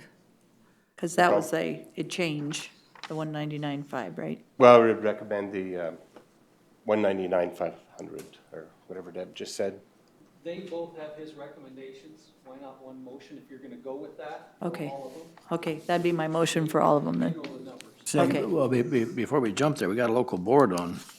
Okay, we have a motion, do we have a second? I'll second. Okay, we have a second. Now we can talk about it. Go ahead, George. Well, where his residence is, that the local board was, significantly different. Did you can you reconcile your assessment versus the local boards? Yes, we did. So, Any further comments? We have a motion and a second. All in favor of the motion, say aye. Aye. Aye. Opposed? Motion carried. The only other appeal you have before the noon hour is James Steele. This is a property, another issue of power line easement, except different specifics. He was told an 11 o'clock appointment. We thought he was coming. I guess he's not here. If you want to act on it, Trevor has a recommendation, no change. I know he's a builder. Maybe he thinks, I don't know. oh, this is the same kind of deal as yesterday with the big, But different details. okay. Yeah, I'm gonna make a motion to, no change. second. And the difference is, this doesn't have a house on it, the other one did. And they're living in that house. This is bare land, the way I look at it. And that to me, if they build it and he builds a house on it, he can come back in, maybe we'll do something for him. There you go. That's my opinion. Well, and the thing is, it isn't even across there. They don't even have that built yet, that particular heavy line. That's true. It's just an easement. And Trevor pointed out that the easement wasn't even in existence on the assessment date. It's come after the fact. Oh, sure. Okay, we do have a motion and a second, and Trevor, do you have something you feel compelled to say? Okay, any other comments on the motion? All in favor, say aye. Aye. Aye. Opposed? Motion carried. At 1 o'clock, the first appointment we have is John Weiss. He's appealed multiple times, many times. We are confident he will be here. And probably most of them after 1 o'clock there. But at least he will be here. Good announcers come in all the time too. Joe says he made a math error on one of the parcels, one of the ag. For Mr. Scheer, Oh, okay. on the parcel that has his residence on it, and that's 42861. We need the non-ag building to be at a value of 192,900 instead of 202,900. You did, okay. That's what it was on the form, I think, so. That's why I asked. Yeah, my mistake. Are we good? Do we have to motion it, or we're good? Okay. You're good. Math error. Thanks for your time, kids. Recess to 1 o'clock? We're not done yet. We're only halfway through. We're good. Have a motion to recess? So moved. 1 o'clock. Second. We have a motion and a second My puppy. to recess. All in favor, say aye. Aye. Opposed? Motion carried. Convene. All righty. The 1 o'clock hour, the last one is Arrowhead Country Club. We've already done that. They weren't coming in. All of the rest of those people are here. Great. John Weiss is the first one.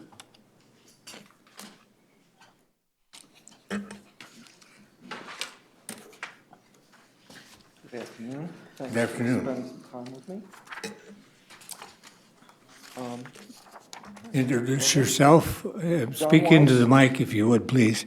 Pull that John over. Weiss. I'm the Yes. property owner at 13130 Geary Boulevard, and I'm here to appeal the 2016 property tax assessment of $440,500 on my house.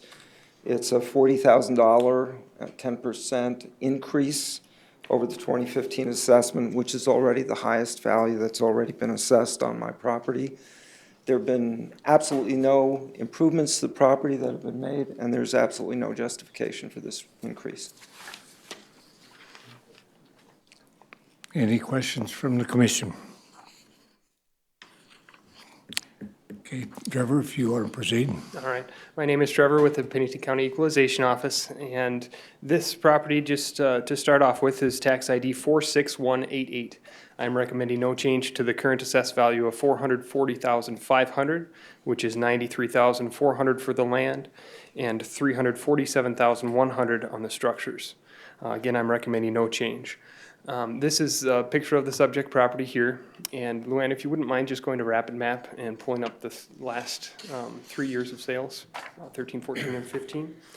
As noted in your handout, this property has been appealed often. For the last 2 years, I've been unable to address the concerns that the property owner has given me through lack of cooperation and restriction of inspection of the property. The last time this property was inspected was August of 2014, when we did the neighborhood reappraisal of approximately 700 parcels. And at that time, I just did an exterior inspection only, and there was brand-new roof, concrete tile roofing that had been just put on the structure and brand-new cement fiber siding, and the decks had all been replaced with redwood decking, or the redwood decking has been replaced. And based on my inspection on that property is due to the increase of the value. When asked for comparable properties from the owner, since he thinks that it is worth too high, the only sale that ever comes up is his original purchase price of $350,000, but that was back in 2009. In order to bring that sale up to market value now, the time adjustments would be considerable to make it an inaccurate indicator of value. It was also argued successfully at an Office of Hearing Examiners hearing in 2011, the year after he purchased the property, that it was worth $35,000 more than what he paid the year before. And we successfully argued that value. Now, this property, it has been improved significantly on the exterior. I personally have never been allowed an interior inspection of this home. And these improvements were no less than $20,000 and most likely much more than that.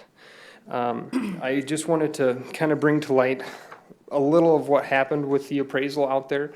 The reappraisal, it hadn't been done since 1989 to 1990 in that area. So we hadn't had somebody on the ground, door to door, in quite some time. I'm not concerned with how much percentage a property goes up, as long as it's at market value. That's our goal, is to be at market value with a reappraisal and every year, but specifically with a reappraisal. And just to note, these three properties here that are neighboring to Mr. Weiss's property, the green sold in 13, the red sold in 15, the blue sold in 14. So to just look at those, the property that sold in 2013 is the $378,000. And with the reappraisal, that property went up 4.29%. Currently, we are at $372,300 on that property. The property next door to that sold for the $321,850, it sold after our inspection of the reappraisal that was done. That increased by 8.61%, or $25,000. We are $1,650 off of that purchase price, which to me is a perfect value. And if you look at the third one there, the $355,000, after inspection for the reappraisal, that went up 34.67%, a total of $88,500. After our inspection, it sold for the $355,000, and we were at 96.8% to that sale. So I just wanted to make it a point that it hadn't been looked at in a long time. There were a lot of properties that were underassessed, and I'm not concerned with the amount of increase percentage-wise. We just needed to get properties to market value. So if you look at the comps, if you could pull those up for me, Luann. Just as a note, while we're waiting for those to come up, Mr. Weiss's property did go up 14.72% the year we did the reappraisal. And I've been I'm trying to get to that value of the 440,500, which is where I feel the market value is. So with the comparable properties that I have, they're all good comparable properties, but the best two are comp one. Sure, if you could show the pictures too, that would be great.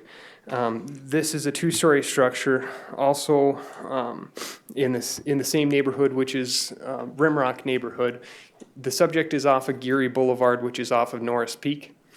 The comparable sale number one is a little bit off of Norris Peak off of Highway 44, kind of by Overlook Drive, just a little north of Johnson Siding. And that one is fairly smaller than the subject as far as the above grade square footage. We've got about 700 to 800 square feet smaller, but the land size and the style are very similar. It's a little lesser quality, but fairly close. The land size was 8.17 acres versus the subject of 7.27. That one sold for $350,000 in 2015. And then the other best comp that we have is also along Highway 44. It's very similar in year built, 1996 versus a 1993. The square footage is closer in that it's only about 400 square feet off with a little bit smaller basement. That one sold for $480,000 also in 2015. Comp three, that's correct. And like I said, the other comparables are good comparable properties, but those are the best two comparable sales.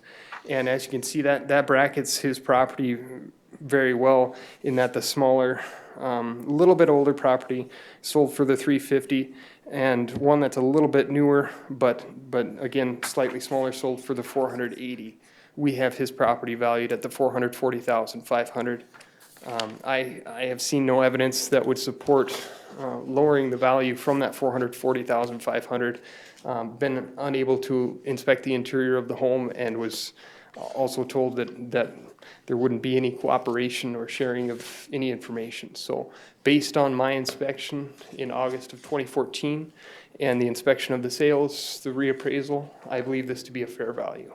I recommend no change to the $440,500.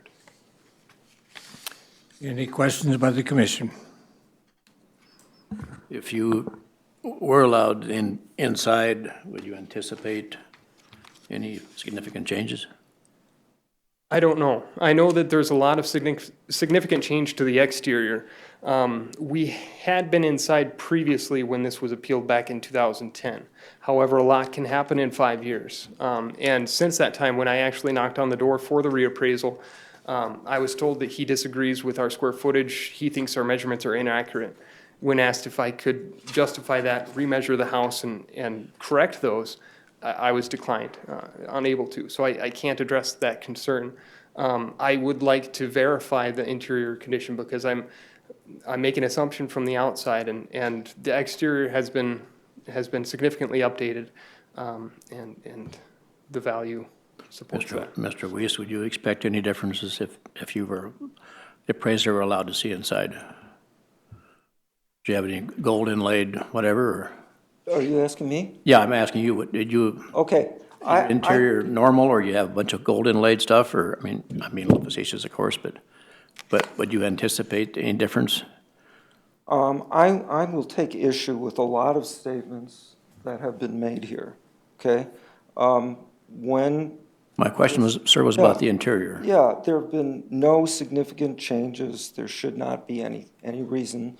I have the report that after I allowed people to come in 2010, and it's pointless for them to come in again. So nothing inside's changed since? No, there's no since the last time significant- somebody was inside? changes. There's a lot of errors in this. They couldn't even count the number of rooms correctly. But, that's... So how do we know if our measurements are incorrect, if you won't? I would like to address what has been given here as a justification for these increases. But he said he's willing to go in and try and make sure he's right. Yeah, But if we you did that already. We've been there and done But that. aren't you arguing that the measurements are incorrect? No, I'm arguing that there's no justification for the exterior price increases here. If you'll let me explain, in 2013, we had a huge hailstorm, and the exterior of my house was demolished. The roof was demolished, the siding was demolished, the deck was demolished. And I replaced them, and I replaced them with comparable materials. There was a concrete tile roof, there is a concrete tile roof, same manufacturer, same materials. I replaced cedar siding with a composite, but some people prefer wood, some people prefer composite. I replaced a redwood deck with a relatively inexpensive composite deck. So there's been no improvements. There's been a replacement because the exterior was demolished. I'd like to point out that I was here last year arguing the same thing. The house assessment at that point was bouncing all over the place. And initially, they said it was assessed at $456,000. Then it dropped down to $430,000. It had been at $387,000. And this same group said, you know, let's make it $400,500. And I was reasonably happy with that because I'm perfectly prepared to pay my fair share. If there is a countywide increase in taxes, that's great. But last year, they hit me with an 18% increase for no reason. This year, it's a 10% increase. Did you just say that if there was a countywide increase? Well, there were 700 houses done in your area, and there was an increase for all of them. Right. So But not how anywhere come near you're this. arguing if you're willing to go along with that sort of thing? Well, what I have here is this report that was written by Dawn Puckett, which I believe has been inherited here, and there is clear bias in this. When I purchased the house, and this is what she wrote, the appraiser ascertained the sale price of 2009 was affected by undue stimulus, whereby the seller was under pressure to sell. Analysis of data indicates to the appraiser that the 2009 sale price of $350,000 was not an arm's length transaction and not the true market value of the subject property. Now, this is what I have been fighting year after year after year, that somebody decided that I did something underhanded to buy this house. It doesn't say you're underhanded, it said you made a smart buy. No, it says it was not an arm's length transaction. That is just wrong. It's just a lie. I had no contact with the seller, either direct or indirect. I purchased the house for over 90% of the asking price. It all happened fairly quickly. The house has sold twice since 2000, both times for $350,000. It has never sold for more than $350,000. I'd like to tell you a little bit about my neighborhood. It's very heterogeneous. Next door to me is a house that is an old sawmill. I believe it's appraised for about $100,000. I would have to pull up the that hill up, for too. me, yeah, well, it is. And then across the street is a 6,000 square foot log home with a 24-acre pasture and a huge arena. And they've been trying to sell that thing for close to $1 million for a while. It's very heterogeneous. It's very difficult to come up with a good market value for these things. Currently, if you look at houses that are for sale in the Johnson Siding area, the vast majority of them are under $300,000. I saw one comparable one for listing for $321,000, and it's at 13020 Melcor. It's over 3,500 square feet, 5 bedrooms, 2 baths. I would say that's a reasonable comparable, well under $400,000. The other thing I will say is houses in my neighborhood take a long time to sell. You know, the first rule of real estate is location, location, location. We're 12 miles or more outside the city limits. We're in a mountainous area. People who have kids are really not that interested in living out there because it's hard to get in and out of town. It limits the market. I don't know if you have figures on time, how long something stays on the market, but it's not measured in days or weeks. It's measured in months and years. There have really been very few sales in the neighborhood, and they take a long time. Right now, there's a house for sale 2 doors up from me. It's listed for under $300,000, and the ad says below assessed value, because they can't sell it at the assessed value. So for every one that you can pull up where you claim you're spot on with this, I could say, hey, there's another one there where you're overestimating it. There is no reason to believe that my house is going to sell for over $400,000. John, And yet they've been just a trying to do question, this sir. now for a while. Sorry to interrupt you. What was do you have your assessed value in 2010 by chance? Well, When you first started, I believe it was Have that maybe 350. I bought it for 350. The 2010, the original assessment was 400, and then it was bumped down to 350. And I think 350 was the assessed value. Perhaps you can confirm that. Yes, the original valuation in 2010 was $399,700. However, he did just purchase the house that year, and it is many times when someone just purchases the house, we do go take a look at it. It is pretty hard to argue purchase price that same year. So that was a stipulation to the $350,000 for that year. That is correct. so in 2011, 14, 15, and now 16, has he been bumped each one of In- those times? How much money per time? In 2011, this case, it actually went to the Office of Hearing Examiners. And that is when we successfully argued that it was worth $35,000 more than the purchase price the next year So you did it for the to $385,000. 85. Yes. The original assessment in 2011 was $411,000. It was reduced from that to That is correct. $385,000. With the OHE decision, that's correct. And just last year, the original assessment was $456,000, and this board reduced it to $400,000. So this board thought just last year that was a fair market value for the house, and I'm in perfect agreement with that. So how many times a year or each year do we go into the same neighborhoods? I thought we switched neighborhoods after, and so, Yes, we're trying to get on a 5 to 7 year rotation to look at every house in the county. And this particular one in 2014, this neighborhood had not been looked at door to door in quite some time. I made adjustments to both the land and structures, 700 times over. Every other time this property's been looked at, it's been in response to an appeal. but you bumped it up 2014, 15, and 16, but you said so you're just trying to get it up to fair market value each year? Every year is a new assessment, that's correct. And when I'm looking at this as well, I don't put much weight on a 2009 sale anymore. It's a historical sale. I'm looking at the current sales. So all the comparables that I have, 4 of them were sold in 2015, 1 of them was sold in 2014.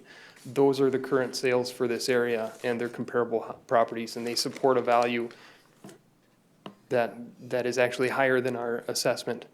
So it shows a range that it would sell for what we have on it and maybe more.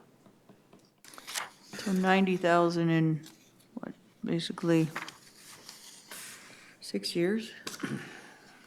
Yes, and that would be due to incorrect data and also the improvements on the property. I did speak with Mr. Weiss, and I wanted to know, maybe I'm seeing that there's too much value added here with the exterior improvements. I asked him if he would be willing to share what did those cost. I'm making an assumption when I'm looking at the property based on the condition of the property. And I wanted to know what were the improvements put into it. And that was not shared with me. Again, I know that it was at least 20,000 and most likely much more than that, but I don't have a dollar figure on it. Trevor, I'd be kind of freaked out if you came in my neighborhood and raised me 90,000 as well, to come and let you in my property and think, well, maybe if I show him some more, he might bump me up another 20. However, let's look at this the way it really is. you said that in 2009, the appraised value before we dropped it to 350 was what? 399.7. So 399.7 is probably the true part of it. And if you look at what I'm it's sorry, been, the house was you just got a sold good, for you got a $350. good deal. The 399, I'm for you getting a good deal. It sat on the market for something like at It least can't a sell, year. Nancy, it can't sell, and if it sells at 350, he didn't, it's not because he got a good deal. That was the market value. Wow. I was the only Okay. person willing to pay $350 for that house. If I hadn't bought it, it would still be on the market. Probably would have went down. If the assessed value is 399,000, And it wouldn't sell. Wrong. now you listen to me. The reality of it is how this works. It was 399, he got a break. Just like he got a break in his sale. Good for you. You don't think you got a break in your sale? You don't think you got a break when we dropped it to 350? I think that that was the true market value. That's what the market said. But our assessed value was fair. I believe your assessed value is not fair. I believe it was Okay. incorrect. So, Mr. Chair, I am going to make a motion that we uphold the staff's recommendation for the 2016 assessed value. Is there a second? Second. Motion and a second. Discussion on the motion. Mr. Chair, I'll make a substitute motion. I'll split the difference between our last year's action and this year's assessment. That'd So be that would be 420, 420, whatever that comes out to be. My calculator doesn't work very good, but second. Okay, we have a substitute motion and a second. Do we have the specifics of the substitute motion? working on it. 422.50, George. Oh, you're looking at, I'll split the difference between 400.5 and 456.3. what's your total? Let's get our mathematics figured out here before we, George, The difference from the value last year that the board decided and this year is 40,000 exactly. No. My Last motion year- be $428,400. no, it was, last year was 405. Our board action was $400,500. Right. And so After you split that the is- difference between that and the assessors, Was 456. 456.3. So halfway between those two is my motion. okay, just let's get it square here. It'll be 4, So what is it? 428, what, George? 428.4, if I've figured my calculator works right. I see what you're saying. Okay. That's the best we can do for him.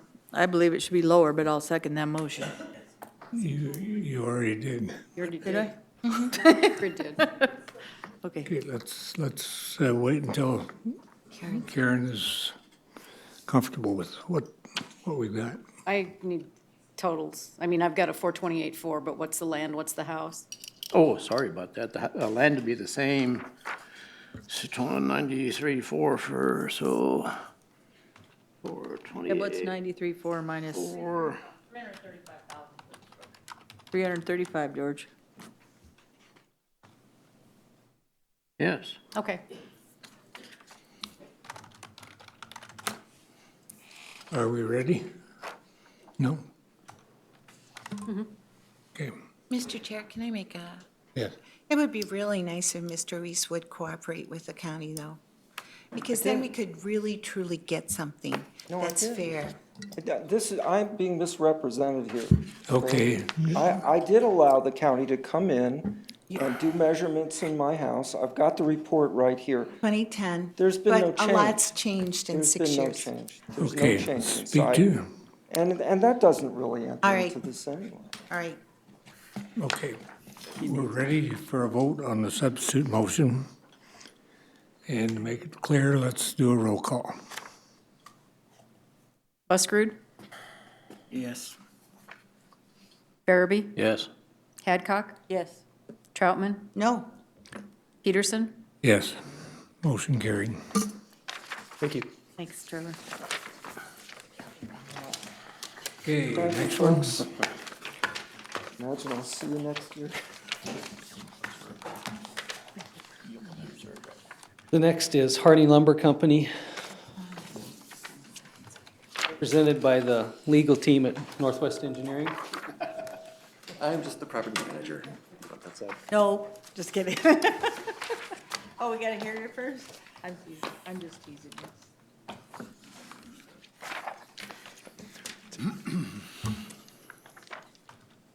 Find your papers first. Not yet.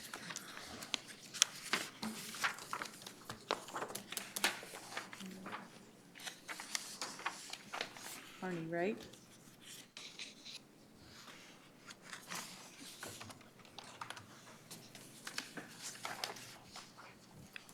Okay, if you're ready, you just go ahead and state your name and I'm Alex Farrell. I'm the property manager for the Harney Lumber Company, the Republican Block building there. This year it was combined from, it used to be 4 parcels. Now we've added those together and gotten into 2. And I think some, Yeah, I might interject just to give some clarification to the board. Yes, we're in the midst of a downtown reappraisal project, and originally, of course, we do all the approaches to value, sales comparison cost, and income. However, we primarily are using cost as a basis for equalization because we can apply that to every building on an equalized basis. So originally, when we were doing the downtown reappraisal, these were 5 different entities. And the entities were broken up into 25-foot pieces. So this building originally was starting from Silver and Sage, which is to your right, and one the antiques. Then the Wells Fargo portion was another 3 tenant spaces. And our cost basis, of course, because there were 25-foot slots, of course, we had walls and ceilings and for all these 25-foot slots. However, over time, I mean, this was early 1900s and I think 1889 when the original structure was on the far left was. Rich, excuse me, sir, what's the address? This particular address is 623 Main Street. Thank you, because it just says a P.O. box here. Oh, okay. That, yeah, it should be on your sheet, the physical address here. Sorry, I'm looking at the top one. So Okay. Thank you. But anyway, yeah.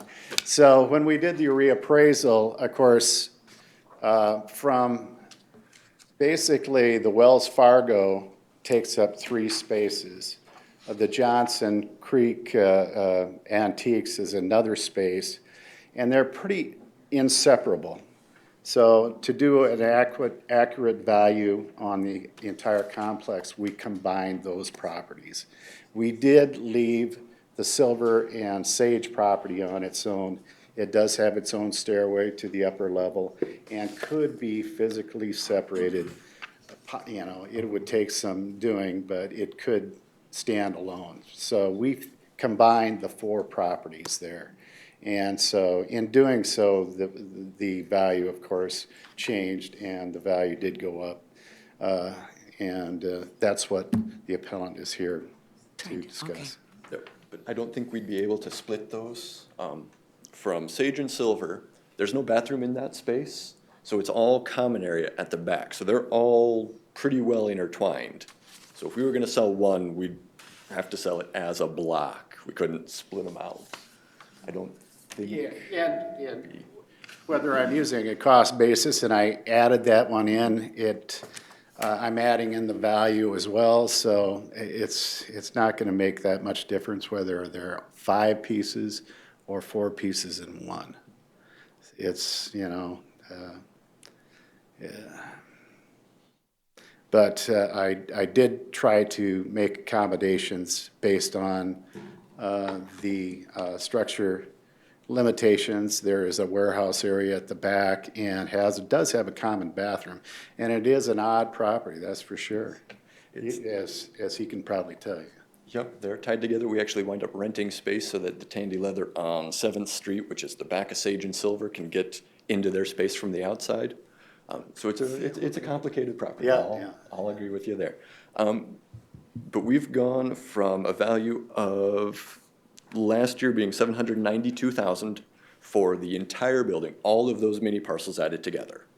That's To- four parcels, right? Yep, all of the parcels that we own that we consider the Republican Back building. Okay. And Said it all was of- 792? It was $792,000 for all of those combined. Now we're at $1,008,800. I don't think we'd be able to sell that building in its entirety for anywhere near $1 million. 800,000, we're in the right ballpark there. But I don't think that it would go for $1 million. If we look at the income approach, which you guys said you do, if we use a 7 cap rate, which is, we look at the income it generates, subtract out the expenses, and figure out a value for that, the building comes in at about $760,000, based on our last year's financial statements. So again, I think that's 760, 800,000, and with what we've asked this parcel to be changed to for its value, it puts the whole building at 816,000. So this parcel, we're asking to go to 587,400, which then when we combine it with the rest of us, brings us to that 816.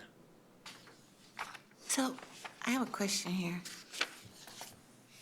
On your sheet, it says the assessed value is 780,200, but you're saying it's 792? Last year, for all of those parcels combined. All of them. This year, for this parcel is 780,200.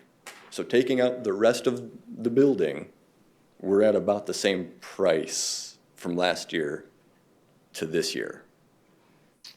So what is the total for all of them based on last year's? Last year, it was 792,000 for all of those spots. The 3 here are So gonna, then what is it for all of the spots this year? 1,008,800. I'm probably, yeah, that's the plan. 1,008,800. So this one parcel is 780,000? Yep. Yes, that, It went- Wells Fargo all the way to Johnson Creek. Yep. Antiques. That's encompasses 100 feet. Yep, it's, 100 feet, 140 feet deep. And it's solid building, and much of it's two-story. Why aren't we just talking about just what's in front of us? Yeah, that's what we I'm trying to Well, get yeah, that split. yeah. And actually, the appeal, when I broke the end piece up, which is the Sage and Silver, that property actually went down in value. They're not appealing that, because part of the reappraisal is for me to correct my data. And our data showed the Sage and Silver building to have a complete second story when it did not. Okay. So actually, when I corrected the data on that parcel, the value fell. So they're not appealing that value. However, from the Johnson Creek Antiques all the way over to Wells Fargo, 100 feet of frontage there, 140 feet, that is what they're appealing. We're appealing So 667, let's take the 62. other out. My and- question, this is what's in front of us. Yes, The other stuff is fine, but this is what's in front of us. exactly.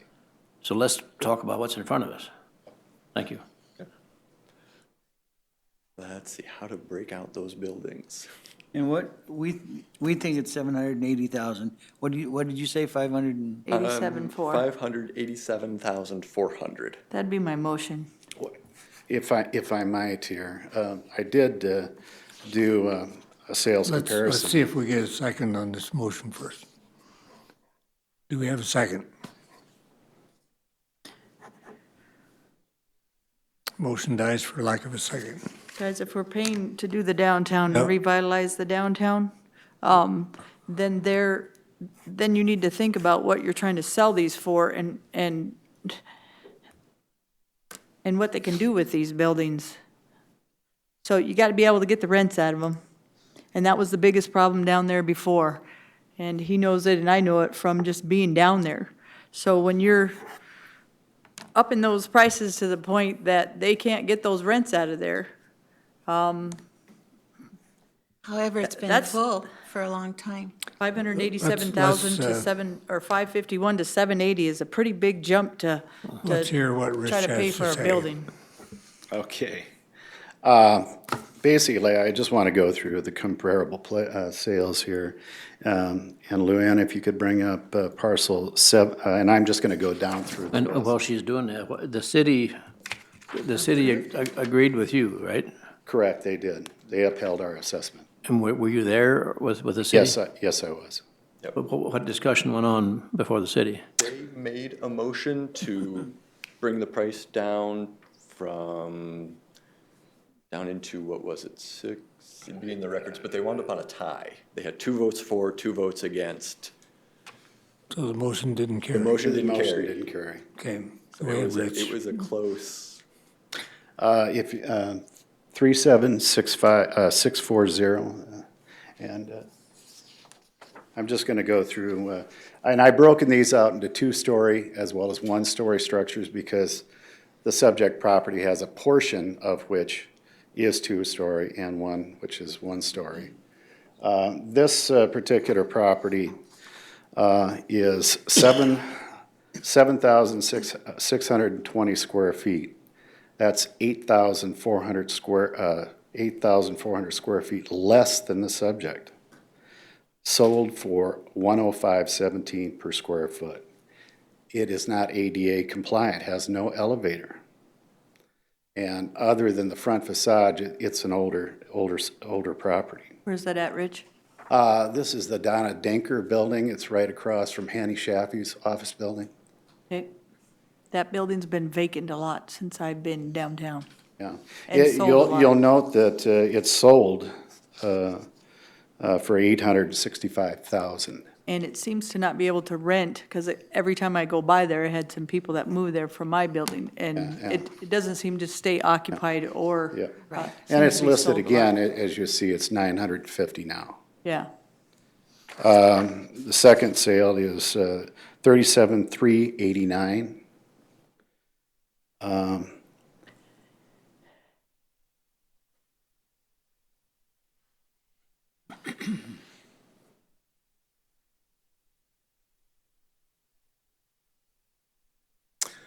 This was the old Northwestern Insurance Building. Now it's got the Express Collections Agency in it. This property sold for $633,900, and it only has 9,600 square feet in it. That was my lowest per square foot comparable at $61.45.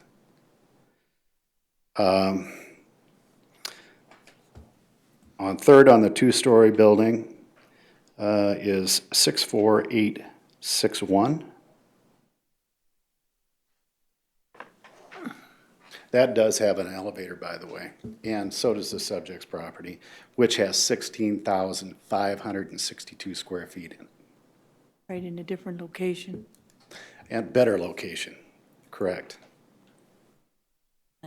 That's got more parking and different things, and the biggest thing downtown is parking, Rich, so I think that parking makes a huge difference when you're saying square footage, because you gotta be able to, again, rent that space. Yeah, but there is no parking in theirs, or Donna has a little bit of parking behind her property. Right. That And- corner had a lot of property, both of those so far. The lower level on this, it was condoed, lower level alone sold for $800,000. That's, again, across from Hanny Shaffy's building. A lot of room. And 1-stories, I've got 37403. If you just bring that property up, that'll suffice.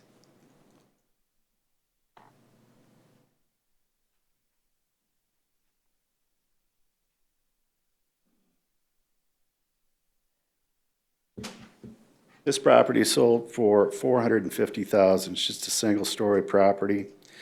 There again, the square foot value that it sold at, $93.65.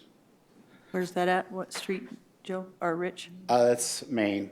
And By Hobby Lobby? Hobby is gonna be right on this side. Oh, it's not Hobby Lobby, it's who's Hobby? Peter Pit, Peter Pit. isn't it? And that building also has switched owners many times. So the ones that you've showed me so far, they might be selling in one sense, but they're not keeping renters in them. So they're not being able to sustain what you're selling them for. And that's another part of it. These, we have a sales value, which we try to catch up with cost. But these sales show a proprietary interest in it. Now, everything downtown is not being sold on a lease fee basis. They're not buying these properties to rent them out. Northwest Engineering is one of the few people that do purchase properties for only their lease fee value, what they can get out of it on a rental basis. Most of these properties they have a locked interest in it. They want to run a business out of it. They want to run their insurance company out of it. And they're not doing so well in those buildings that you showed. Well, That's a different thing. These are recent sales. These are recent sales. What was the city's offer? On this property,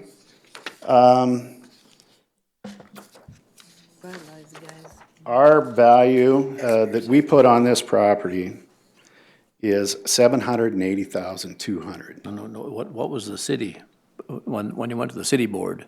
Same, and they upheld the value. Oh, but 2-2, so it failed. the other two, or the two that were in opposition to your value, what did they recommend? What did they vote on, put it that way? There was a motion and a second which died. Yeah. And I could not tell you what that motion and second were. I want to say it was about 620,000 for that building, but. If I might go on though, if you don't want to see the comparables, that's fine. Mr. Chair, I'll make a motion for 650. Mr. Chair, could I please hear the staff out? Let's see if we end up with a second on this motion. I'll hear the staff out first. If I use, use the lowest per square foot value of all the comparables, What would it be? I come up with $986,000. We're at $780,200.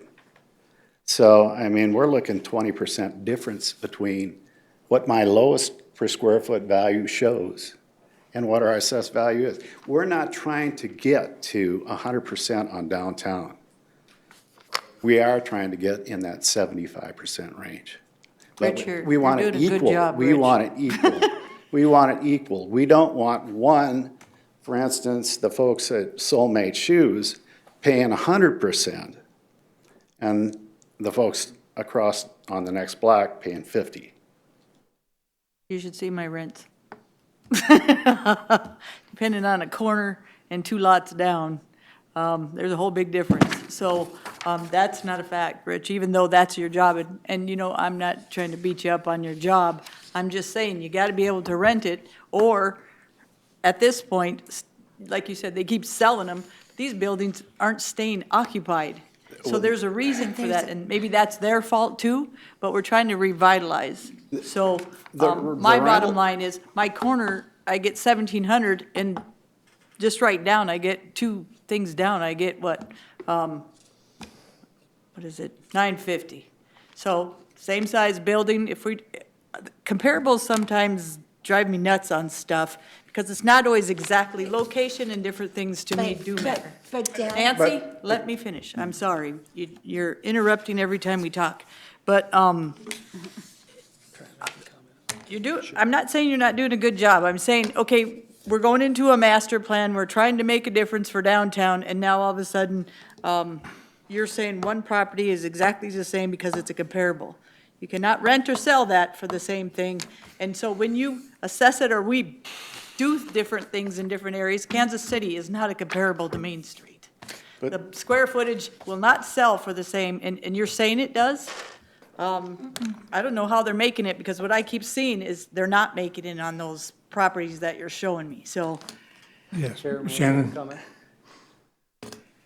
State law requires us to assess properties at market value, so we do look at sales, and we make adjustments when we can for location, size, quality of construction, all of the factors that influence value.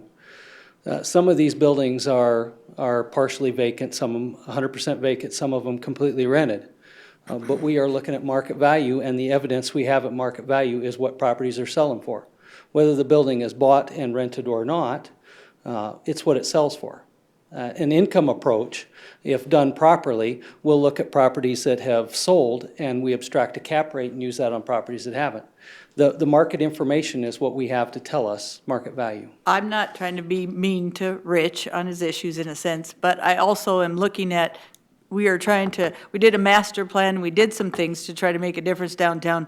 We might want to think about that on comparables and different things, when on Kansas City is a whole different ballgame than, I'll keep saying that. We understand that. So you're doing comparables on a different street that, like I said, and you're right, the rent on one is not always the same, and you're doing, it's not based on the rent, it's the area. Okay, Nancy? Shannon kind of went the direction of where I was going to go, because when you give those values, you are not just saying that that's it. What you're saying is we make adjustments when we assess that. Correct. And that's what I think we're missing. The other part of saying, well, you want to keep these assessed values down, you want to keep this value down, that does come back to haunt you when you are trying to develop a downtown area, because then you have a downtown area that isn't worth what it really should be. And it doesn't look good in the figures that are presented to people who are trying to come into our community. And so that, I mean, you know, I can't go with that master plan, because actually we will hurt them if we start this process of saying everything needs to be down because it's downtown, because it'll have an opposite effect on economic development. I disagree with that, because I think you're not going to have to lower everybody's. What you want to do is, again, comparables. And it doesn't come back to haunt you. Actually, if you drive that economic development by keeping those buildings full, it makes it look better, and you'll rent more buildings and get more property with being able to pay assessments and taxes. So if you fill up downtown, the economic is gonna go east or west, and it's gonna show that it's better, not worse. So I'm gonna disagree with the haunting thing there. Okay, I think we're ready for some kind of a motion here. Mr. Chair, I would make a motion to uphold the staff's assessment of $780,200. Is it- Motion and a second. Further discussion? All in favor of the motion, say aye. Aye. Aye. Opposed? No. Aye. 2 noes, 3 yeses. Thank you. Okay, what do we have next? Excuse me, I was incorrect earlier when I said everybody is here. The Hank and Audrey Kuhnhauser appeal, they aren't here. They should have been, and we weren't sure they were coming anyways. Joe has some recommendations, and then we'll go to Tina, who is here.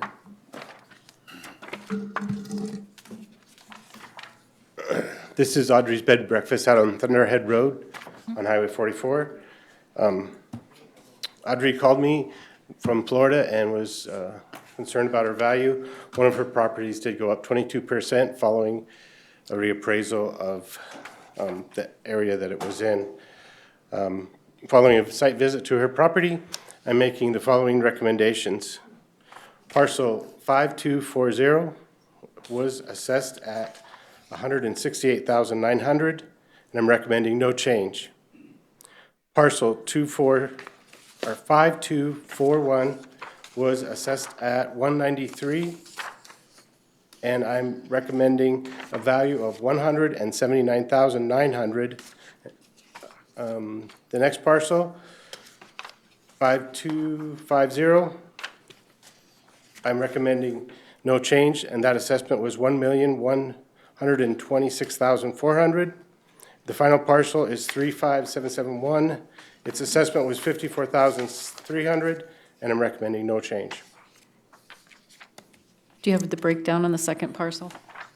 The one that changed?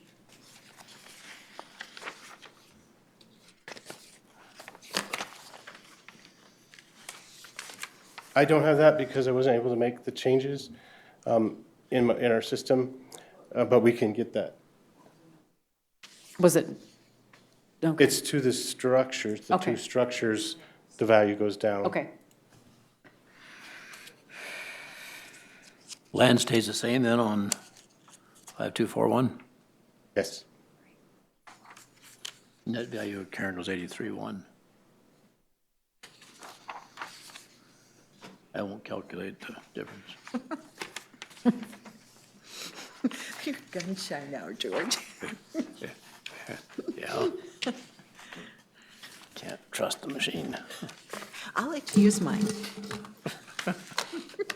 Thank you. You're so sweet. I'm gonna make a motion to accept the director's values as amended. Second? We have a motion and a second. Did you get your numbers you want, Karen? Yes. Okay. Any discussion on the motion? Was she okay with? Yes, she is, or she would have been here. She wasn't 100% sure, and that's why I thought maybe she might be here, but she didn't come in, so. Any other comments? We have a motion and a second. All in favor of the motion, say aye. Aye. Opposed? Motion carried. Okay. George, whenever we have a recommendation to change something, we tell the property owner ahead of this meeting. So whether they show or not, they still know what we're gonna say here. Whether they're happy with it or not, they still know what we're gonna say here. And a lot of times, a property owner will decide at the last minute that, oh, well, and not show up, and we don't get word to that. Tina is here, the next on the list.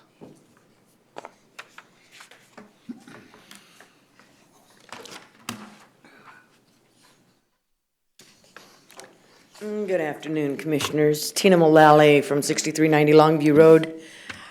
Just an observation before I get started on mine.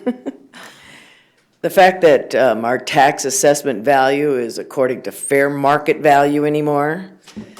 We're getting people from California who think 0.13 acres that they're paying $1 million for there, they come here and they get 3 acres of land for $200,000 and they're ecstatic.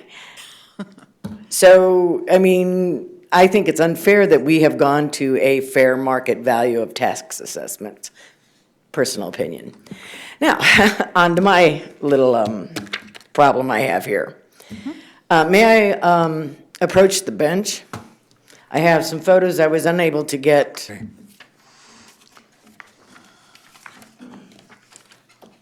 Thank you, dear. The photos that I'm passing out are from the year 1998 and on to 2013. That takes into account 15 years of my property. And as you notice, I have 5.92 acres. 3 acres of that land is underwater 6 to 10 months out of the year. I was unable to get, I was unable to get some information from the state that I have been requesting for a couple of weeks now regarding a codified law requiring 3 acres of land or more that is underwater for so many months out of the year. I believe it's only like 5 months out of the year. There is a state codified law that says that you can abate the property assessment. I know back in 1998, as you can see, there is 4.5 acres underwater. And it has gone different because of the particular droughts that we have had over the years. As of this year, 2015 and 2016, my property was underwater from May of 2015 until February 2016. That is 10 months. 3 acres of my land was unusable for anything. You can't do anything. It's slough water. It is a health hazard because of mosquitoes. And I have ducks to maintain the mosquito population. Because I have bees, I can't afford to have the mosquitoes sprayed, otherwise it will affect my bees. And I am very much in tune of keeping those things alive, because I like the food they give me. Back in I have property back in 2008, I had complained about the property assessment back then. That was $173,000. And I was given a reduction for the land to 2011, 2012, which brought the property down to $167,000. And the last couple of years, the tax assessment had only gone up 2.83%, or 2.58% in the year 14, and 3.71% in the year 15. Year 16, it has increased to 14.17. I know that on this property, I have improved it. I have built a cold storage building, which I was expecting my property assessment to go up. I was thinking about the 8 to 9% increase, being the fact that the last 3 or 4 years, it has gone up no more than 3%, or less than 4%. So I was willing to take a property increase of 8 to 9%, but when it hit 14%, I decided that I really have to fight the land assessment that I hadn't fought for 2 or 3 years, because I do realize that as a citizen, I do need to pay for the property taxes as the increases go up and our population grows. And I just felt that this year, being it was a 15% increase, or 14% increase, it was a little bit more than I was willing to. And that is why I'm here. Okay. And I will state that Mr. Farabee, Mr. Peterson, and Ms. Hancock, all 3 of you have been on my property. All 3 of you have seen the amount of water on my property. Dawn, from the assessor's office, when they were out there assessing the new cold storage building, had to walk through inches of water in order to assess that building. And that was 5.5 weeks of no rain. Yeah. So. I'm on the ditch authority, I know. Well, I'm part of the task force as well, so we do know that normally between May and October, the water table rises because of the leach of the ditch. And we have learned to live with that because it has never surfaced. The water from the ditch normally is underground because it leaches. We have no problem with that. But it's when it hits the surface. Because what ends up happening is it causes slough grass to grow. My horses can't eat slough grass. I'm not allowed to have cattle. So I can't get the slough grass down. I always thought lakefront property was more expensive. Yes, lakefront property is more expensive, and I do have a boat that I do sail on that water that stands in my property. But it is a remote control boat, so, I have fun, but. Okay, Dawn. This is an appeal of parcel 583. The current assessment on the subject property is $226,400, and I am asking the board to uphold the stated value. The subject property, as Tina said, is 5.92 acres. It's located on Longview Road, east of Rapid Valley. The land is improved with an 1,800 square foot ranch-style home on a crawl space built in 1977 with a two-car garage. It also has a 2,160 square foot barn, a farm utility building of 600 square feet, and a utility building used as a riding arena of 3,360 square feet that was added to this year's assessment. The owner has a couple of concerns. The first being the increase. The dollar amount of the increase was $28,100.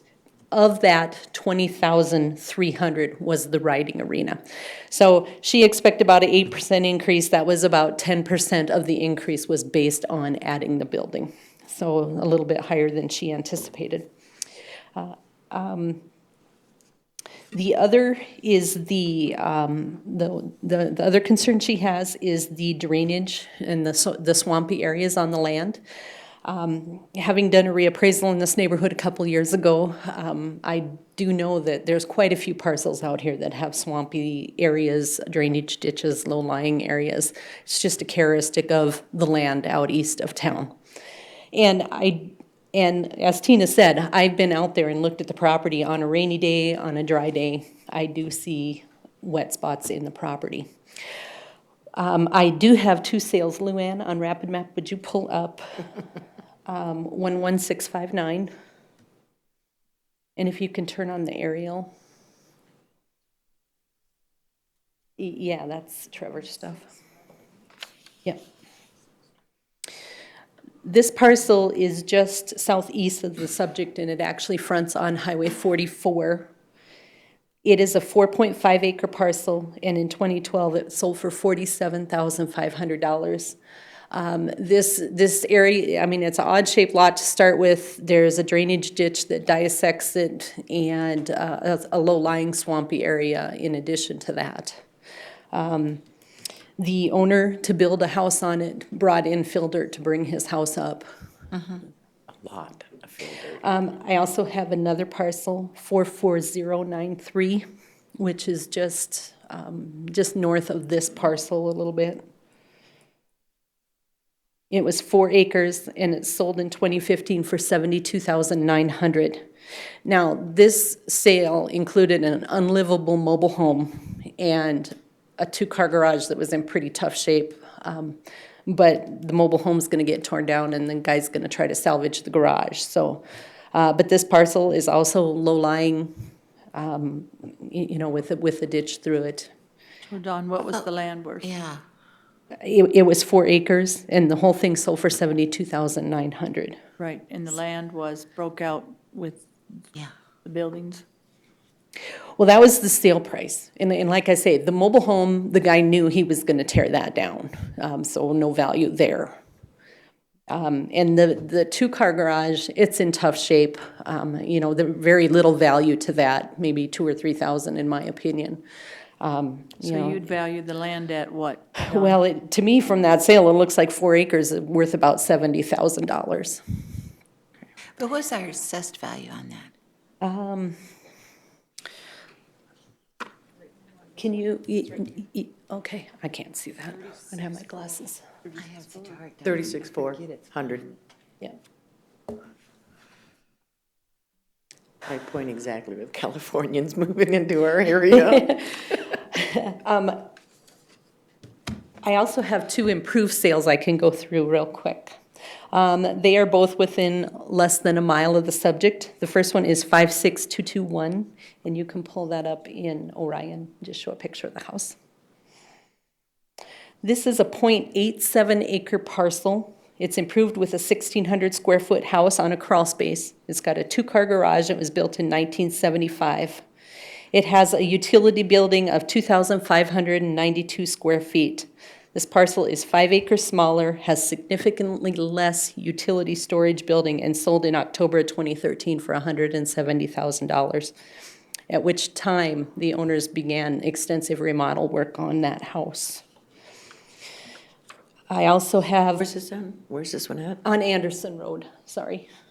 So just down from you and around the corner to the south.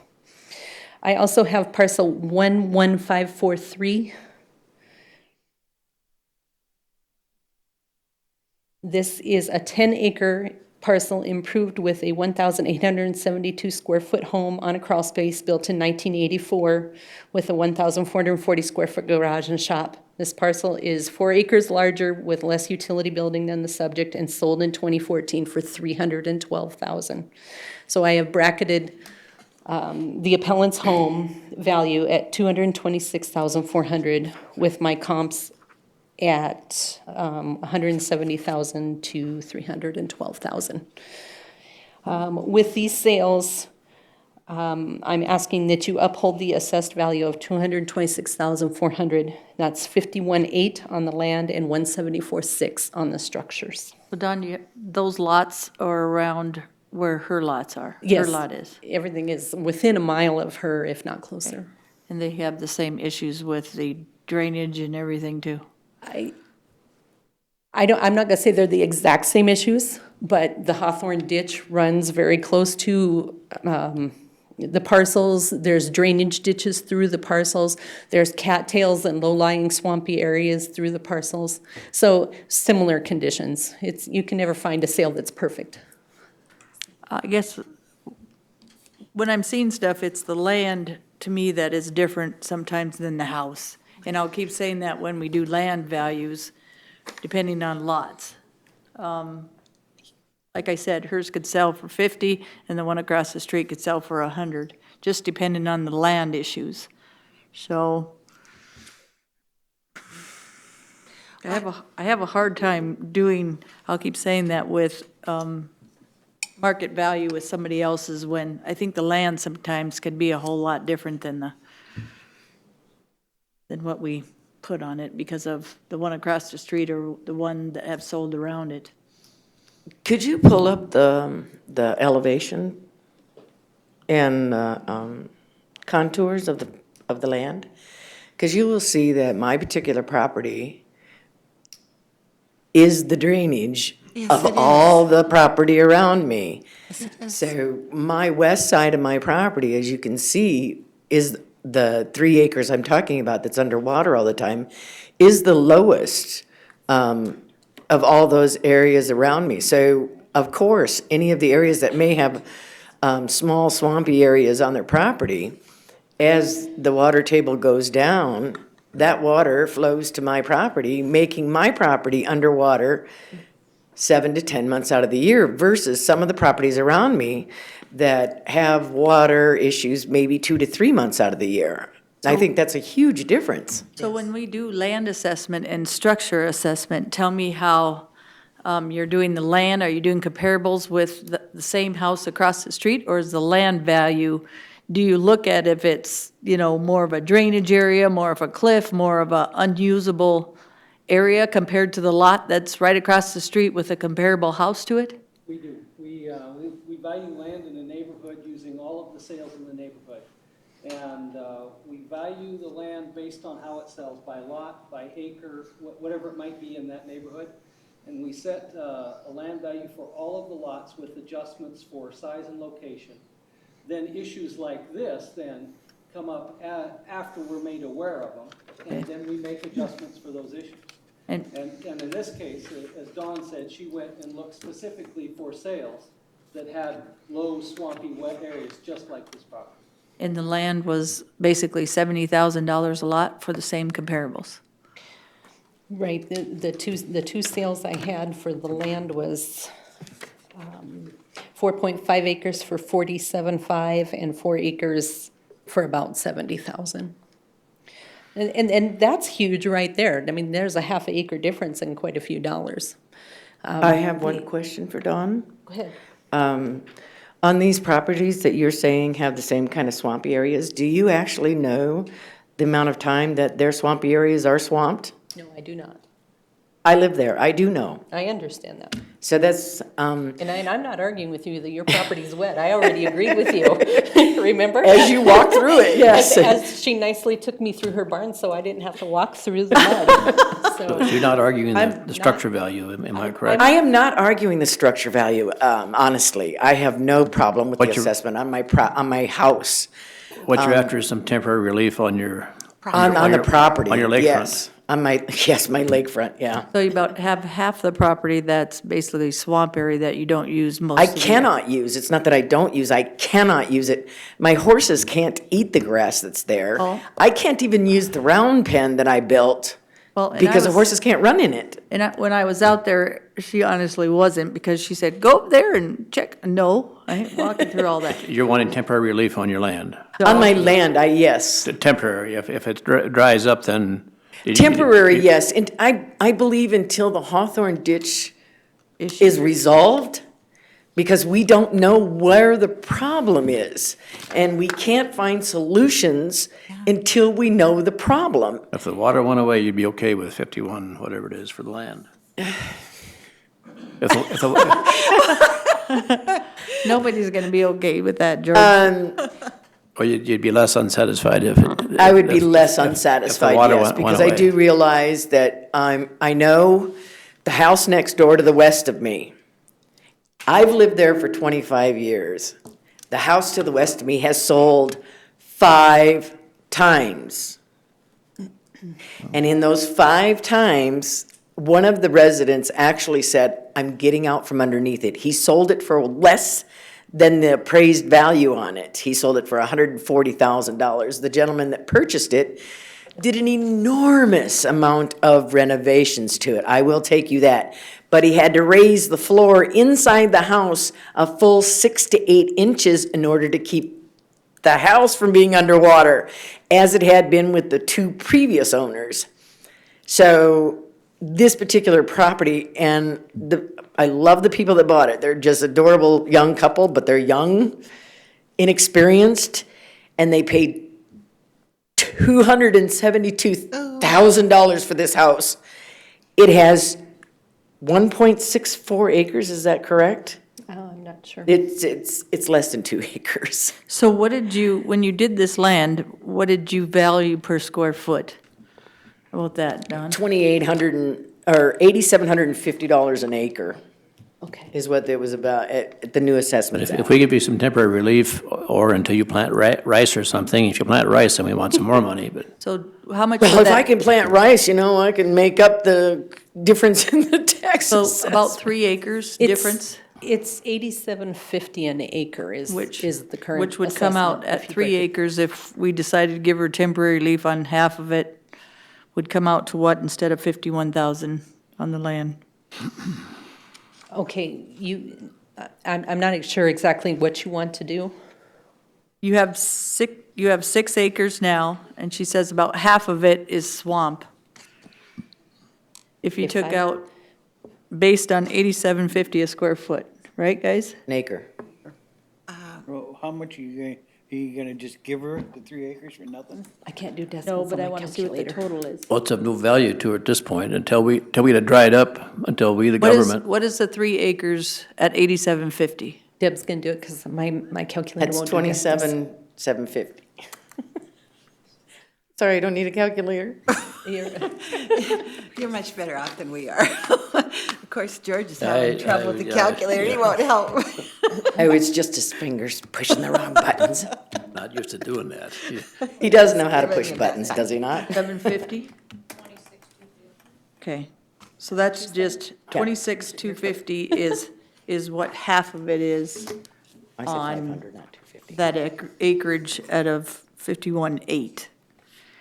As Buskard says, are we giving her the 3 acres? Or there should be land value to it because it's on there, I'm gonna but. say that, yeah, Okay. that's what I would say. But I do think, especially since I'm very aware that what you're saying is very, very true, I do think we need to give you a break on the land. I would greatly appreciate that. Temporary, Yep. until someone get the problem fixed. Until we 400 find out, years. until we solve the problem and come up with a solution. Because I am more than willing to find a solution. But we got to know what the problem is first, and we haven't found that problem out. Difficult, isn't it, to figure it out? Yes, it's very, very difficult, but it's an incredible process, dealing with such incredible people that serve us. And that is what I'm trying to do too, is learn how to serve the constituents that I'm planning on having. Or we can plant rice or get water buffalo or something. And you will come and take care of those for me? No, I'll pass. Those water buffalo, the I'll pass. special So pets. if we did the land at 35 and the structure at 174.6, is that 209.6? or I'd feel better at 20 40,000.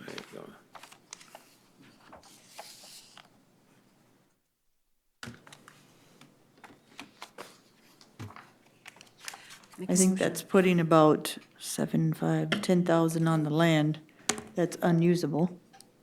11.8 if you do 40 even. If you drop the land assessment to 40,000, that would give me 11,800. So, Mr. Chair, I would make a motion that we assess the buildings at 174.6 and the land at 40,000. 214.6. Is there a second? I could live with that. Second. Okay, we have a motion and a second.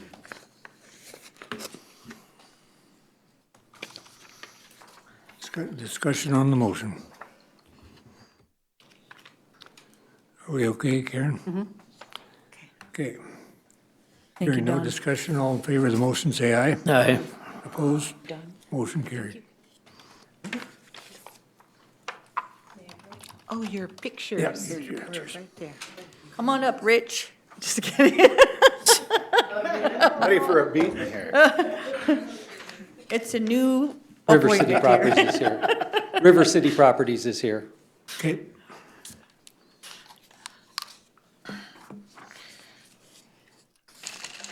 State your name, please. Good afternoon, Chad Riddell, Billion Key, River City Properties. We're here to contest, we had an increase on the building from 2.7 million to just about 3.3 million, a $575,000 increase this year. Basically, we're contesting it, we're not contesting the land value.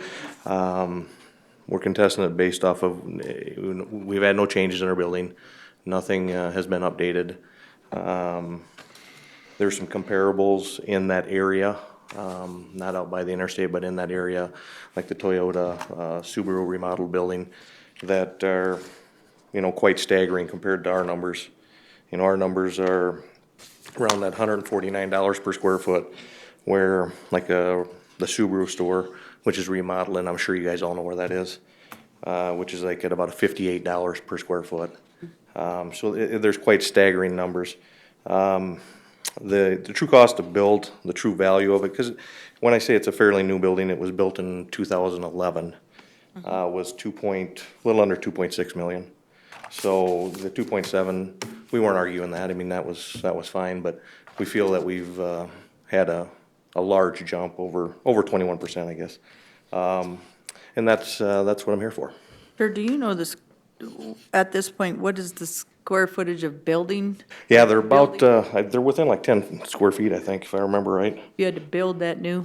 20,770 for the Subaru store, and the Kia store is 20,722. So about the same. Well, almost exactly the same. Is that a comparable? Was that if you build it? No, that's the taxation side. Yeah, that's what I thought you Yep. meant. I think she was asking something Per else. square foot? Oh, per square foot on building? Right, 'cause you said. Yeah, the per square foot, yes, the per square foot. Yours was 149 and theirs was 58 cents Yeah, a square foot? 58.41. Yeah. Okay. And like I said, we're not arguing the fact on the land. And in fact, we did sell a little land to the city recently to improve the bike paths. So we lost a little land there, but that's not that big a deal. We want to do the right thing, but we just think this is a little excessive. Go ahead, Rich. Well, with 7 new dealerships here, basically we reappraised all the dealerships because we want to be treating them all on an equal basis. So I looked at all the dealerships, 23 in total, all the new ones, new car dealerships, as well as some of the used car dealerships that have been converted as well in that number.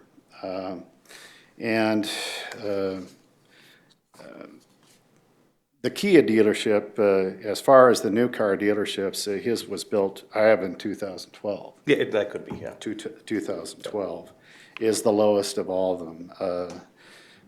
He is referring to a Subaru dealership, which was built in 1997 on Omaha Street, which is going to have a markedly different land value, should have a markedly different land value than his does. The dealerships, of course, now are congregated out by the interstate as well as on Camel. And that's, if you're looking for cars, that's where you're going to go. You know, and I equalized all the dealerships. For instance, the new Chevy dealership, we're going to have 18,184,200 on that building. The Ford building, which is under construction, but at 100%, we're looking at 13,700,000. The Nissan dealership, which is comparable in size, 2015 value is going to be at 5,665,000. The Harley dealership, 13,347,000. The Kia dealership, as I say, is 4,048,800. And it is a nice building. They paid $1 million for the land. We've got 756 on the land. They have an adjacent parcel, which they paid $1,200,000. And there was a building which burnt down, so if you extract the building, we have 820. They ended up paying 820, and we have 470 on that land. So we're deficient on the land value for sure. As far as the permits, I've got a total of the permits taken out on his property at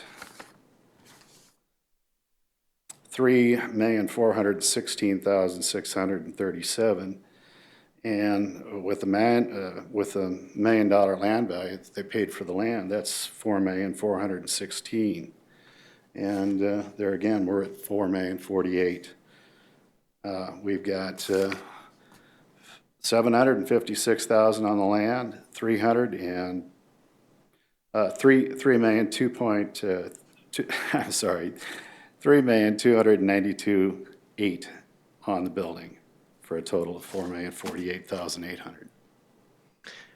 And, you know, I would just say that this property and not so much a building, but this property and where it's located is considerably different than it is, you know, where the new dealerships are. I don't think that the property in this area has increased. If anything, it's probably went down in value due to most of the car dealerships going to that particular area. The building next to us, the tire store, approached us 2 years ago with a number and approached us again this year, and that values went down. I don't believe that any of the dealerships in our area, meaning up the street over to the Subaru store, I don't believe any of those dealerships have increased in value due to, and frankly, due to most of the dealerships and all the new dealerships being built out on the interstate in that area. So, and that's how I feel about it. Mm-hmm. And one thing that is pretty comparable, even though it's not in age, is the Jeep dealership. Liberty, of course, purchased the Jeep, or the Nissan dealership across the street. That is not much of a building and not much of a property. It has good location. They paid 2.7 on that building. We have $1.9 million on it. For the building land or the building? Total. Total. So, And yeah, they probably do a little bit you of know, location. but there again, we equalized them where we felt the value was. Mm-hmm. In the corner's worth more. Is there some reason the local board didn't weigh in on this? The appellant didn't take it to the local board. He had the option. Okay, that you can come straight, you don't have to go. Sure. Okay, thank you. He is an out of town one. I live in Sioux Falls, I apologize. And you chose not to go to the, I'll be honest with you, I wasn't aware of that, but, so this is where we're at.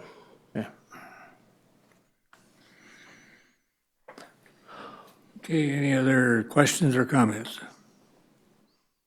Guess one question, the land, of course, is a different matter, but the buildings themselves that the car dealers are in, do you try to pick us kind of a standard square foot for their buildings, or how do you do that? Well, I'm looking at square footage and quality. Of course, there's no effective age because they're pretty much new. This, Especially out, and this one is new, they're nice buildings. I think this one is, 28-foot ceilings in it. It's got a mezzanine, which we don't value on a per square footage basis, but it is added value. Very nice shop area. It's a nice building. But you try to keep them all to kind of the same ballpark square footage wise, or? Well, there again, like the Ford dealership, that's a different quality, much better quality than the Kia dealership. The car or the building? As far as the building is concerned. Okay. So I have to look at quality as well. But, there again, generally, the permit values that are stated are low. But in this particular case, our building value is still lower than the stated permit value. Thank you. Any other comments? Do we have a motion? So, Mr. Chair, I would move to uphold the staff's recommendation of $4,048,800 for assessed value. Second. Wait. 4 million. Yeah. Yep. Yep, 4 million, Okay. 48,800. As long as we got the numbers right. I We was have a- hoping I read it right. Sometimes I All don't. right. Those are big Okay, numbers for us. we have a motion and a second discussion on the motion. Hearing none, those in favor of the motion say aye. Aye. Opposed? Motion carried. Thank you. Thank you. Thank you.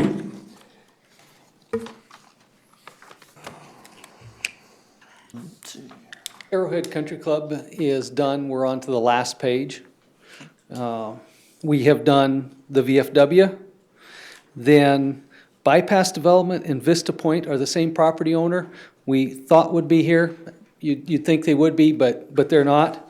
But Pat Hall is here for Abraham Hall Leasing. Just as well go to that. Linda Kramer is here, and then we'll see if those other two come in, and if not, R3 has a recommendation on those, but Mr. Pat Hall is here.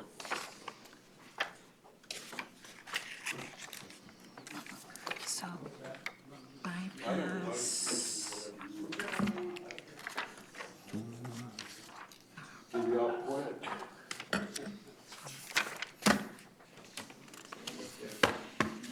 Noon. Well, that's okay, you can. My name's Pat Hall, and I think the first property we're gonna talk about, I had two properties.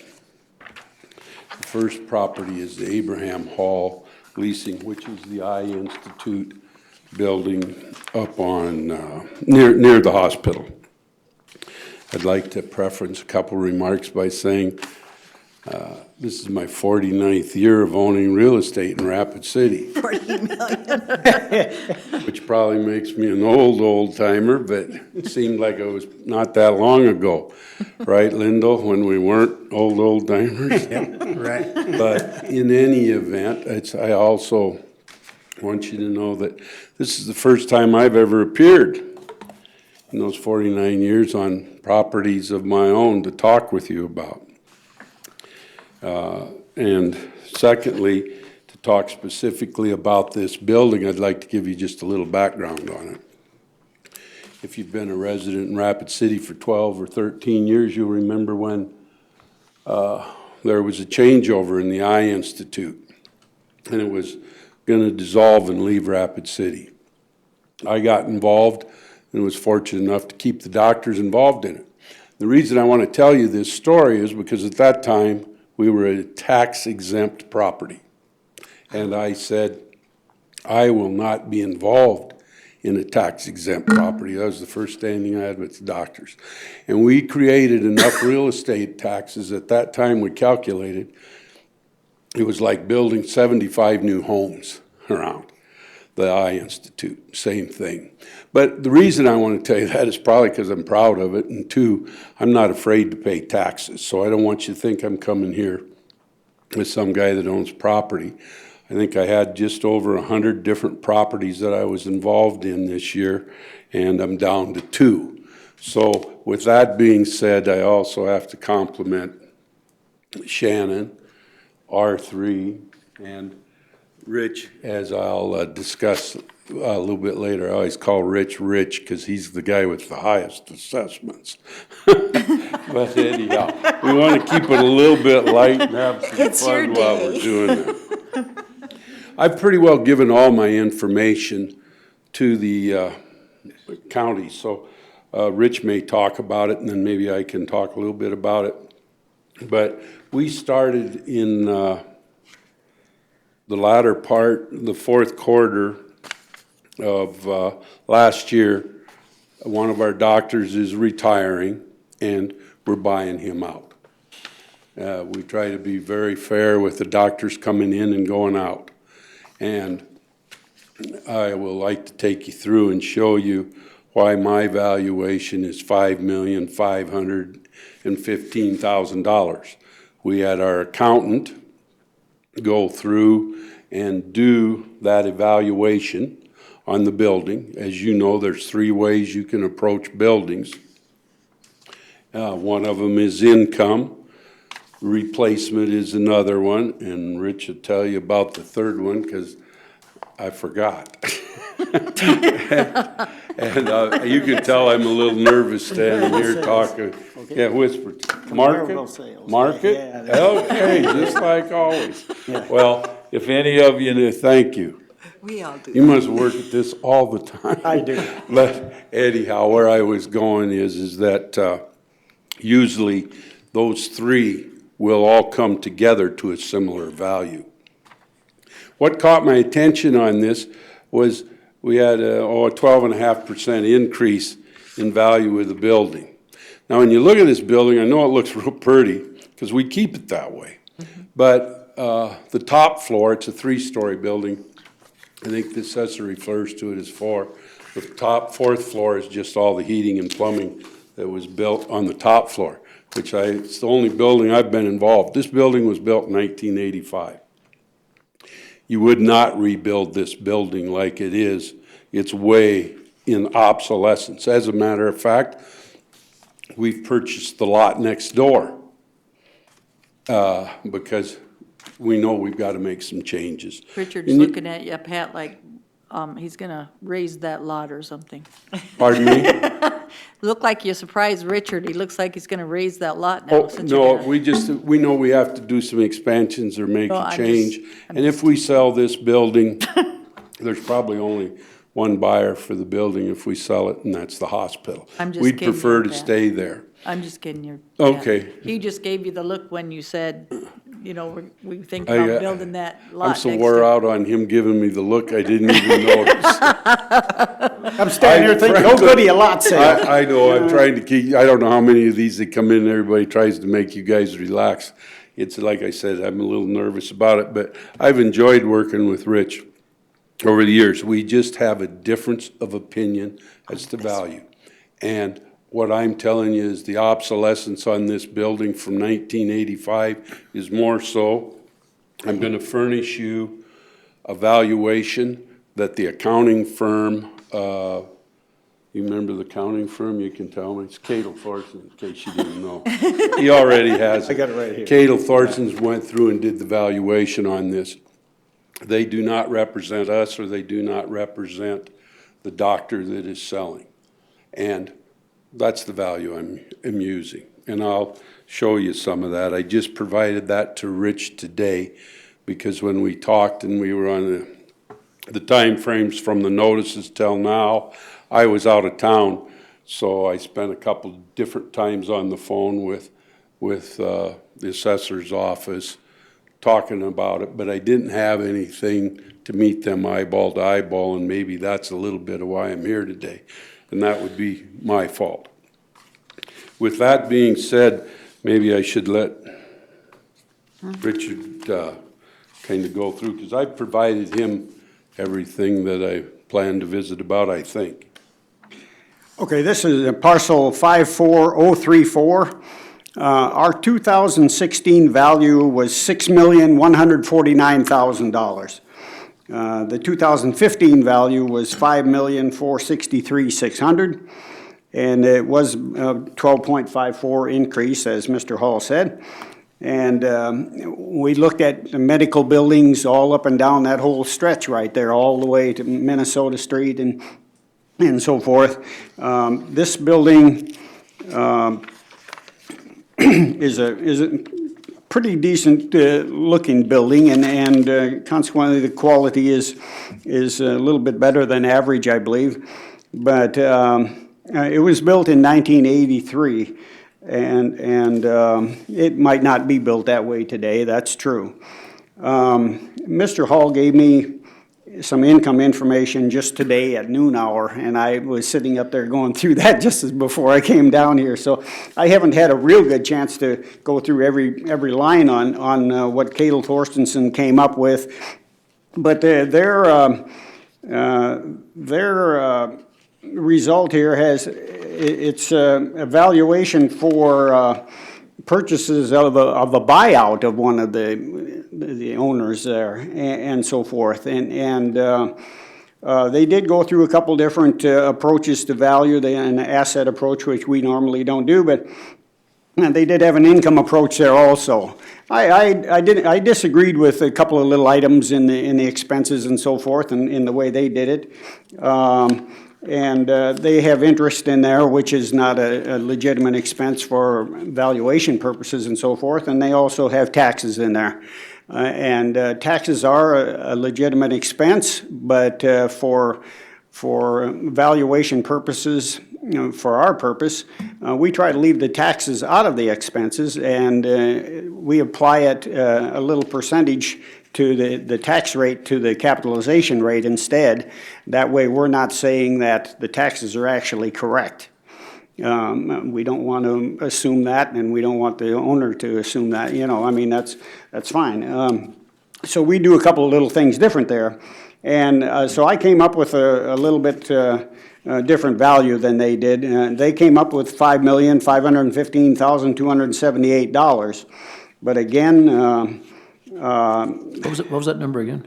515,278. the accounting firm came up with $5,515,278. Okay, thank you. Yes, sir. And after Mr. Hall called me, a week or so ago, we looked at the thing, and he gave us some information about it, and I did make an adjustment, and I have a recommendation in the amount of $5,749,300.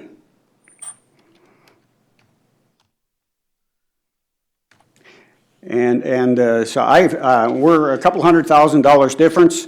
Mr. Hall didn't think that was quite right yet, but I feel that's a pretty legitimate number. In their report from Cadel Thorstensen, as I was going through that,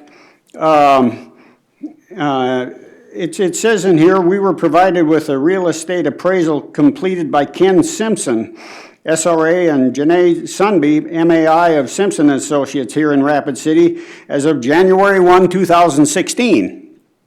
And now and this was a fee simple appraisal, which means all the amenities to it and everything else.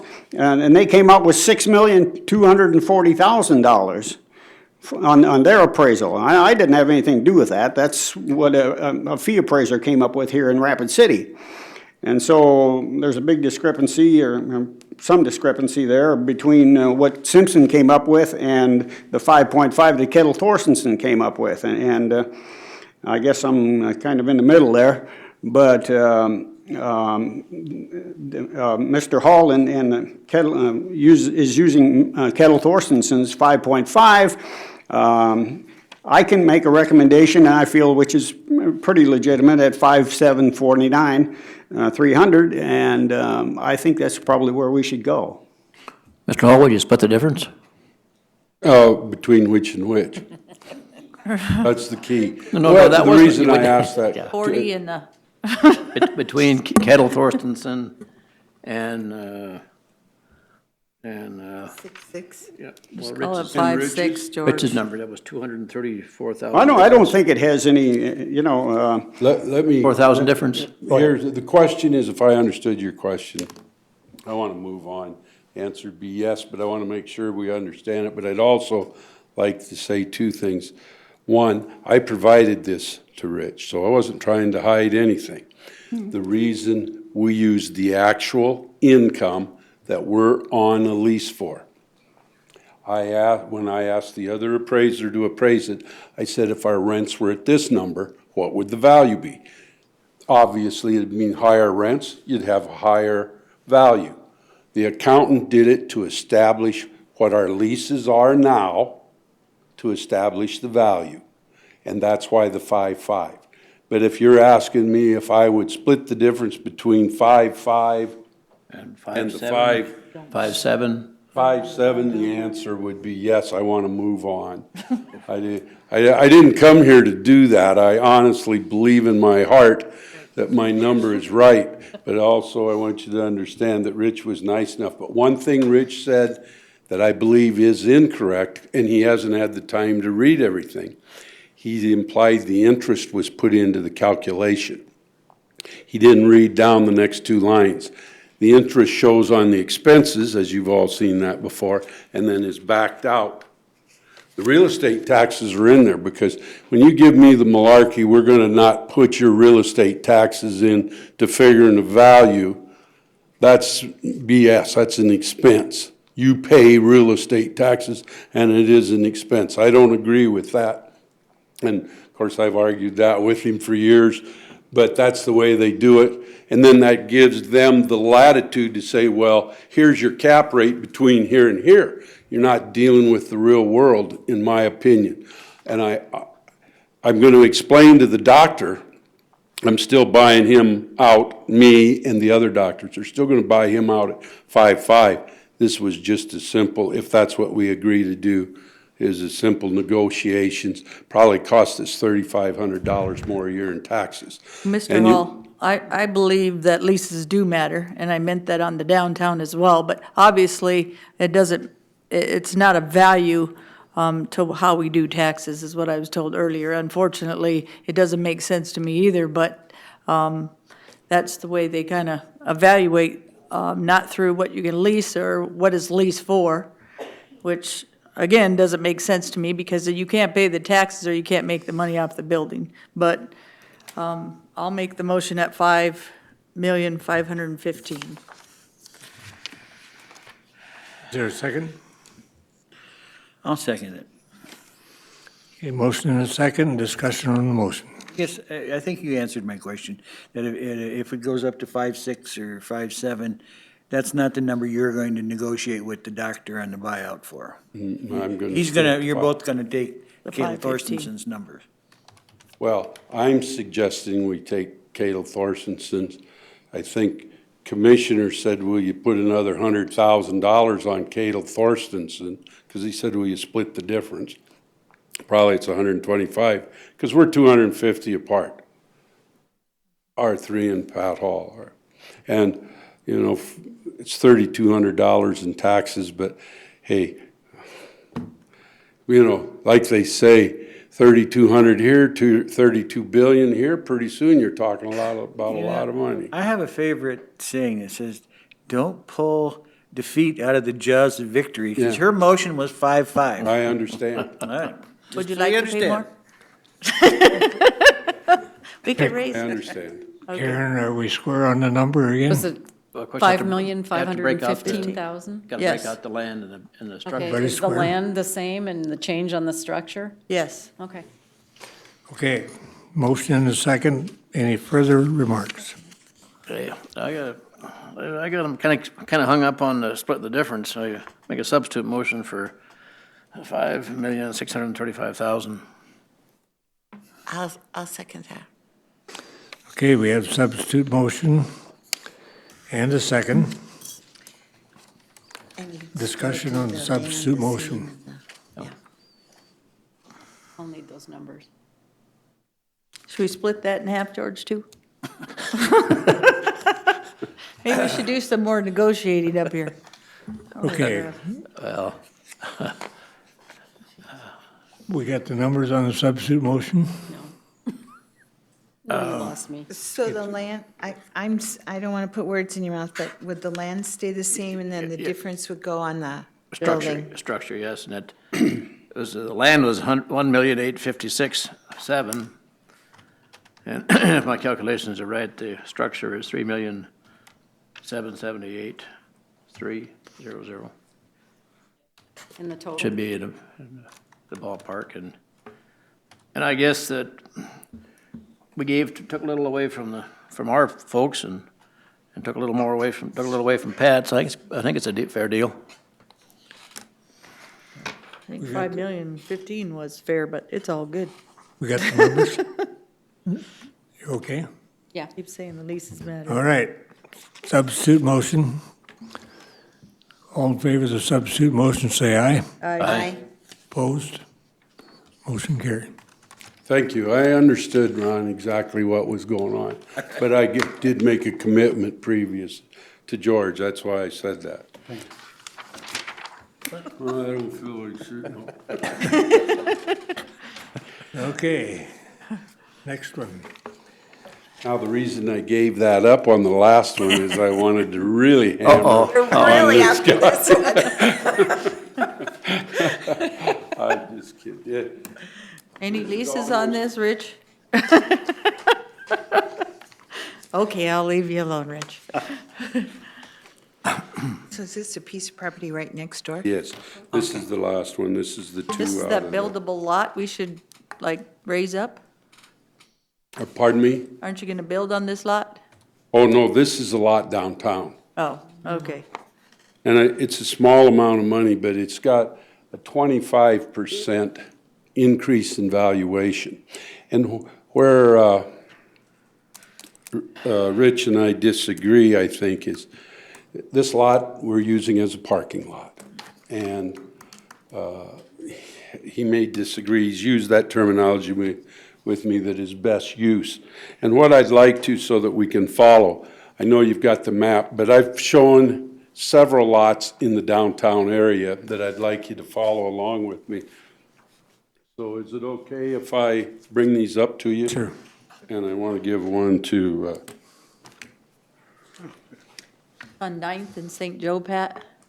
yes. Thank you, Pat. Now, if you open up the center map, Thank you. is the list of all of the comparable lots that I've used. Would you like these back? No.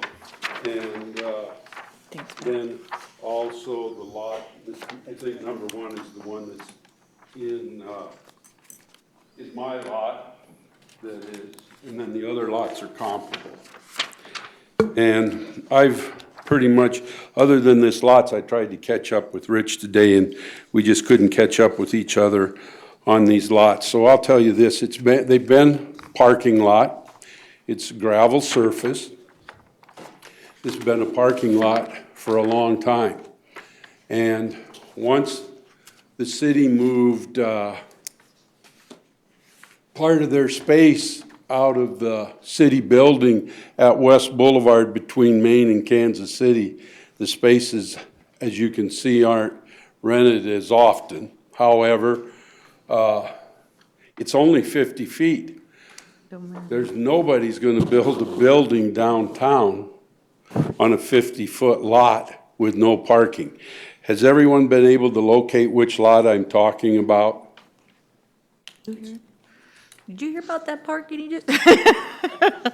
Now, part of the difficulty in this downtown situation, and I told Rich this and I truly believe this, maybe next to him, because I don't know all of his knowledge yet, but I've dealt with the downtown probably as much as anybody in Rapid City in the last 4 or 5 years.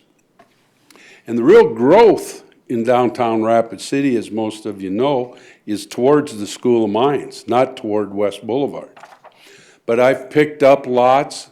The lot directly across the street, I believe that is assessed at, and you have the sheet there, the next group of sheets. So if you look at these sheets here, the lot across the street, and then the next page will tell you what that assessed valuation is on each of those lots. But all of these lots run from $10 to $12, and I misspoke. If you look at the front page where it says number 1, that's my lot. Then look at the lot number 2. That is the lot that's on Kansas City Street, directly behind the Turnock Building or the old First Federal Savings and Loan. That's blacktopped, and that's assessed at $10 a square foot. They're both parking lots in the same area. Now, why am when I had $15 a square foot on this lot, I agreed to that. I knew in my mind's eye that was still too high. But what happens in downtown is you get a lot in between a building, and somebody, like for example, there's an insurance agency. They've got no place for their customers to park, so to protect a multi-million-dollar building, they're going to pay for that lot whatever they have to pay. And we've had lots downtown that have sold for $60 a square foot and $40 a square foot. And where Rick and I disagree on my particular lot is he's tried to pull, I say, and I don't know that this is fair analysis, but he's kind of pulled a number out of the air to say, well, this is what this lot should be valued at. When all of the other parking lots, you can go down 5th Street. If you take and go through all these, you can go down to 5th Street in Maine. 1 block off, there's a parking lot. It's all gravel. That's $12 a square foot on the average. That lot is owned by the people that have the paint store, so you maybe know which lot that is. That lot's got more commercial potential than 50-foot lots in between here. Mine does. It's going to be more saleable. Then the parking lot across the street that's the churches, I think that's $10 a square foot. And those are paved. And my lot is not paved. It just, you know, someday somebody may build a building and come and say, here, Pat, I'll give you $60,000 or $60 a square foot or $40. But right now, and I've prepared and I'm willing to give it to you, is the income on that lot. I'd net, after expenses, and you'll see they're pretty minor, $2,000. That's 1.5% return on that lot. That's what I was gonna ask you, how much you get per parking spot? Well, we were at 35, we went to 50, didn't work, so we're back to 35. Right. You know, the city is gonna build some pretty fancy parking and then sell it for nothing. So And that creates a little bit of a How many parking spots problem. on there, Pat? I think there's 28, and I'm sorry, I'm not sure Okay. that that's the exact number.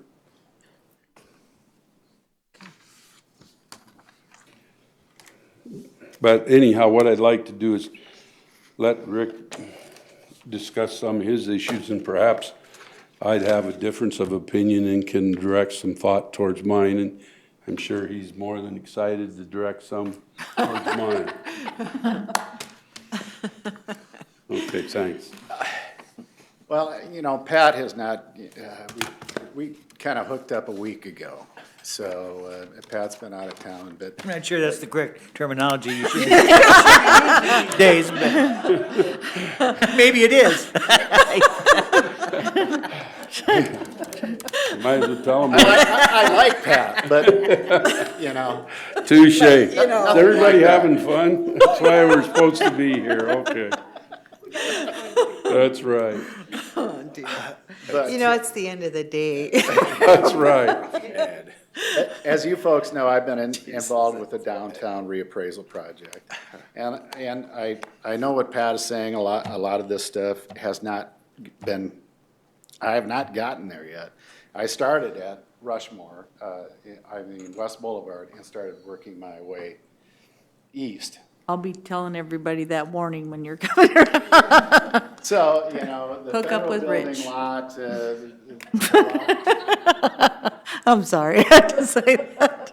the lot's north, and I'm working my way that way. But everything that I've reappraised so far, and to do it, I have to look at both the improvements and the lot itself. And so without making a blanket change on everything down there, which might throw some up and overvalue them, I did not reevaluate the land unless I could reevaluate all the structures on that particular block. So I'm taking it a block by block basis. So you will find differences, and in this particular area, the core area, I went to $20 a square foot on the land value, and that's straight across the board. And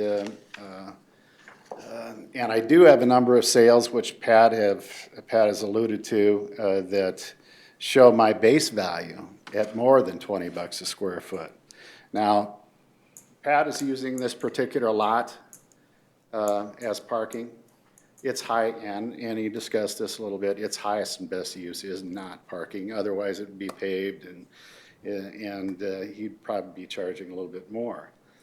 But the Culbaca building, as you're well aware, on the corner, just two lots over, sold for $45 a square foot. Once you knocked the building out. If you left the building there, you paid $40 a square foot, and then knocked the building down. So, you know, that's a comparable sale. Mrs. Dusek's lot right next to Pat's is at 20. All the buildings, the old Dusek building, that's the base value on that lot is $20.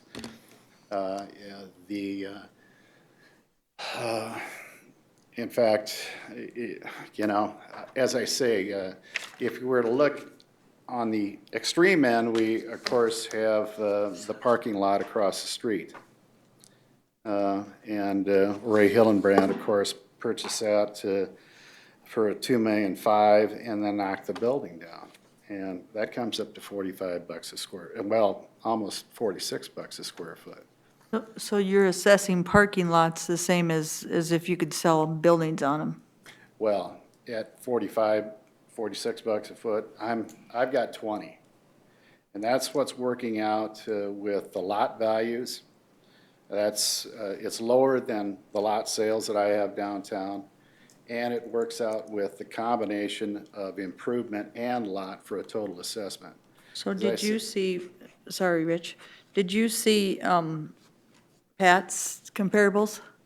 Yes, I did. And I just gave them to him now. Yeah. right, and his is like $10 a square foot. The only one I'm seeing 20 is his.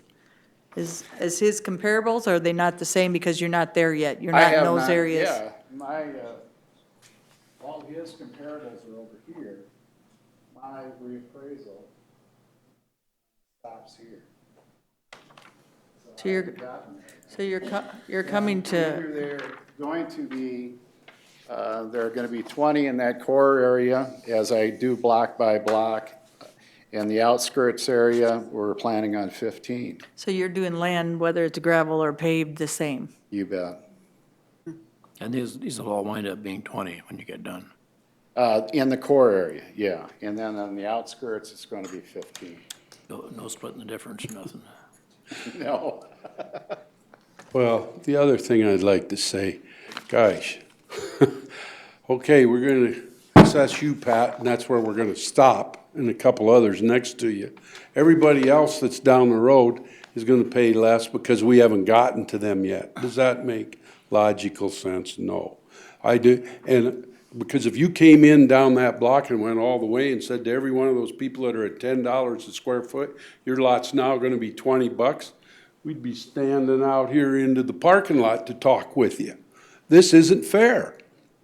And that lot, $15 is high.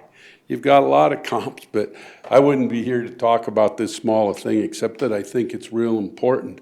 And when we talk about the downtown, we always laugh about the poor part of downtown and the better part of downtown. And it used to be the best part of downtown was going west. Now the best part of downtown is going east. And so I've even taken what I consider more valuable land to the east that I would pay more for to have, and it's assessed less than my property. That's where I disagree with Rich. I don't think that, I mean, that's like saying, well, your land's worth 20 because Mrs. Dushek didn't come in and protest hers at 20. I don't agree with that philosophy. So nobody else we is, just disagree. nobody else has been changed yet. Well, a lot of the downtown has been changed. All the blocks that I have completed. The parking lots. The parking lots, Parking lots are all at pretty much $20 a square foot. if I've gotten to them, yes. But have you gotten any others other than Pat's? Or is Pat's data they give us out of date? I guess, let's see, They come with a I'm up to Sixth Street, and he's got stuff that's, all that he's got here, that I have not reappraised. And I wasn't aware of that. I just drove around and looked for parking lots. And I think I got every parking lot, other than I might have missed the one the city owns. But the fact of it is that,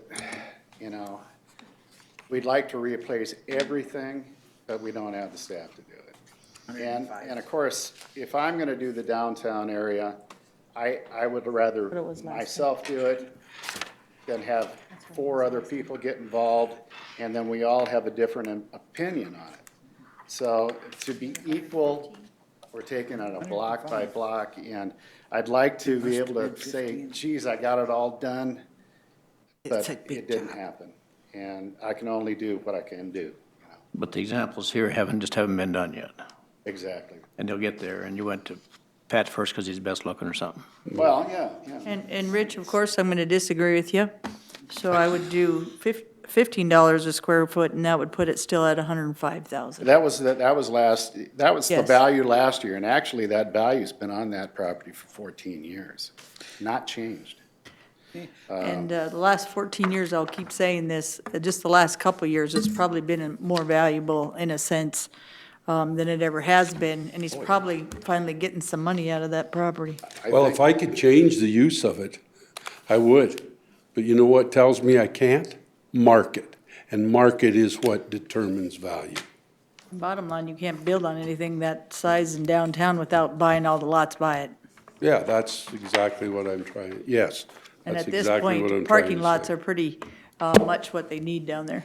But as I say, it's the highest and best use of that property, or the corner property, or Mrs. Dusick, is not parking. You And know, so we should- it's a valuable, I think Pat bought it for 20,000. Pat's not in the business to buy high and sell low. Well, actually, I don't know, was there transfer tax on it for 20?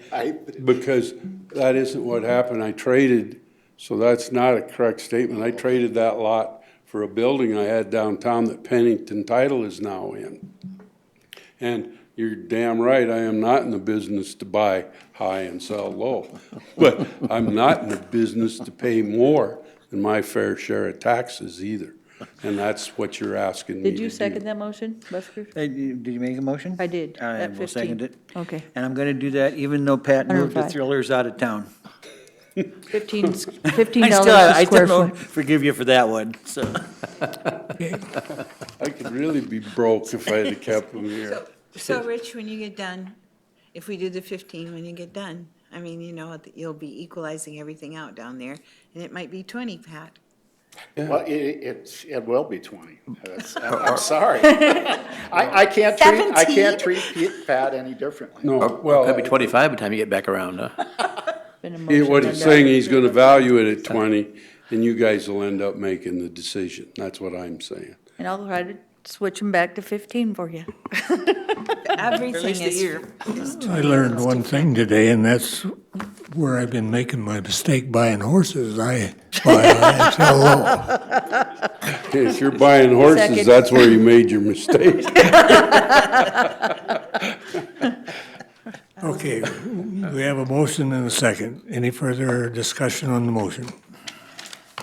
If not, those in favor of the motion say aye. Aye. Opposed? Motion carried. Thank you. Thank you very much. Right. Okay. Don't forget, Rich, 15. I'm coming to see you. That's sort of I collusion. think we're done for the day, but I want to tell you now that I really appreciate all the effort the commissioners and the city council people do. I know you're underpaid, and that's why I never called one of you about this issue, you know, to talk about it or campaign it, but I really appreciate the time you spend being our county commissioners. I thought you were gonna say that, I thought, oh, well, nice. He said you're underpaid. Evidently, he didn't read the newspaper I here a know, couple that's months what I was ago. gonna say. That's why he didn't They had to call throw us. that in again, didn't they? They just can't leave it alone. What you talked about is still underpaid. Mr. Chair, Yeah. could we take just like a 5-minute break, please? 7? Okay, 7 works. Is there a second? Second. Do we have one All in favor, say aye. Aye. Motion There's carried. two properties that aren't here, probably won't be here, but Miss Linda Kramer is here. She's the last one on the schedule, just as well hear hers, and then we'll deal with the other two that aren't gonna show. Okay.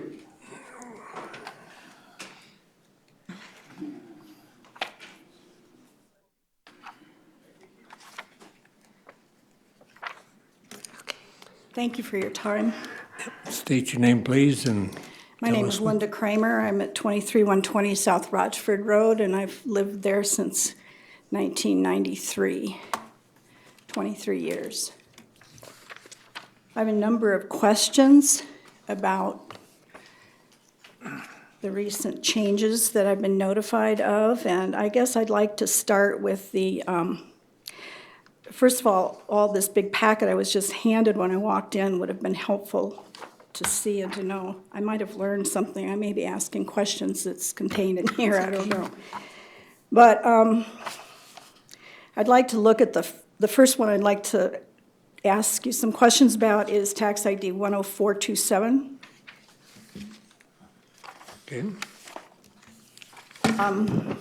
That's a 53-acre piece that many years ago, probably 20 years ago, I put into a planned unit development. I have a question, is a planned unit development considered ag land or non-ag land, or how is that considered? Separate.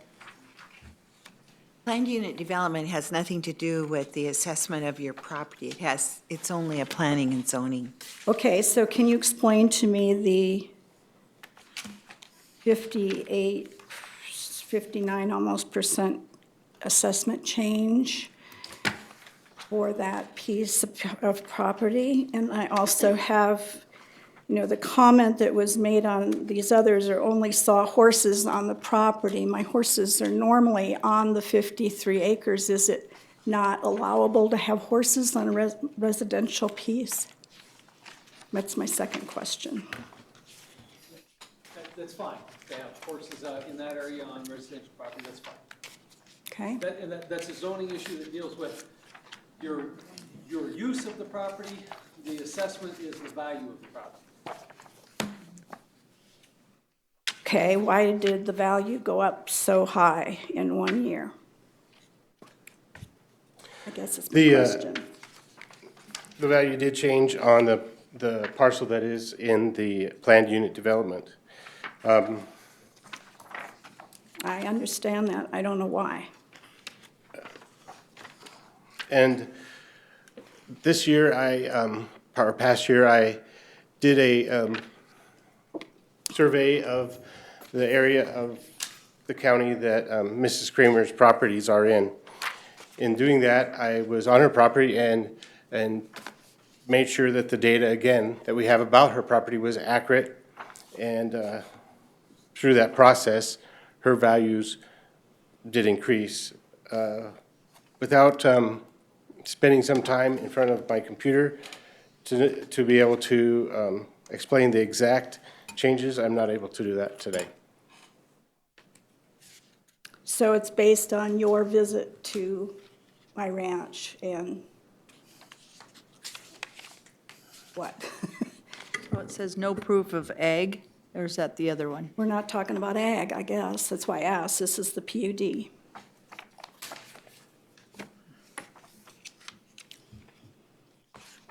I can't find the other property, Joe, on mine. Tax ID 10427. Okay. 10427 is the parcel that is the PUD. And that has her house on it. It has a house, other buildings, Has all my buildings on it. 3 guest cabins at least, and all the barns. Okay. And it wasn't in egg before, and I didn't take it out of egg. I just made whatever corrections I made. I understand that now. I didn't before. That was one of my questions. So my question now is why a huge jump in the assessment value? How does that happen when I don't make any changes on the land? I've got 100-year-old barns and We don't have the inspection history on that. fences. So Joe, I need some help here. Sure. What's that? On the 10427. If I'm reading this right, the 403,700 was for the buildings, and the 292,800 was for the land? Correct. I can answer Okay. why the I don't even change. have those figures. The property changed classification from ag to non-ag. Sure. The non-ag value is market value, ag, of course, is not. The buildings on this parcel went down a little bit, but the majority of the change in the value was changed from the ag to non-ag classification. Wait a minute, I just asked that a little while ago and I said was the- PUD was totally not non-ag. I was incorrect. Now I'm really confused. The PUD doesn't change the assessed value, and it doesn't make a difference whether it's ag or not. You can have a property classed as ag and have a PUD. You have non-ag property and have a PUD. Our assessed value is not affected by the PUD. So it was ag land, and you have Yes. changed that to non-ag. That is correct. And that's the same with all the parcels here. I get that, but this is different, so that's why I wanted to find out the answers to those questions, because I've always assumed that PUD was different. No. And when it says residential use, so then I'm thinking, well, why can't my horses be at my residence? They certainly can. Unless there's some problem with the PUD, but we don't know that. No. It doesn't change the assessment. But it's what you wrote about, or somebody wrote about. I wrote. You wrote, I wrote this. sorry. Okay, so this was ag, and now it's non-ag, and that's why the big jump. And she doesn't qualify because they're horses? She doesn't hay or have anything else in it? I'm getting to that. Not the, well, I do hay the extraneous parts of that, yes. And I have had chickens. I got sick and was taking care of my mom. I had to give them away, but I'm restocking my chicken barn and goats and garden. But You sell you that? didn't see anything when you were there? I did not. Because there wasn't anything there. I was in New Orleans recuperating, and but the chickens are coming back and goats are coming back, and nothing else has changed. On the parcel that is the PUD as well as the other 2 parcels, I'm recommending that we do no change. What happened was in the beginning of the year, I sent out a letter asking for information as to whether or not your property still qualifies for ag. Mrs. Kramer did fill out the application and return it to my office. In August, I was able to get back to that application, and I wondered what was going on there, so I went out there and saw the sign that is the Borderlands Educational and Spiritual Center, and so I thought, well, I don't know if this is agricultural venture or not. So I, at that time, asked for additional clarification through receipts and or contracts or leases, and I did not receive any, but did receive the letter back from her dated December 31st. But at that time, we had removed her from ag, and I have not put her back in.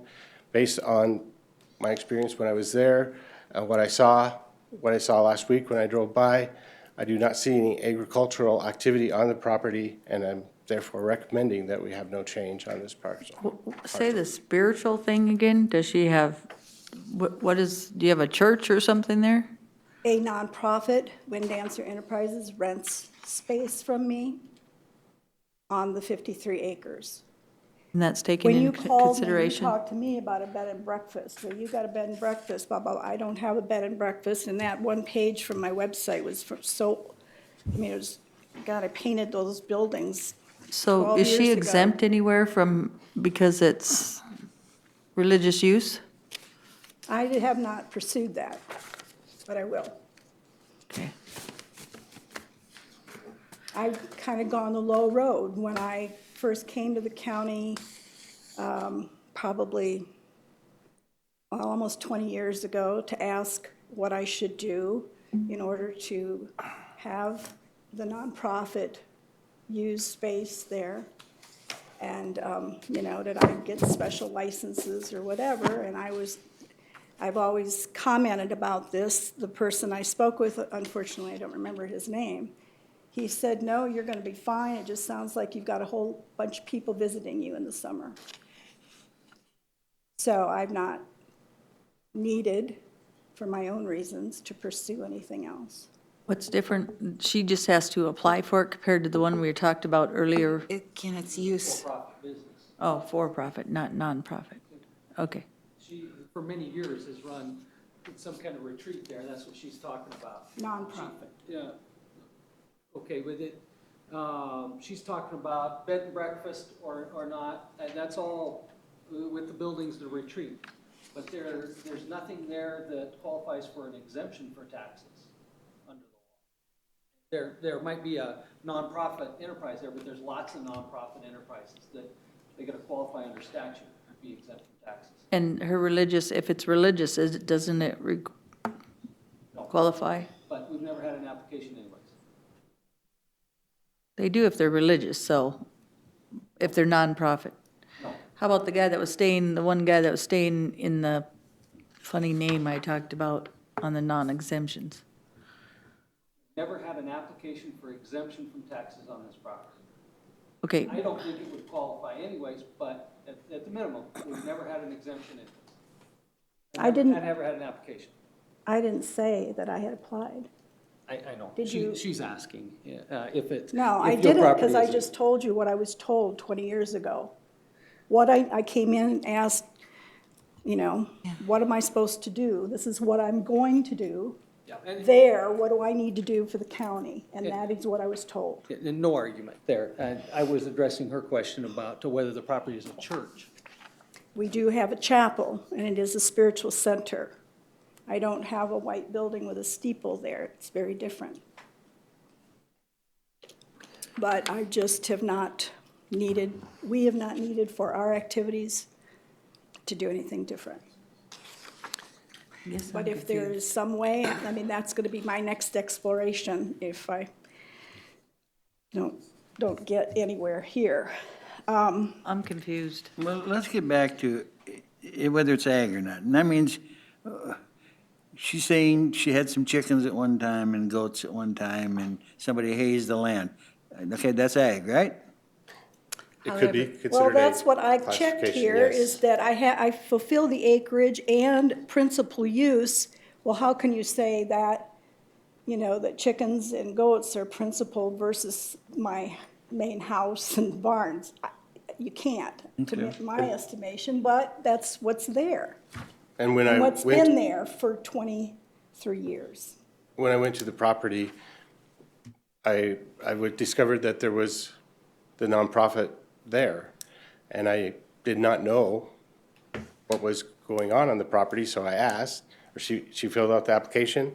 I asked, because I went based on the application, and when I asked for additional receipts or leases for activities that might be agricultural, I did not receive any, except the only thing I received back was the letter on December of last year.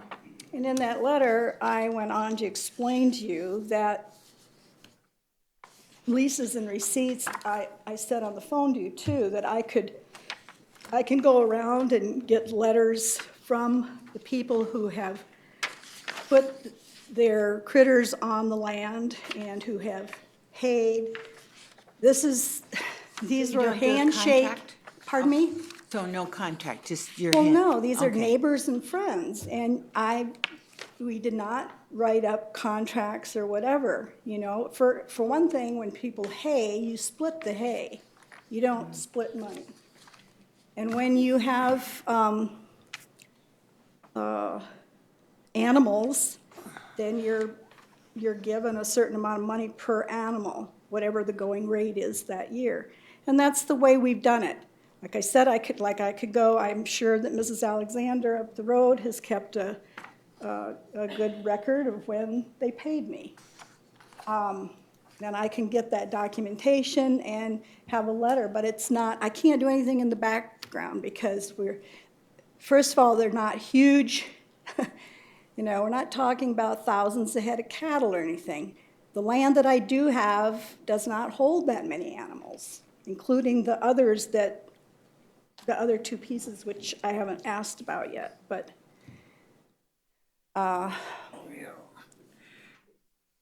It must have been non-ag. I also have, 140,10427 is what we're talking about? yep, If it was ag last year? It was it did have a classification on it, and I did take that off.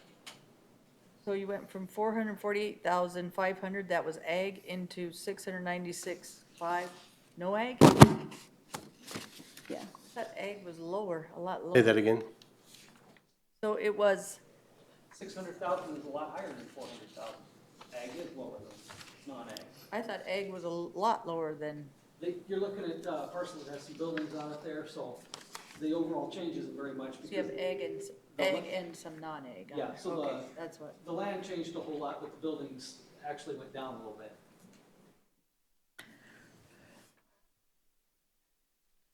It went up 58%.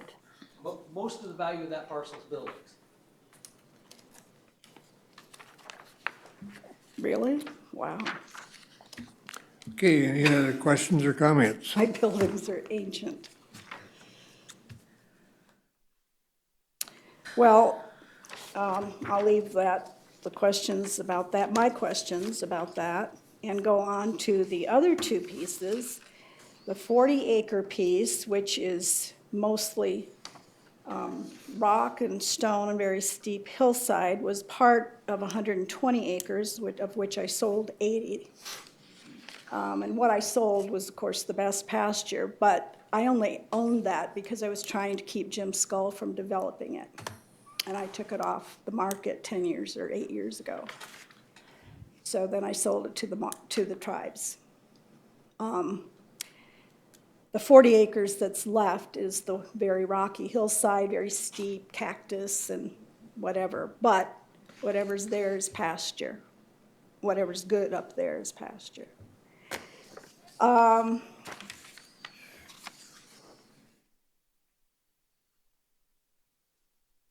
The 80-acre section, oh wait, Which is parcel Sorry. 47851. yes. Well, the one we were just talking about apparently went from 4,900 up to 225,000. And I don't even understand in dollars what 4,497% means. I'm not smart enough to do that math, but then the other 80-acre is basically rocks and trees and high steep cliffs and hills with a meadow that runs down the middle with a creek in it, which that's good grazing. And there's a few little, excuse me, a few little, is this what we're looking at? Yeah, you see the green, a few little arms that go up of some grass. But you see all the, where the timber is there and everything, it's very high rocky hillsides, and that piece went from 9,500 up to 417,000, 4,292% jump. And there again, those are the two primary pieces that my neighbors' friends have put critters on, other than my horses. They're not just my horses either. I do have some friends' horses there. Unfortunately, we can't use those horses. I know, I understand that. It's just a bummer. I understand, because that's, that's why I've been trying to be clear about the acreage and that there is some use. It's not a huge use. I can't have 1,000 head of cattle there, maybe for 2 days. It'd be wiped out. But I try to be responsible to the land, and, Mr. Alexander, may he rest in peace, he always wanted to be more than what I was offering him. And I just said, no, I can't, I don't want the land to be eaten down beyond the roots. Any other questions or comments? Well, somebody made the comment to me, oh, well, you're just hobby farming. Well, I guess if you consider your whole life work a hobby, that's what I have, and that's what I've been doing for 23 years. And Do you do anything like a truck garden, or, I wish. At 6,000 feet, you have a growing season of about 3 days if you're lucky. I try to grow things. I have a garden. Most of it ends up, the best gardening is in pots that you can drag inside. What I'm trying to do is find out what kind of income you might have that shows that you have an agricultural purpose. Like I said, these are handshakes and sharing hay, and I don't have that great of an income at all. Maybe if I sat down and actually, I'm on Social Security now, and what is it, 30%, 33%? But if I've got principal use, that's the principal use of those two pieces, Dan, and I would the struggle acreage. I would struggle with the principal use because of the spiritual aspect of how you use it with nonprofit.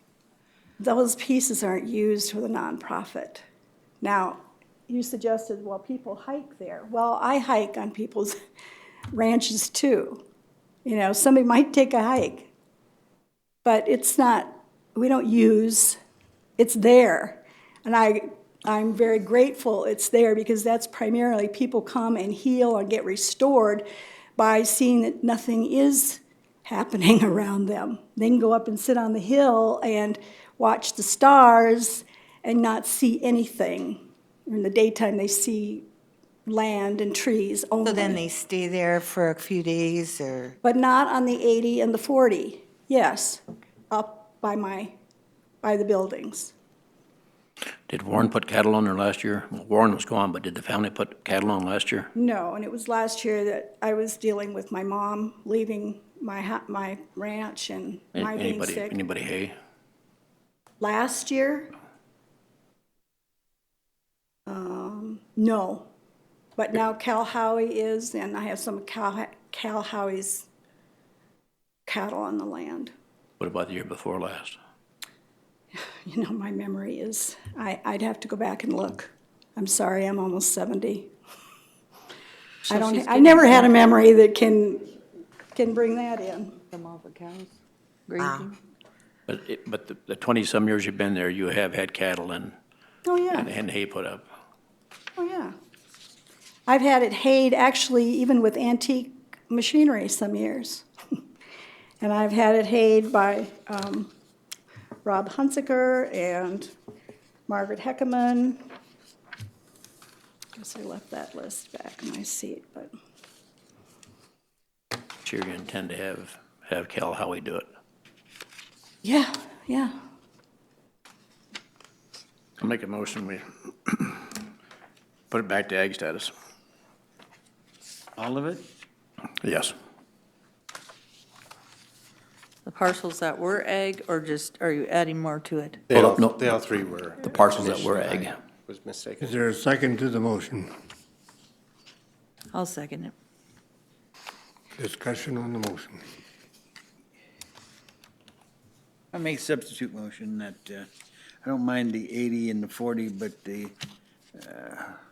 PUD part, the 50-some acres, is, the principal use is definitely not agriculture.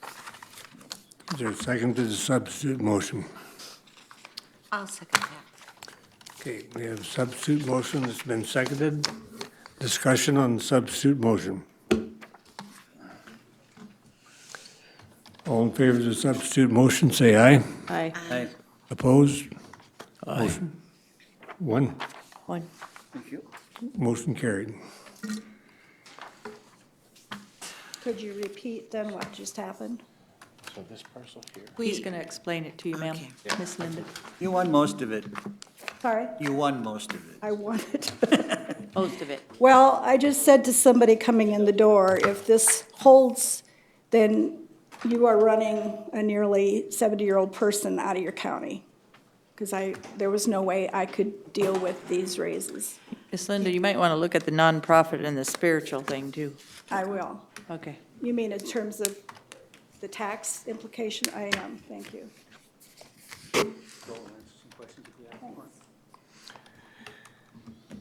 We skipped over to appeals, bypass development and Vista Point. R3 has, R3 and Rich have recommendations on both of those. They're not here. They're probably not gonna show.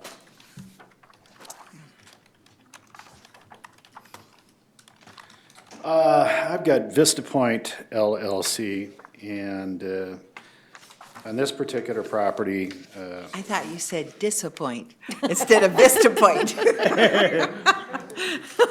you guys are really beating me up today. This is your day, Rich. I know, jeez.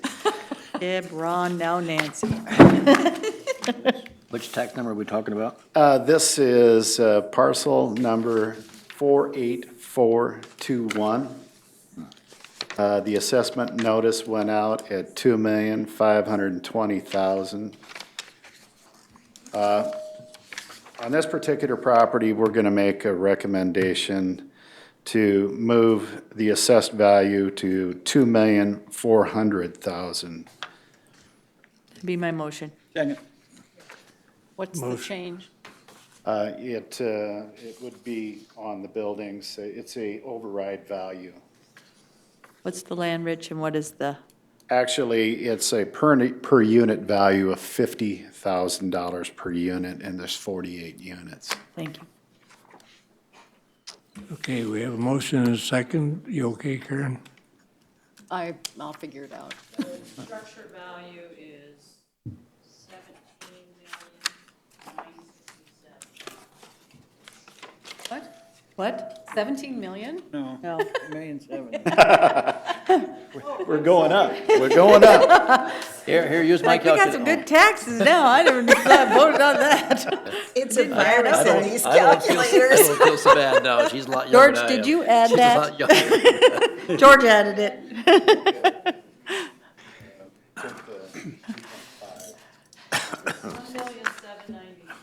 George, you gave her your calculator. I feel better now. 796 must be 700. Okay, we done? We're done. Okay. Ready? Yes. All in favor of the motion, say aye. Aye. Aye. Opposed? Motion carried. Sir, I have the last four. They'll go fast. Deb. You just got, is that the only one for them? Vista Point, yeah. Bypass Development Never mind, LLC. sorry. Getting late. ID number 57424. Oh, wait. What? Oop, 2-4. I'm good. Okay, What about 2-3? What about 2, 3? Okay. 57423. That's first, yes. We can do that. Thank you. The assessed value is 499,900, and I would like it to remain the same, please. Be my motion. Second. Oh, I hate it when they do that. Don't show up. You lose. motion and a second, discussion on the motion. All in favor, say aye. Aye. Aye. Opposed? ID number 57424. The assessed value is 701,800. I would like that to remain the same, please. That's my motion. Second. Any discussion? All in favor of the motion, say aye. Aye. ID number 60918. I do have a recommended value on that property. The 2016 assessed value was $1,338,300. I'm going to make a correction to $983,800. Be my motion. Second.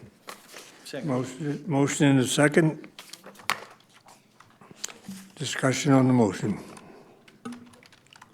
All in favor, say aye. Aye. Last parcel, 62561.